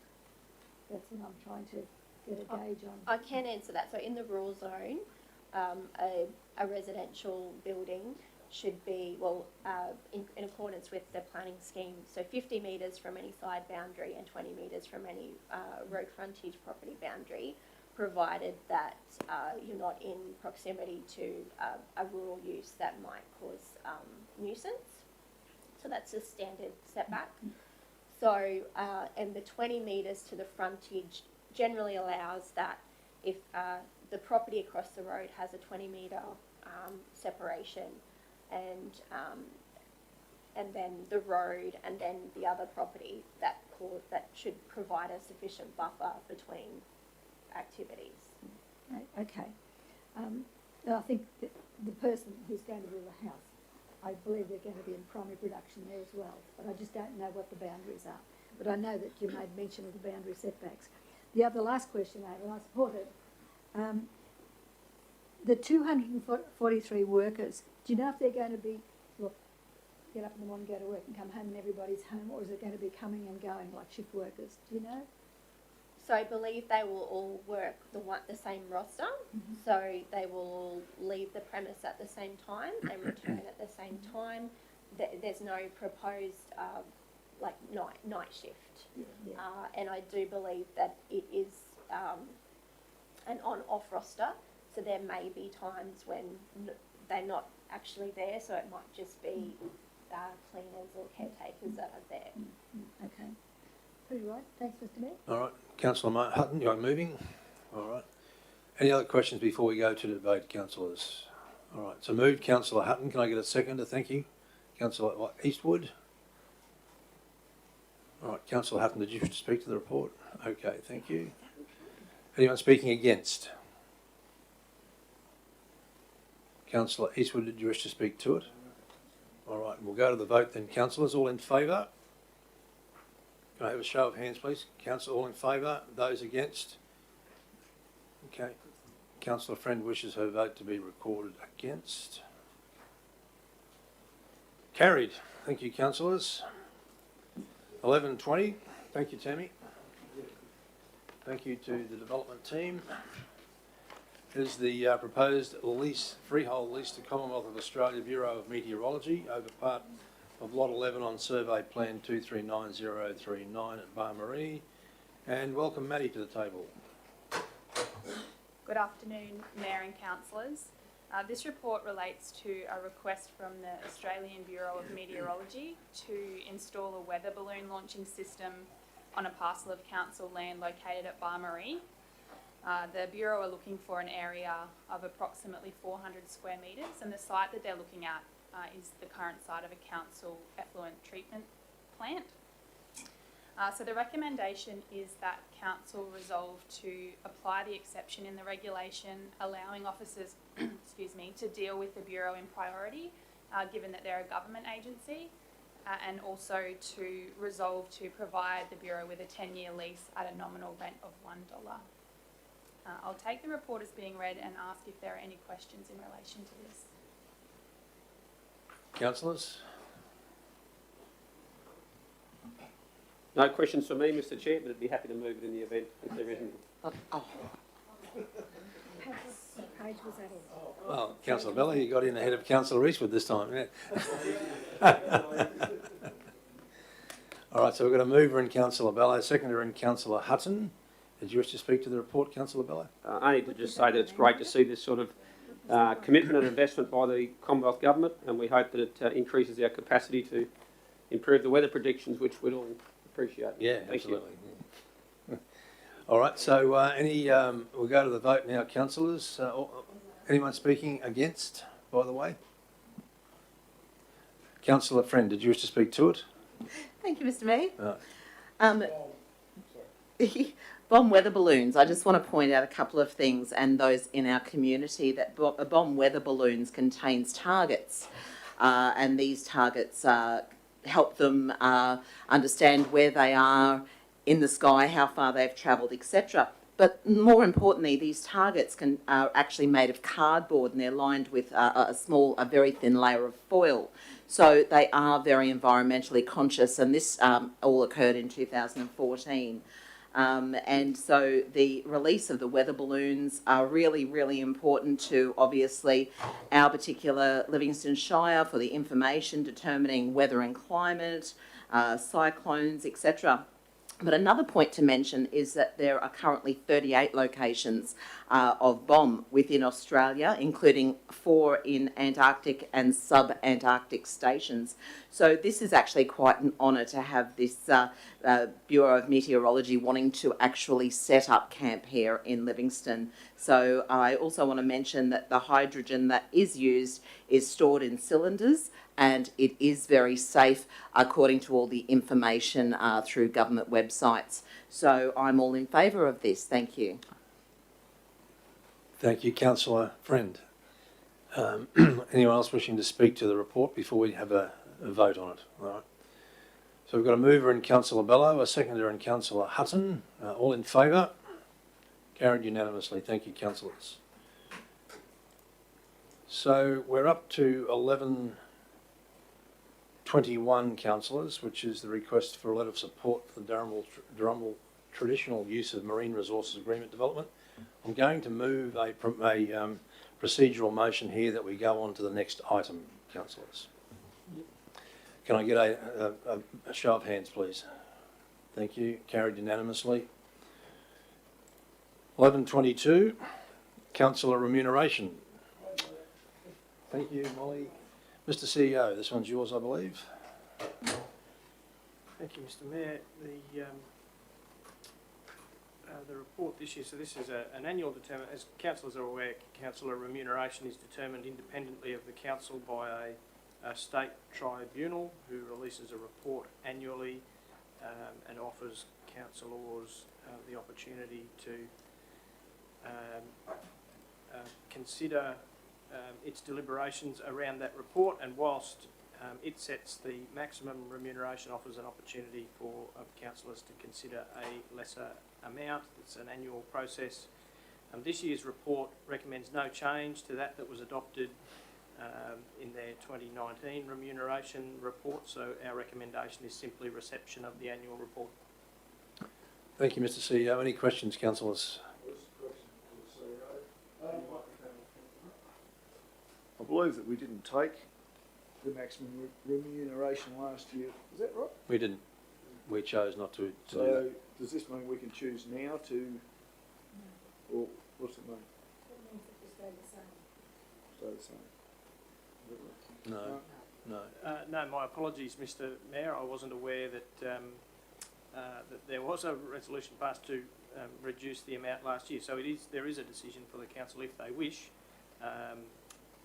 Although the maximum hasn't changed, because the council's behind the maximum, it can shift to that amount. Yeah, so just for everyone's recollection, last year we chose not to accept the recommended increase. So Councillor Eastwood's point is cogent at this particular juncture now. Given the recommendation from the Commission is no increase, there's nothing to say that we can't catch up on the increase from last year. So that could be something the table wishes to discuss. Are you proposing an alternate resolution, Councillor Eastwood? I propose that we take what the Commissioner recommends. The Commissioner recommends no change at the moment. Oh, okay. Yeah, no, you need to be more specific, I guess. You mean from last year? What you should have taken. That be what would be the current level, right? Yeah, to the current, to Too adopt late, the current. Ethel. The Too current late, budget. Ethel. Yeah. All right. Yeah. So we have an alternate motion that reads as what? I can't even see that. That's the original.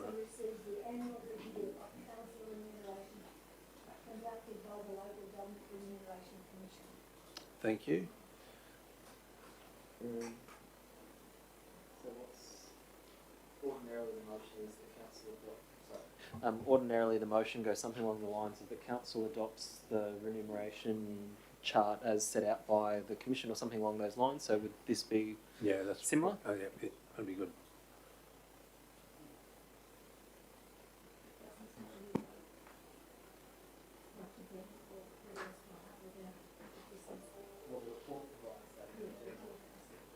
Yeah.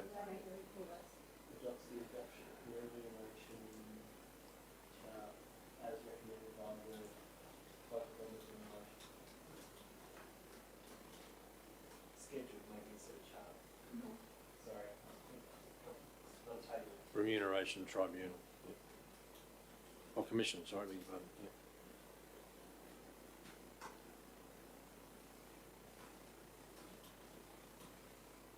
All right, so we have an alternate motion to consider. Does everyone understand what it's saying? All right. Councillor Eastwood, did you wish to move this one? All right. Is there a seconder?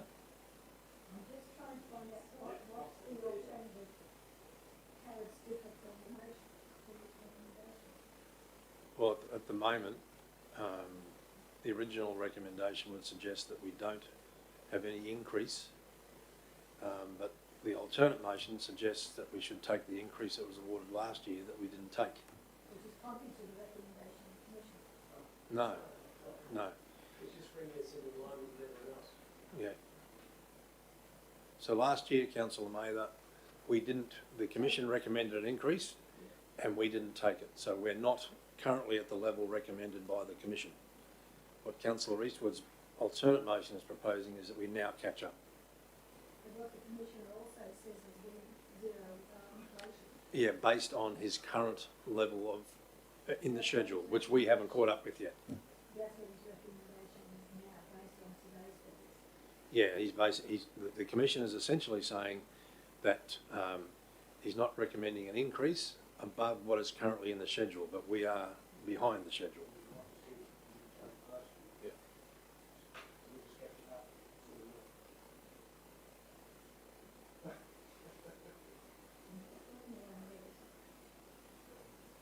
All right, so we've got a mover in Councillor Eastwood, seconder in Councillor Hutton. All right, Councillor Hutton, Eastwood, do you wish to speak to the motion? The alternate, second one, Councillor Mather. Yes, Mr Mayor. Look, I'm glad to move this. Last year we made a resolution to not take the increase, and due to COVID and our community was doing things quite tough. Things have definitely changed this year. Our community, things are looked up. We're progressing. Economically, we're doing really well, and I'm fearful that if we don't take this remuneration, we're going to get further behind, and then one day we're going to take a big step forward. So I'm quite happy to take this. It's what's recommended, and yeah, I'll put it to the table. All right. Is anyone speaking against?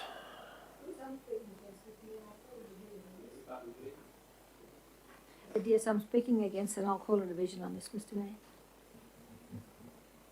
All right, so do you wish to speak against now, Councillor Mather? Well, I've just said it, I'm against, Mr Mayor. All right.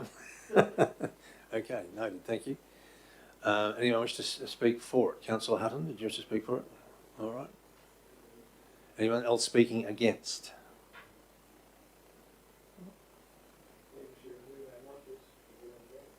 Well, I'll actually speak against this, simply because I'm of the same view that I am of last year, and Councillor Eastwood has articulated that the communities and the economy is doing well. In some sectors that's true, but in other sectors it is not, and I certainly don't feel the need to put my hand out to the community and seek extra remuneration at this point in time. And I do acknowledge Councillor Eastwood's point that at some stage there will be a big jump forward potentially, but I mean that's up to the discretion of councillors at that time.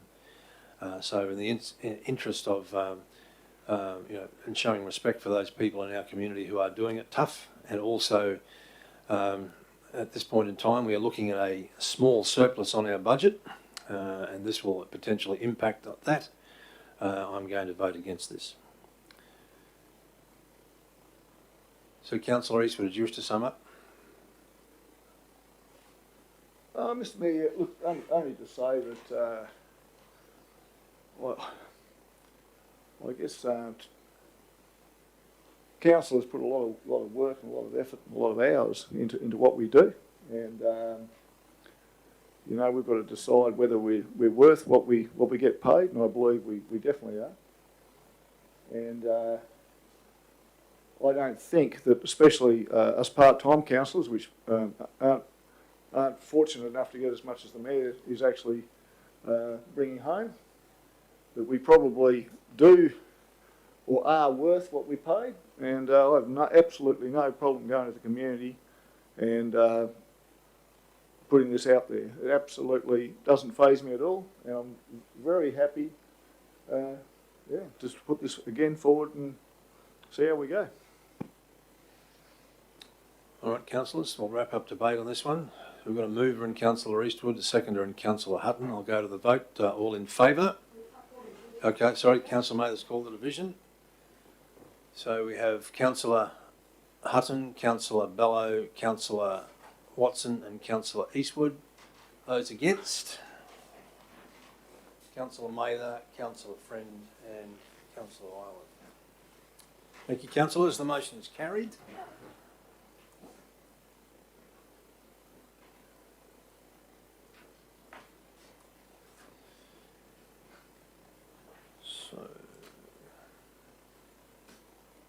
So we're down to item 12 on the agenda, councillors, which is the questions, statements and notices of motion from the councillors. First one is the notice of motion from Councillor Bello in relation to the Yeppoon Showgrounds. I'll second that, Mr Mayor. Noted, councillor. Councillor Bello, did you wish to speak to your notice of motion?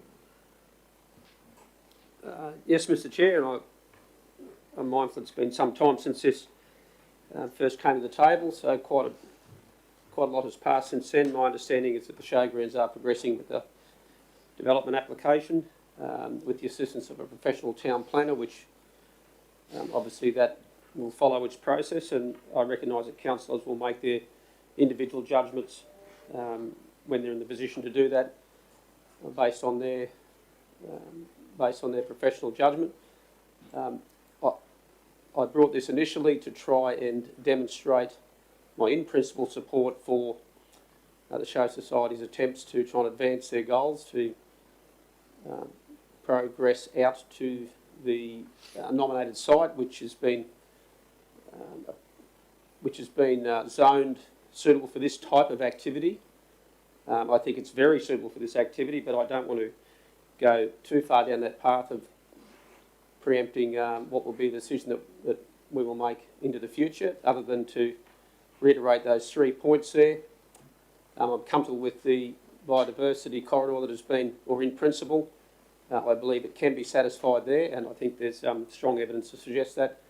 But for now, this is just a small step towards my in-principle support for the Show Society's goals to move further afield and to a more suitable site, which the success of the Yeppoon Show recently, I think they've got a fantastic committee.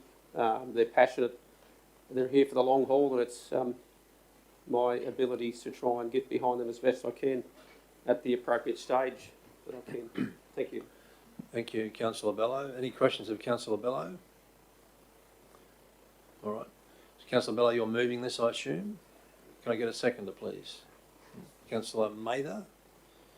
All right. So Councillor Bello has just spoken. I'm assuming you wish to not do that again. So anyone else, anyone speaking against, I beg your pardon, the resolution? All right. Anyone wish to speak for it? Councillor Friend. Certainly. Thank you, Mr Mayor. I'm all in support of this. I've read the Eco-Shore Flora and Fauna Assessment. I believe that the Show Society needs our support and our assistance to be able to move forward on such a worthy endeavour. I've followed it since and before I became a councillor, and I'm put my full support behind Councillor Bello's motion today. Thank you, Councillor Friend. Anyone else wish to speak to the report?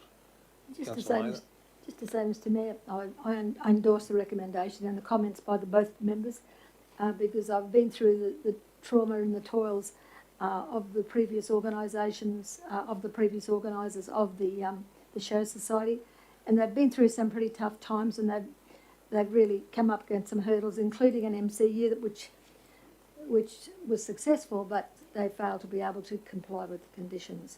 So they're really still struggling to get where they want to go, where they need to be, and I'd certainly support them all the way. Thank you, Councillor Mather. All right, so we'll wrap up the debate on this, councillors, and go to the vote. We've got a mover, Councillor Bello, seconded Councillor Mather. All in favour? Carried unanimously. Thank you, councillors. 12.2 is the notice of motion from Councillor Mather in relation to Tookers Road. Councillor Mather, do you wish to speak to this? Yes, if you'd like to, Councillor. Yeah. Due to the increased presence of soil-bound material at the Tookers Road and Drive intersection, by approximately 3 metres, Council completed the work which will include the full width of the gravel intersection and include the bottom white line to separate the incoming and outgoing vehicles on this road. Thank you, Councillor Mather. Any questions? Yeah. Any questions? You guys are in a hurry to get out of here, aren't you? Any questions of Councillor Mather, please? All right, just questions yet. We'll wait for debate for comments. All right. So, Councillor Mather, you're moving this? Yes, Mr Mayor. Can I get a seconder, please? Councillor Watson, thank you. Debate is live. Councillor Mather, do you wish to make any comments? Yeah, just very briefly, Mr Mayor. There were several of us who came out there on that day when the soil binder was introduced. We're very excited, and the gang was there. I'm sure the whole community was excited to see such a big gang and their members present. They're thinking this is really the place to be.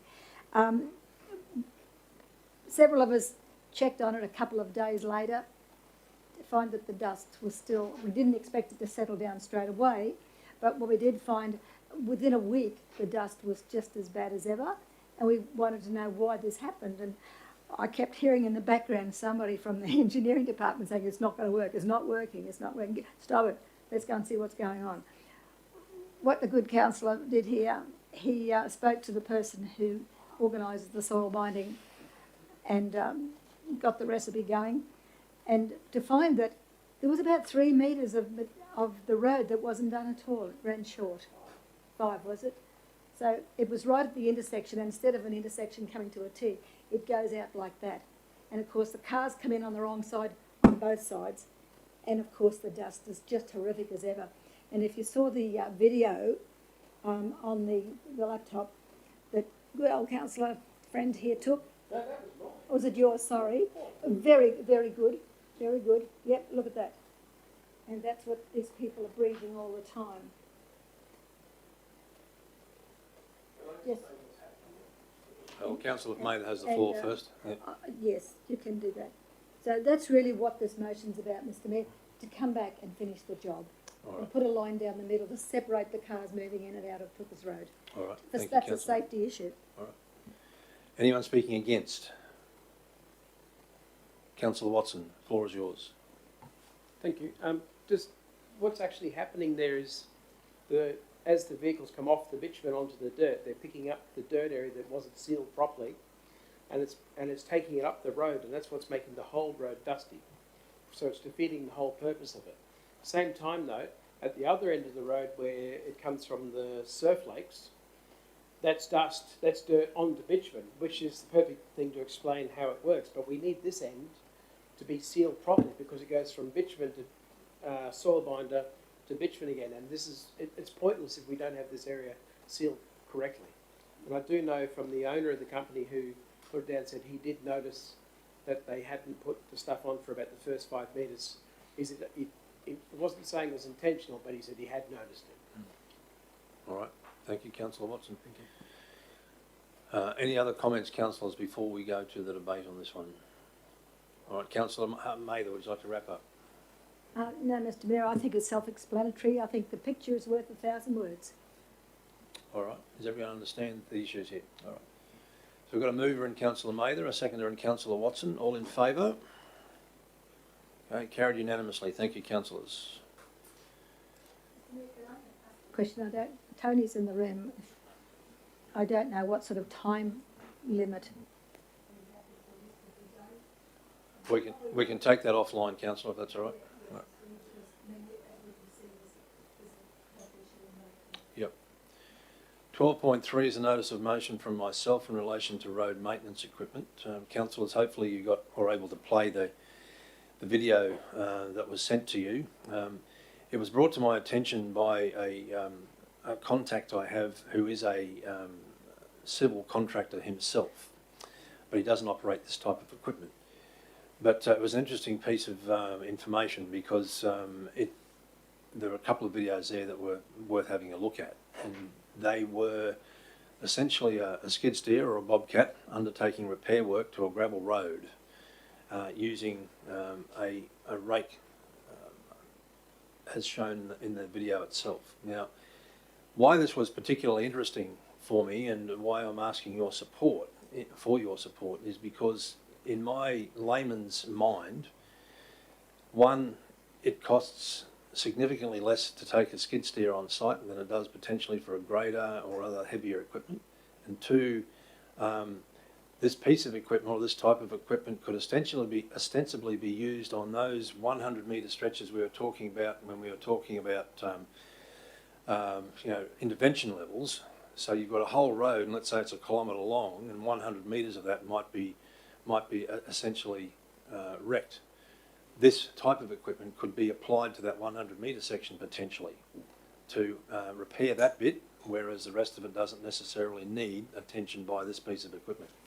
So all I'm asking for, councillors, is for your support to ask the CEO to do some more research on this, and no doubt he will get the infrastructure guys to have a look at it as well. So that's the reason for my putting forward this notice of motion, because there is a potential here, if this works, according to the research that the CEO does, to save us a significant amount of money. So I'm more than happy to move this one, councillors, if I can get a seconder. Seconder, Councillor Watson, thank you. I don't feel the need to speak to it any further, councillors. So any questions or comments? Yes, Mr Mayor. Comment, Mr Mayor. I understand we've got one of these in the shed already, only a smaller one. I guess I'm contributing to debate here, Mr Mayor. I asked 2 grader drivers, in fact one owned 2 machines and another one owned his own. What do you know about, I've never heard of this term before, what's it about? And it's a big bobcat. He said it will not do the job of a grader. And I guess we're not looking to do the job of a grader. No. So they said it can only do small, short bursts. But I'm happy to explore and find out, even have a demonstration to see what it's like. But just judge on the people who know it. They feel it's certainly got its place in a little area for a short distance without a lot of power. Mm. That's the. But I'm happy to explore. Right. Thank you, Councillor. And thank you for trying. Well, it really the intent of the piece of equipment is not to take the place of a grader, as I see it, and it's really to provide that short-term fix for the smaller distances.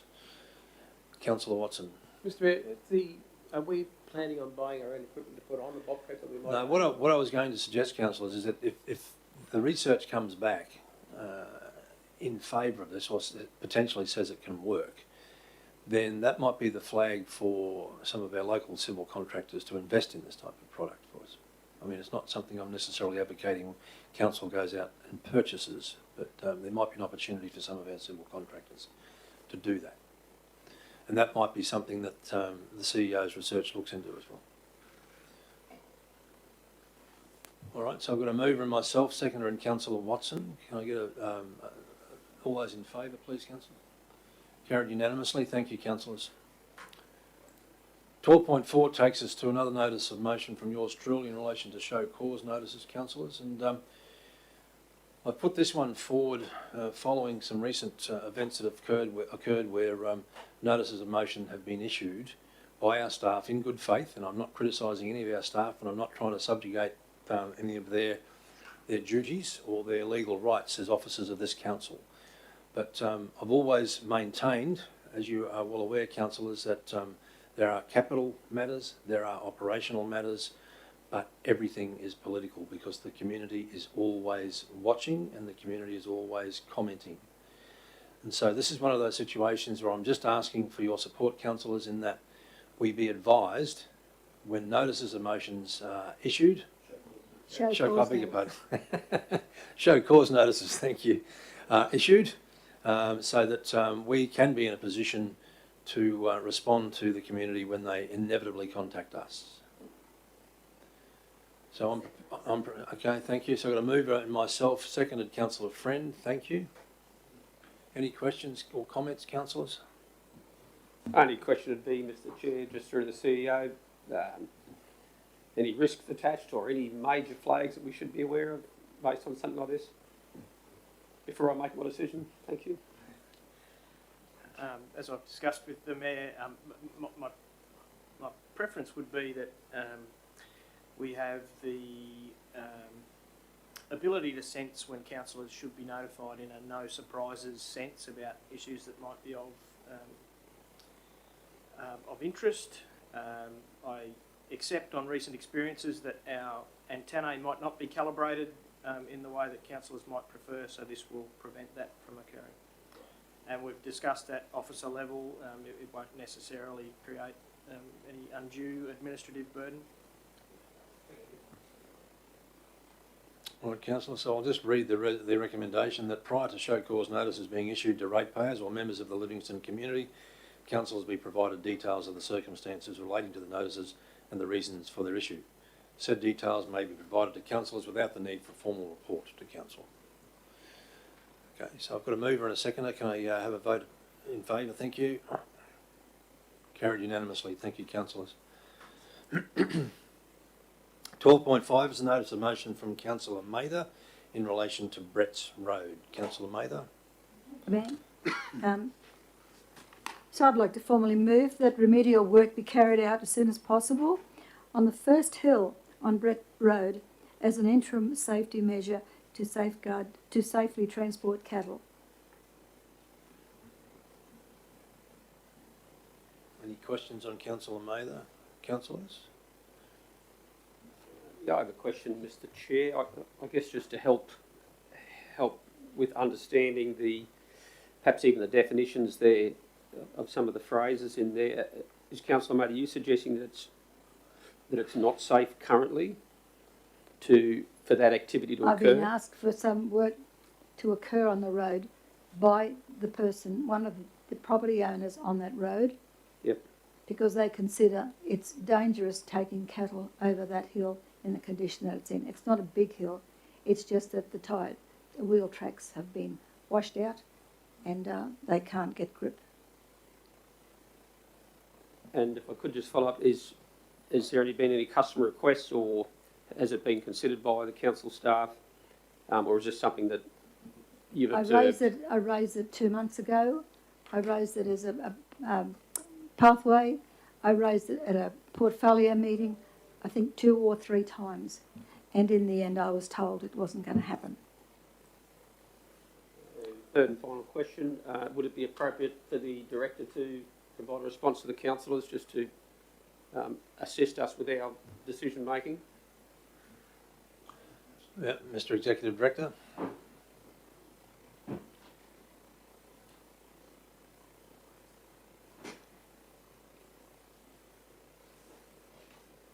So through the Mayor, thank you, Councillor Mather, for raising this issue. So it was first raised, I think, back in March this year, and as Councillor Mather said, the property owner was concerned about the black soils coming through the road pavement and how slippery it was. This was back when it was raining a bit. So in assessing it, the officers, we look at the class of the road and the gravel content of the road and the coverage. So there's the policy indicates the coverage of gravel for any particular road. The officers, I haven't got the file in front of me, but the officers went on site and reviewed the condition of the road. At the time it seemed okay, but there is, if we get a lot of rain, then there's a chance that black soils can be slippery. I think the note back at the time was it was okay. Then I think Councillor Mather asked again, maybe a month later. I think at one point I was happy to go out and talk to the property owner and just see the trucks coming and going. I think this raises a bigger issue in my mind around the policy with respect to our gravel roads. We've spoken in detail about the condition of our roads, and soon we'll talk about the maintenance management planning that we do, and we'll bring that model to council to explain how that's done.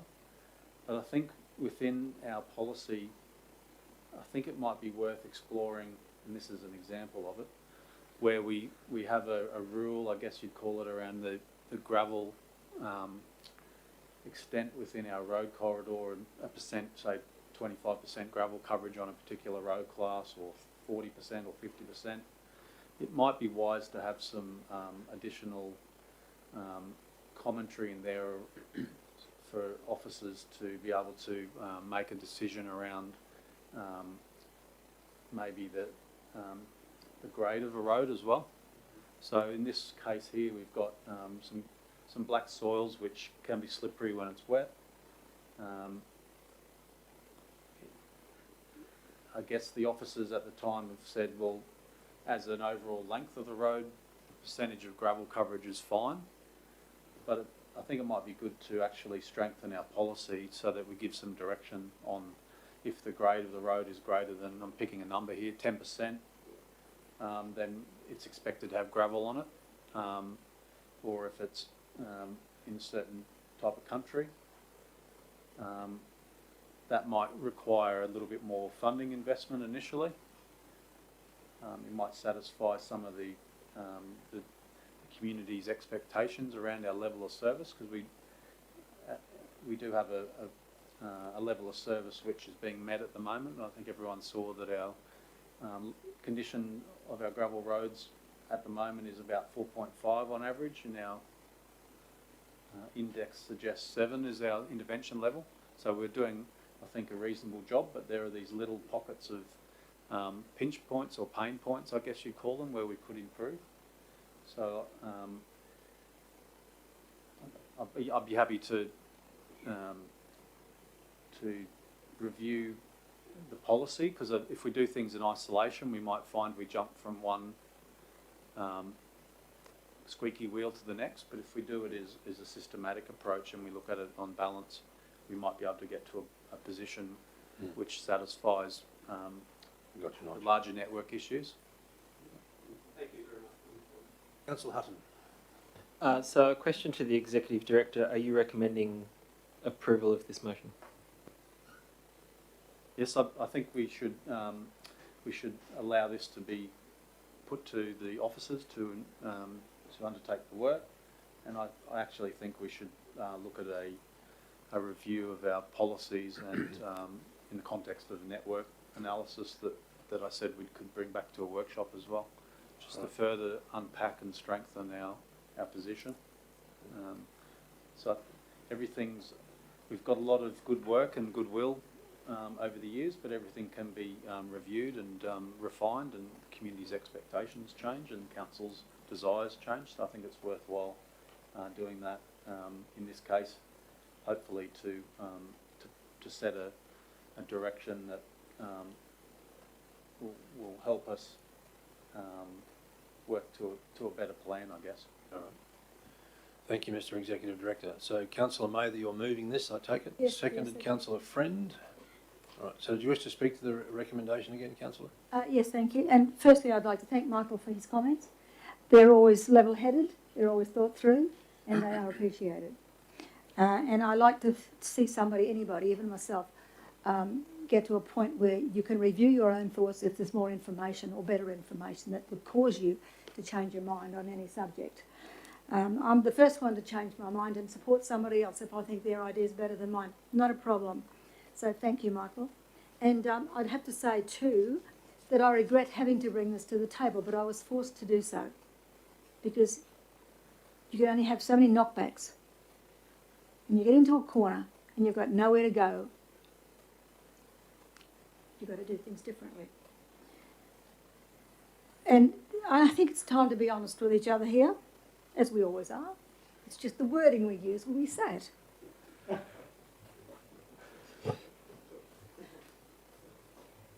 It wasn't Michael. He's always been very polite and very accommodating. Don't let it go to your head. Another officer, this is Councillor where Mather, is this particularly going to be productive? Mr. Mayor, this is important. Yeah, I don't want to get into officer details here. No, I'm not. This is what I was told by another officer. It's the class of the road. It's a class 10, yes. And there's only 2 properties there. So what? They pay our wages. They pay rates. That's their primary production. They pay rates on the land that we service. I don't know how long it's been since the road's been serviced, and I was not asking for the road to be done. That could have waited. I'm not in the habit of jumping all over the place, being a squeaky wheel. Well, that proved it in Mount Charlton case, didn't it? I'm not in the habit of jumping all over the place. And I've said before, we cannot afford to jump all over the place simply because it costs us money. But there are 3 times I've asked, twice in relation to black soil, and this wasn't a black soil issue, this was a wheel track issue. And the other 2 areas where the black soil is still there, uncovered. They're not big, but they're still there. I'm not asking for us to jump in and do that, but I'm saying there are issues that have not been addressed and probably won't be addressed. But I regret having to bring this to the table to have it addressed, because this is safety. These people deserve a service for the rates they pay. And we tell them there's no house on the property, and they can get a smaller truck, move their cattle to another part of the paddock to pick it up. When somebody says that to a grazier to tell them how to run their business, and we let them get away with it, we've got to stand up for those people. So this is why I have to do what I do today. To let the rural people know we're not abandoning them. Yes, it's tough being a councillor, because engineers have got their budget and they've got their plans and they've got all of these specifications that they work by. We get out there and have a look, and I'm glad the officer has been out there, because they're ordinary people trying to earn a living, just like everybody else. But there's one thing the councillors won't do and shouldn't never do, is let them down when they ask for something that's reasonable. That's all I have to say, Mr. Mayor. Thank you, Councillor Mather. Councillor Friend, your light's on. All right, anyone speaking against?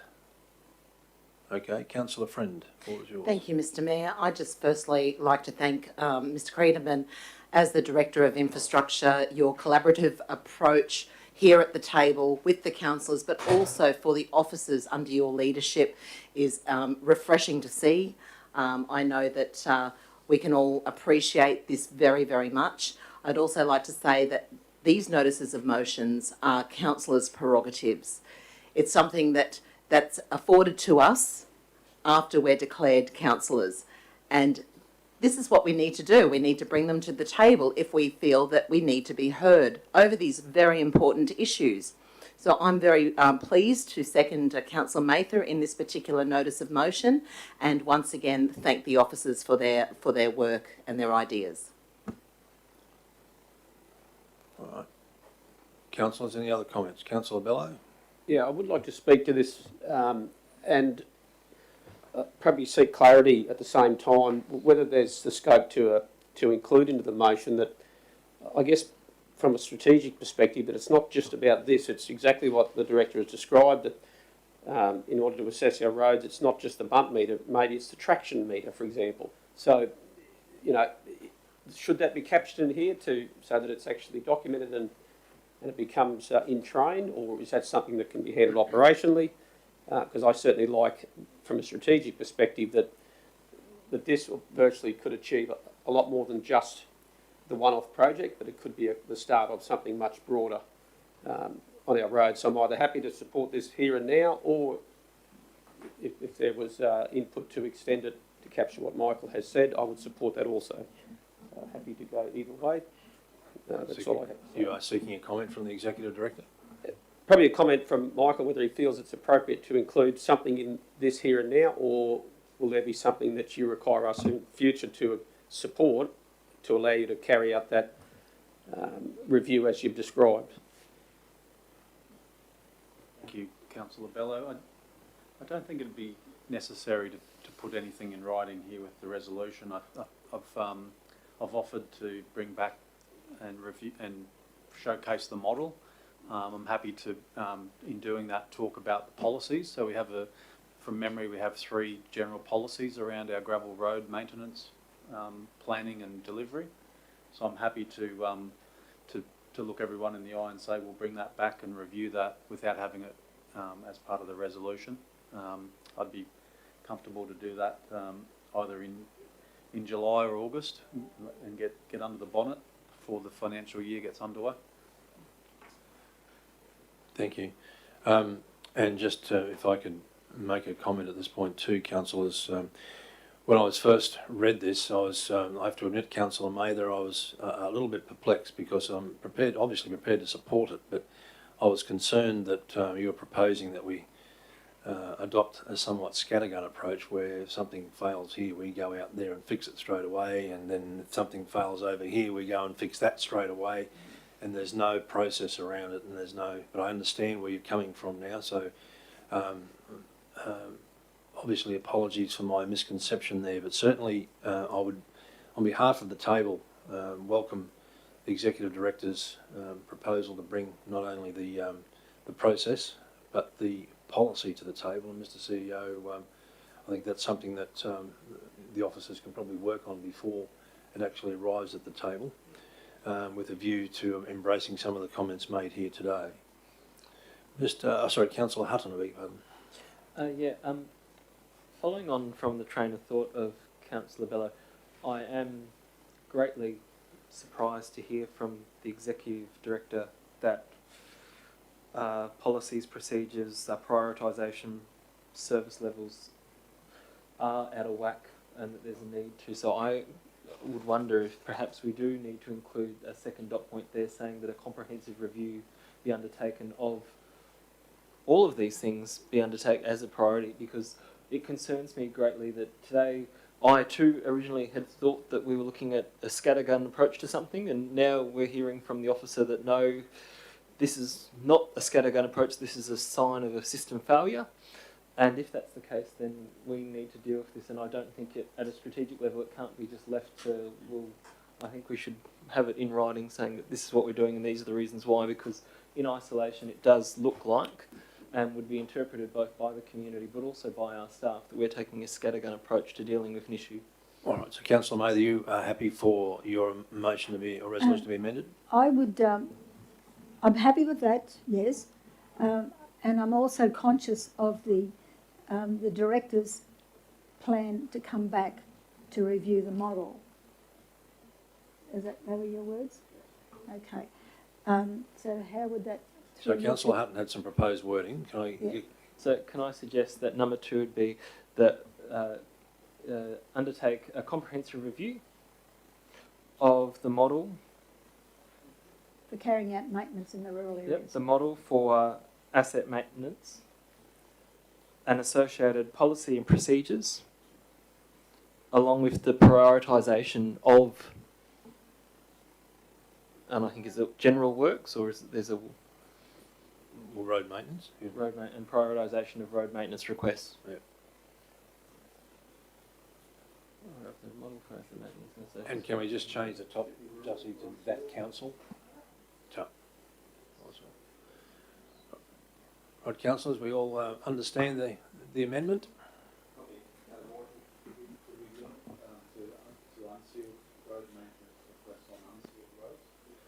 Okay. So it's point 2, Jussie, it's gone to you right? Prioritisation of unsealed road maintenance requests, Michael, was it? Yeah. On unsealed rural roads, is that right? Is that what you said? Request, yeah. Yeah. Unsealed. Yeah. What would you like when you start doing something like that? To be unsealed rural road. We've got, we can bring the model back.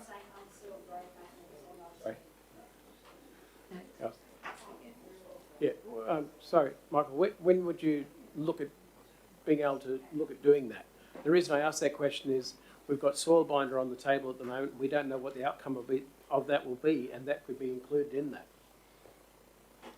That's what I'm thinking, because You could incorporate that remedy. Through into some of the Councillors, can you just turn and let the officer speak, please? So the soil binding trial is going to take many months.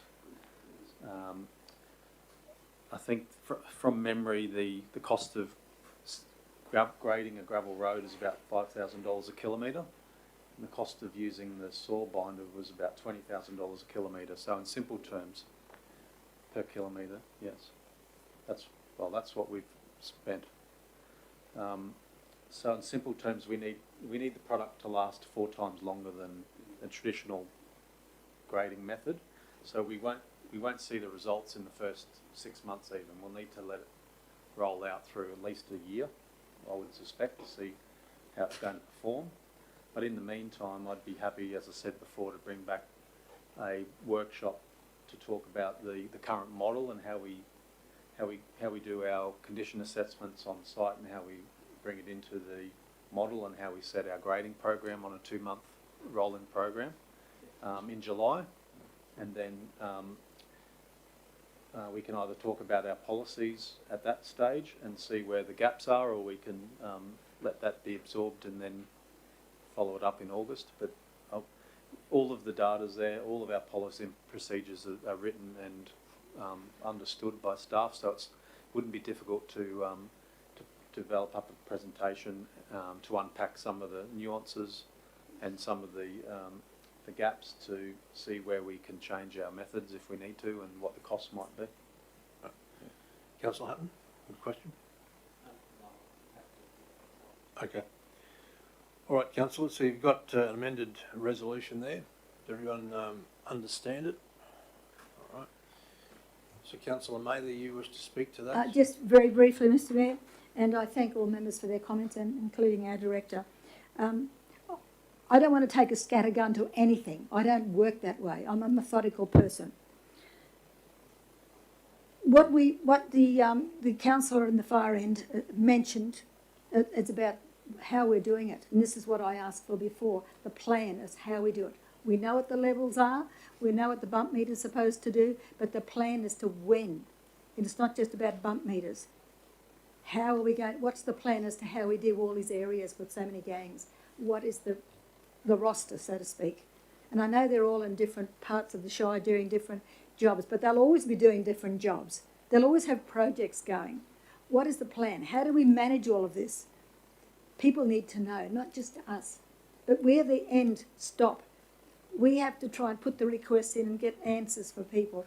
When we see problems that can wait, we tell them they can wait. So I'm not through a scattergun effect. That's why I ask for a plan. What we've seen today in this, and I guess it's probably brought it to a head, it's a symptom of management that needs reviewing in relation to our road maintenance on rural roads. It's a symptom of the problem that we have in not addressing it in a managerial way. And that's no reflection on Michael. It's just that we need to coordinate all of these things together. It's like running a hospital. They've all got to come together. Everybody's got to know what everybody else is doing. But there's no certainty in what we're doing, not from where I'm sitting.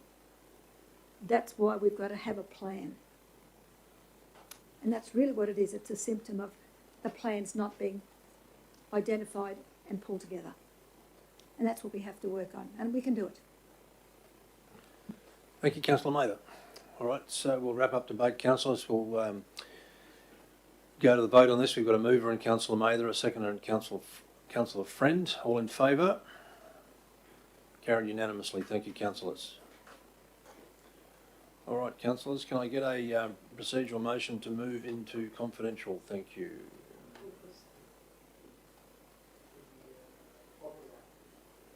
No, we chose to move past that one.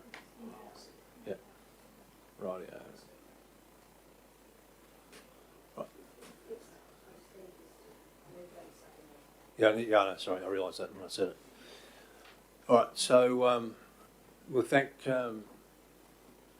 the members of our community. At this stage, we're going to move in.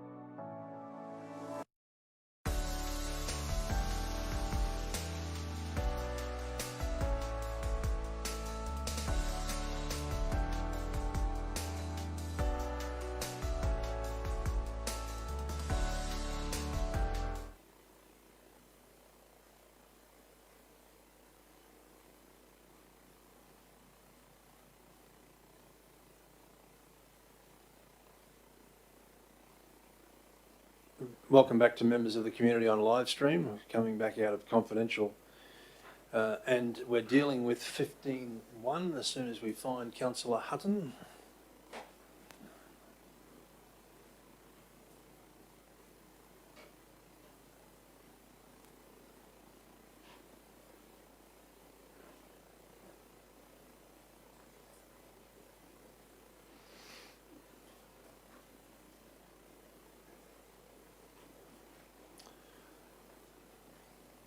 Okay, councillors, so 15.1 is a report dealing with biosolid and filter cake management services and a request from the officers for an expression of interest process to be undertaken. I have a mover, I believe, in Councillor Friend and the seconder in Councillor Bellow. Councillor Friend, did you wish to speak to it? Very briefly, thank you, Mr. Mayor. I just want to assure the community that our council officers have your best interests and our best interests as a council table at heart, and they're doing everything they possibly can to alleviate some of the financial stress of this council. So I'm all for this particular EOI, and it'll be interesting to see what becomes of this in the near future. Thank you. Thank you, Councillor Friend. Is anyone speaking against the recommendation? Well, Mr. Mayor, only very briefly. I support the intent and the endeavour. However, my concern is where there's an opportunity for council to be entrepreneurial, I don't think that I've got satisfaction that in the process we're undertaking we're actually looking to that entrepreneurial spirit as opposed to just looking for someone else to take on board this. I think the opportunity for council to either partner or for council to be involved in some arrangement with this would be wonderful for us to explore, and an expression of interest process would allow it. However, as this is not explicitly suggested, unless someone else actually comes forward with it to us, it just won't be there at all. So they're going to get the terms of the expression of interest that's going to guide them towards putting in an individual response that to date hasn't had any reference to the idea that we would be open to, or in fact be looking to see if there's an opportunity for a public-private partnership that may actually lead to a better economic outcome for both of us. And in that space, I think there's a missed opportunity here. Thank you, Councillor Hutton. Anyone wish to speak for the recommendation? Councillor Bellow? Just in support of it, I believe number 3 there, where it undertaken evaluation of the expression of interest responses and shortlist a maximum of 3 contracts to tender commercial terms for a proposed solution. That gives me the confidence that, commercial terms can capture a whole range of possibility scenarios, and this is a conversation to have with the private sector. That's ultimately what it's about. It's having a conversation with the private sector. What do you do? Can you do business with us? And we don't know what that looks like until we're asked the question. So I'm confident that it'll at least start that conversation. Who knows where it ends up? So happy to support it. Thank you. Thank you, Councillor Bellow. Anyone speaking against? Just a question, Mr. Mayor. Councillor Mather? Number 3, undertake an evaluation of the expression of interest and shortlist the maximum 3 contractors. Would that shortlist inviting tenders before it came to the table? That was actually articulated by the CEO, so I'll go to him. Is it intended to list people who could tender for that before we even found out that anybody had applied? Yeah, Mr. CEO. Yes, Mr. Mayor, in response to the question, it's a 2-stage process, so expressions of interest initially, and then they will be shortlisted and invited to tender, and then those tenders can be presented to the council. Question, excuse me, sorry. Hang on, question. Councillor Mather still has the floor. Sorry. Now, I didn't want the tenders, the persons to be asked to tender and then come to the table. I was wondering if we would know about it before anybody was asked to tender. Yes. Yeah, okay. That wouldn't be the normal process, but we can introduce that step. I guess the question is why you would want that to happen, Councillor Mather. You're not convinced, sorry? I concur with the previous speaker on this one, and I'm prepared to give it a look. but I wouldn't like to commit to anything until we knew exactly what we've got in the first instance with the first stage. I didn't want to ask anybody to commit to tendering until we actually, because I've got to say it out loud, we've got a bit going on around not only this local government in another one, but it's not really all above board, Mr Mayor. I'm not saying... Well, Councillor May, I think that's an inappropriate comment to make in a forum like this. I withdraw that, Mr Mayor, but I just want to make sure that we are protecting that. Yeah, well, I think you just need to be very careful, all of us, about making comments off the cuff like that, because it is a litigious society, and all it takes is for someone to shoot off their mouth in an inappropriate way, and we're all in trouble. So can you please just be a little bit reserved about some of your comments, Councillor Mather. All right. Any other questions? Yes, just to Mr CEO, just to reiterate so that we're all clear that you are willing to bring back to the table the expressions of interest that we may gain through this process before it then progresses to the tender second leg of the process. That's correct. Thank you. All right. So we've got a mover in Councillor Friend, a seconder in Councillor Bello. Are there any other questions or comments before I go to Councillor Friend to wrap up? Councillor Friend, the floor is yours. Thank you, Mr Mayor. I just want to reiterate that the officers only have Council's best interest at heart. They are looking at every single possibility. They're open to innovation, they're open to change, they want to do the right thing. Is it financially viable for us to embark on something like this for ourselves? And the answer may be no. So these expressions of interest are just to gain further information on what type of business is out there that can help us with these biosolids, to gain further information on the best way to then dispose of the biosolids, and moving forward, the most environmentally friendly way we can do this. So by going out to expressions of interest, we're not locked into anything at this time. As the CEO said, it will come back to the table of those contractors that are interested. So I thank you and commit it to the table. All right, thank you, Councillor Friend. We'll wrap up debate now. So we'll go to the vote, councillors. We've got a mover in Councillor Friend, a seconder in Councillor Bello. All in favour? Those against? Thank you. That's carried, councillors. 15.2 is the proposed road opening, Stanage Bay Road, Stanage. This is a two-part recommendation, councillors, as you are aware. Can I get a mover and a seconder, please? I'm happy to move. Can I get a seconder? Councillor Bello, thank you.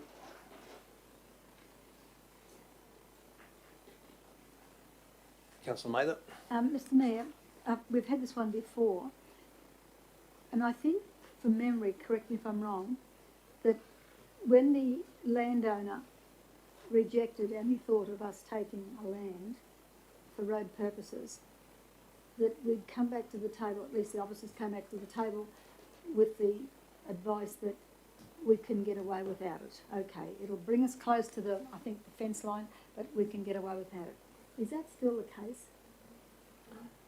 I know it's desirable to have No, in confidential, as you recall, the officer informed us that that piece of land is needed for the development of the road.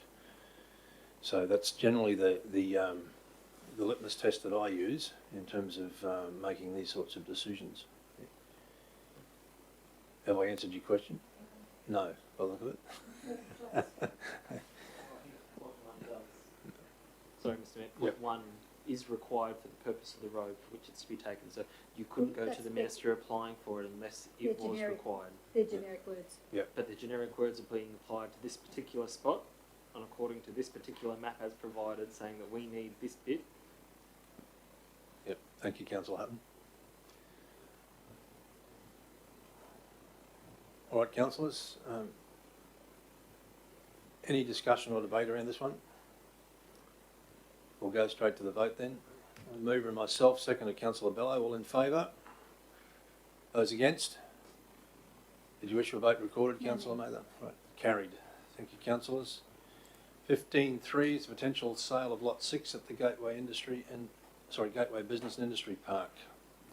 Mr. Mayor, I'll declare a potential conflict of interest in that I have a personal relationship with the applicant seeking to purchase this land, and to pass the Courier Mail front page test, will remove myself from the meeting. All right, thank you, Councillor Hutton.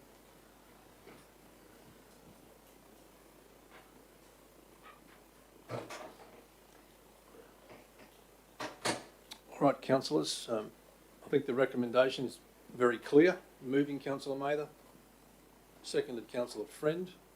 Did you wish to speak to the motion, Councillor Mather? All right, okay. Okay, so just for members of the community, this is a confidential item because the contractual details need to be kept confidential, but the actual recommendation or resolution, as it will be, can be made public. So I'll go to the vote on this one, councillors. We've got to move. Sorry, Councillor Friend. Yeah, right. So we're going to move in Councillor Mather, seconded Councillor Friend. All in favour?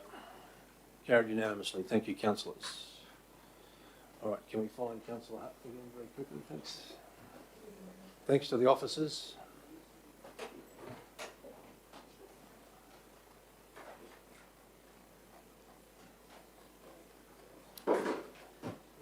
One item? No. Just in general business. Thank you.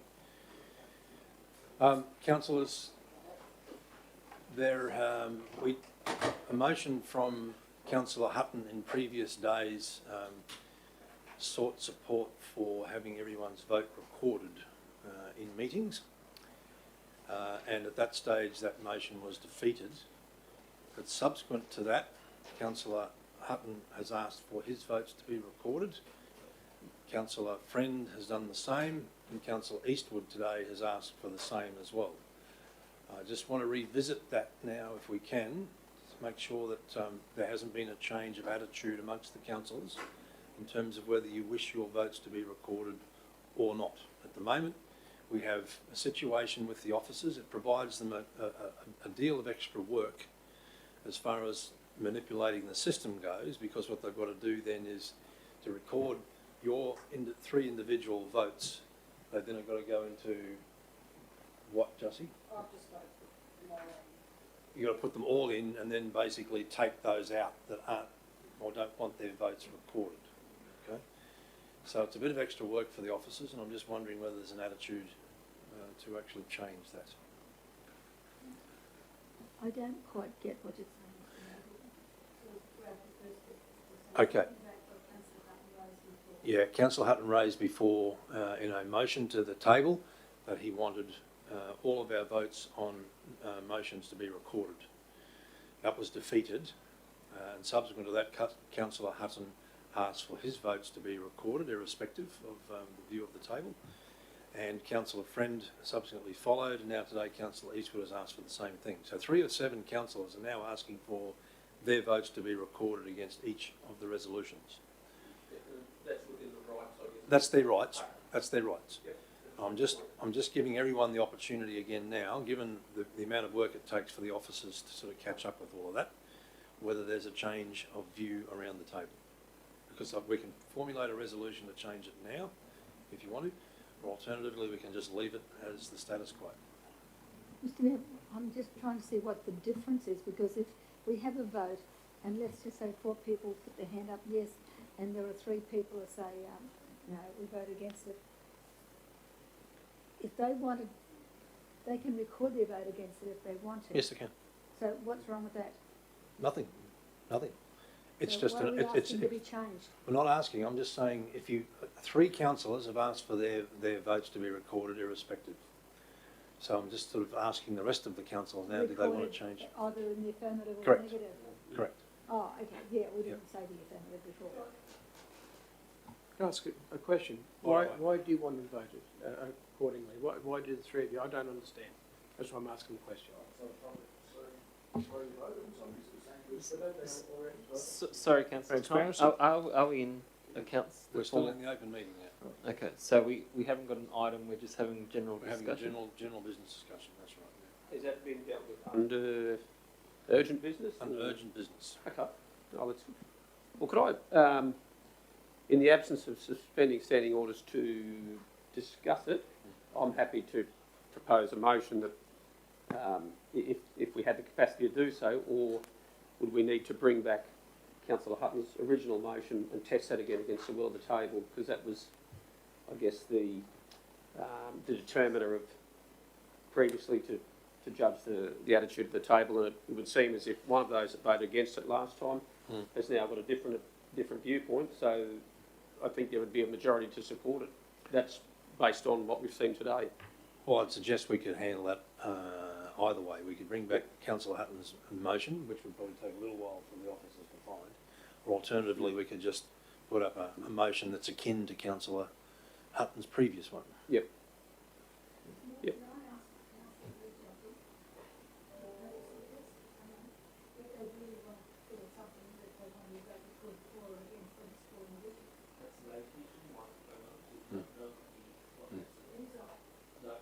On.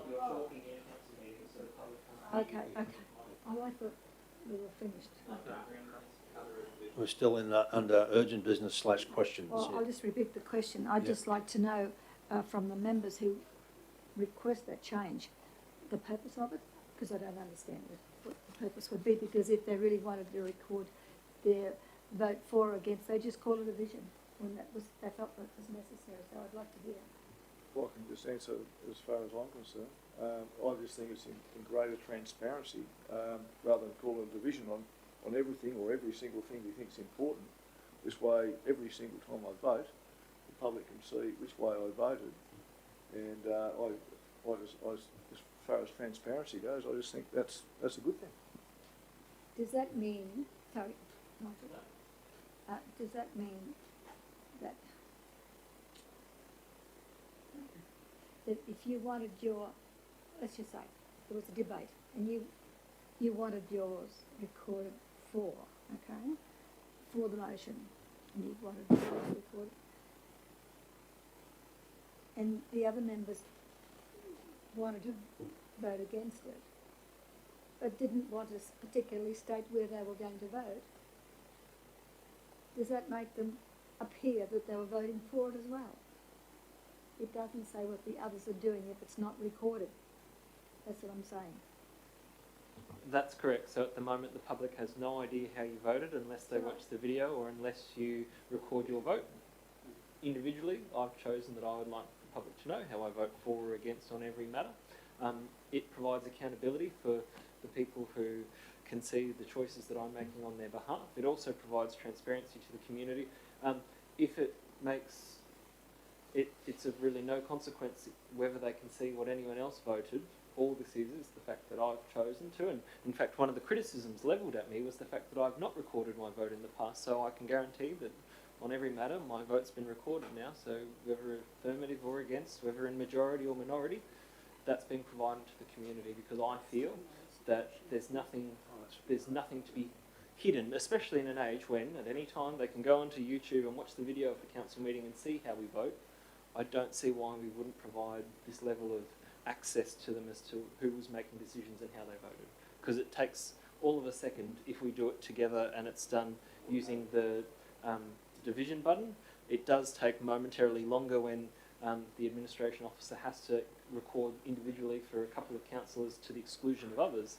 But I still believe that it's doable, it's achievable, and it's within the standing orders, and that's why I supported it the first time, and that's why I'll continue to support it into the future. It's in standing orders, is that what you're saying?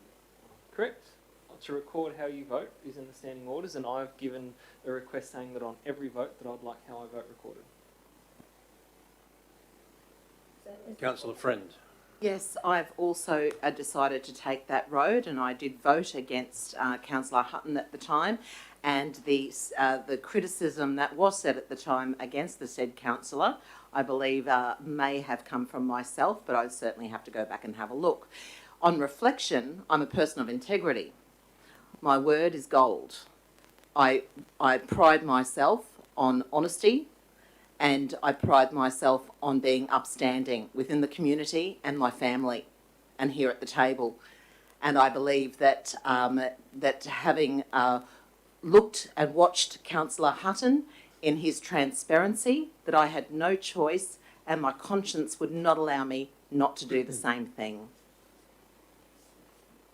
Thank you, Councillor Friend. Councillor Bellow. Oh, I just recognise that we now have we have the previous- resolution on the screen, yes. previous motion that was unsuccessful. Yep. I'd be looking for your advice, Mr Chair, whether you feel it's appropriate that we could perhaps reignite this one or resubmit it. Well, we'd have to rescind. No. It was Yes. defeated, yeah. Yeah. No. No. So we'd have to do something different. So we'd have to do Councillor a new motion. Bellow. Yeah. Mr Mayor, if the will of the council is to revisit this item, we're happy to work either to add the item to next meeting's agenda or to work with any of the councillors who might prefer to propose as a notice of motion themselves. But either way, we can bring that to the agenda. I think that's a great suggestion, rather than us fiddling around today trying to come up with a recommendation. Happy to provide that, Mr Mayor. Yeah, okay. All right. Awesome. All right. Well, thank you, councillors, for today, and thank you to the members of the community viewing in on live stream. And Mr CEO, please pass on again our appreciation to your staff for their contribution today. Thank you very much.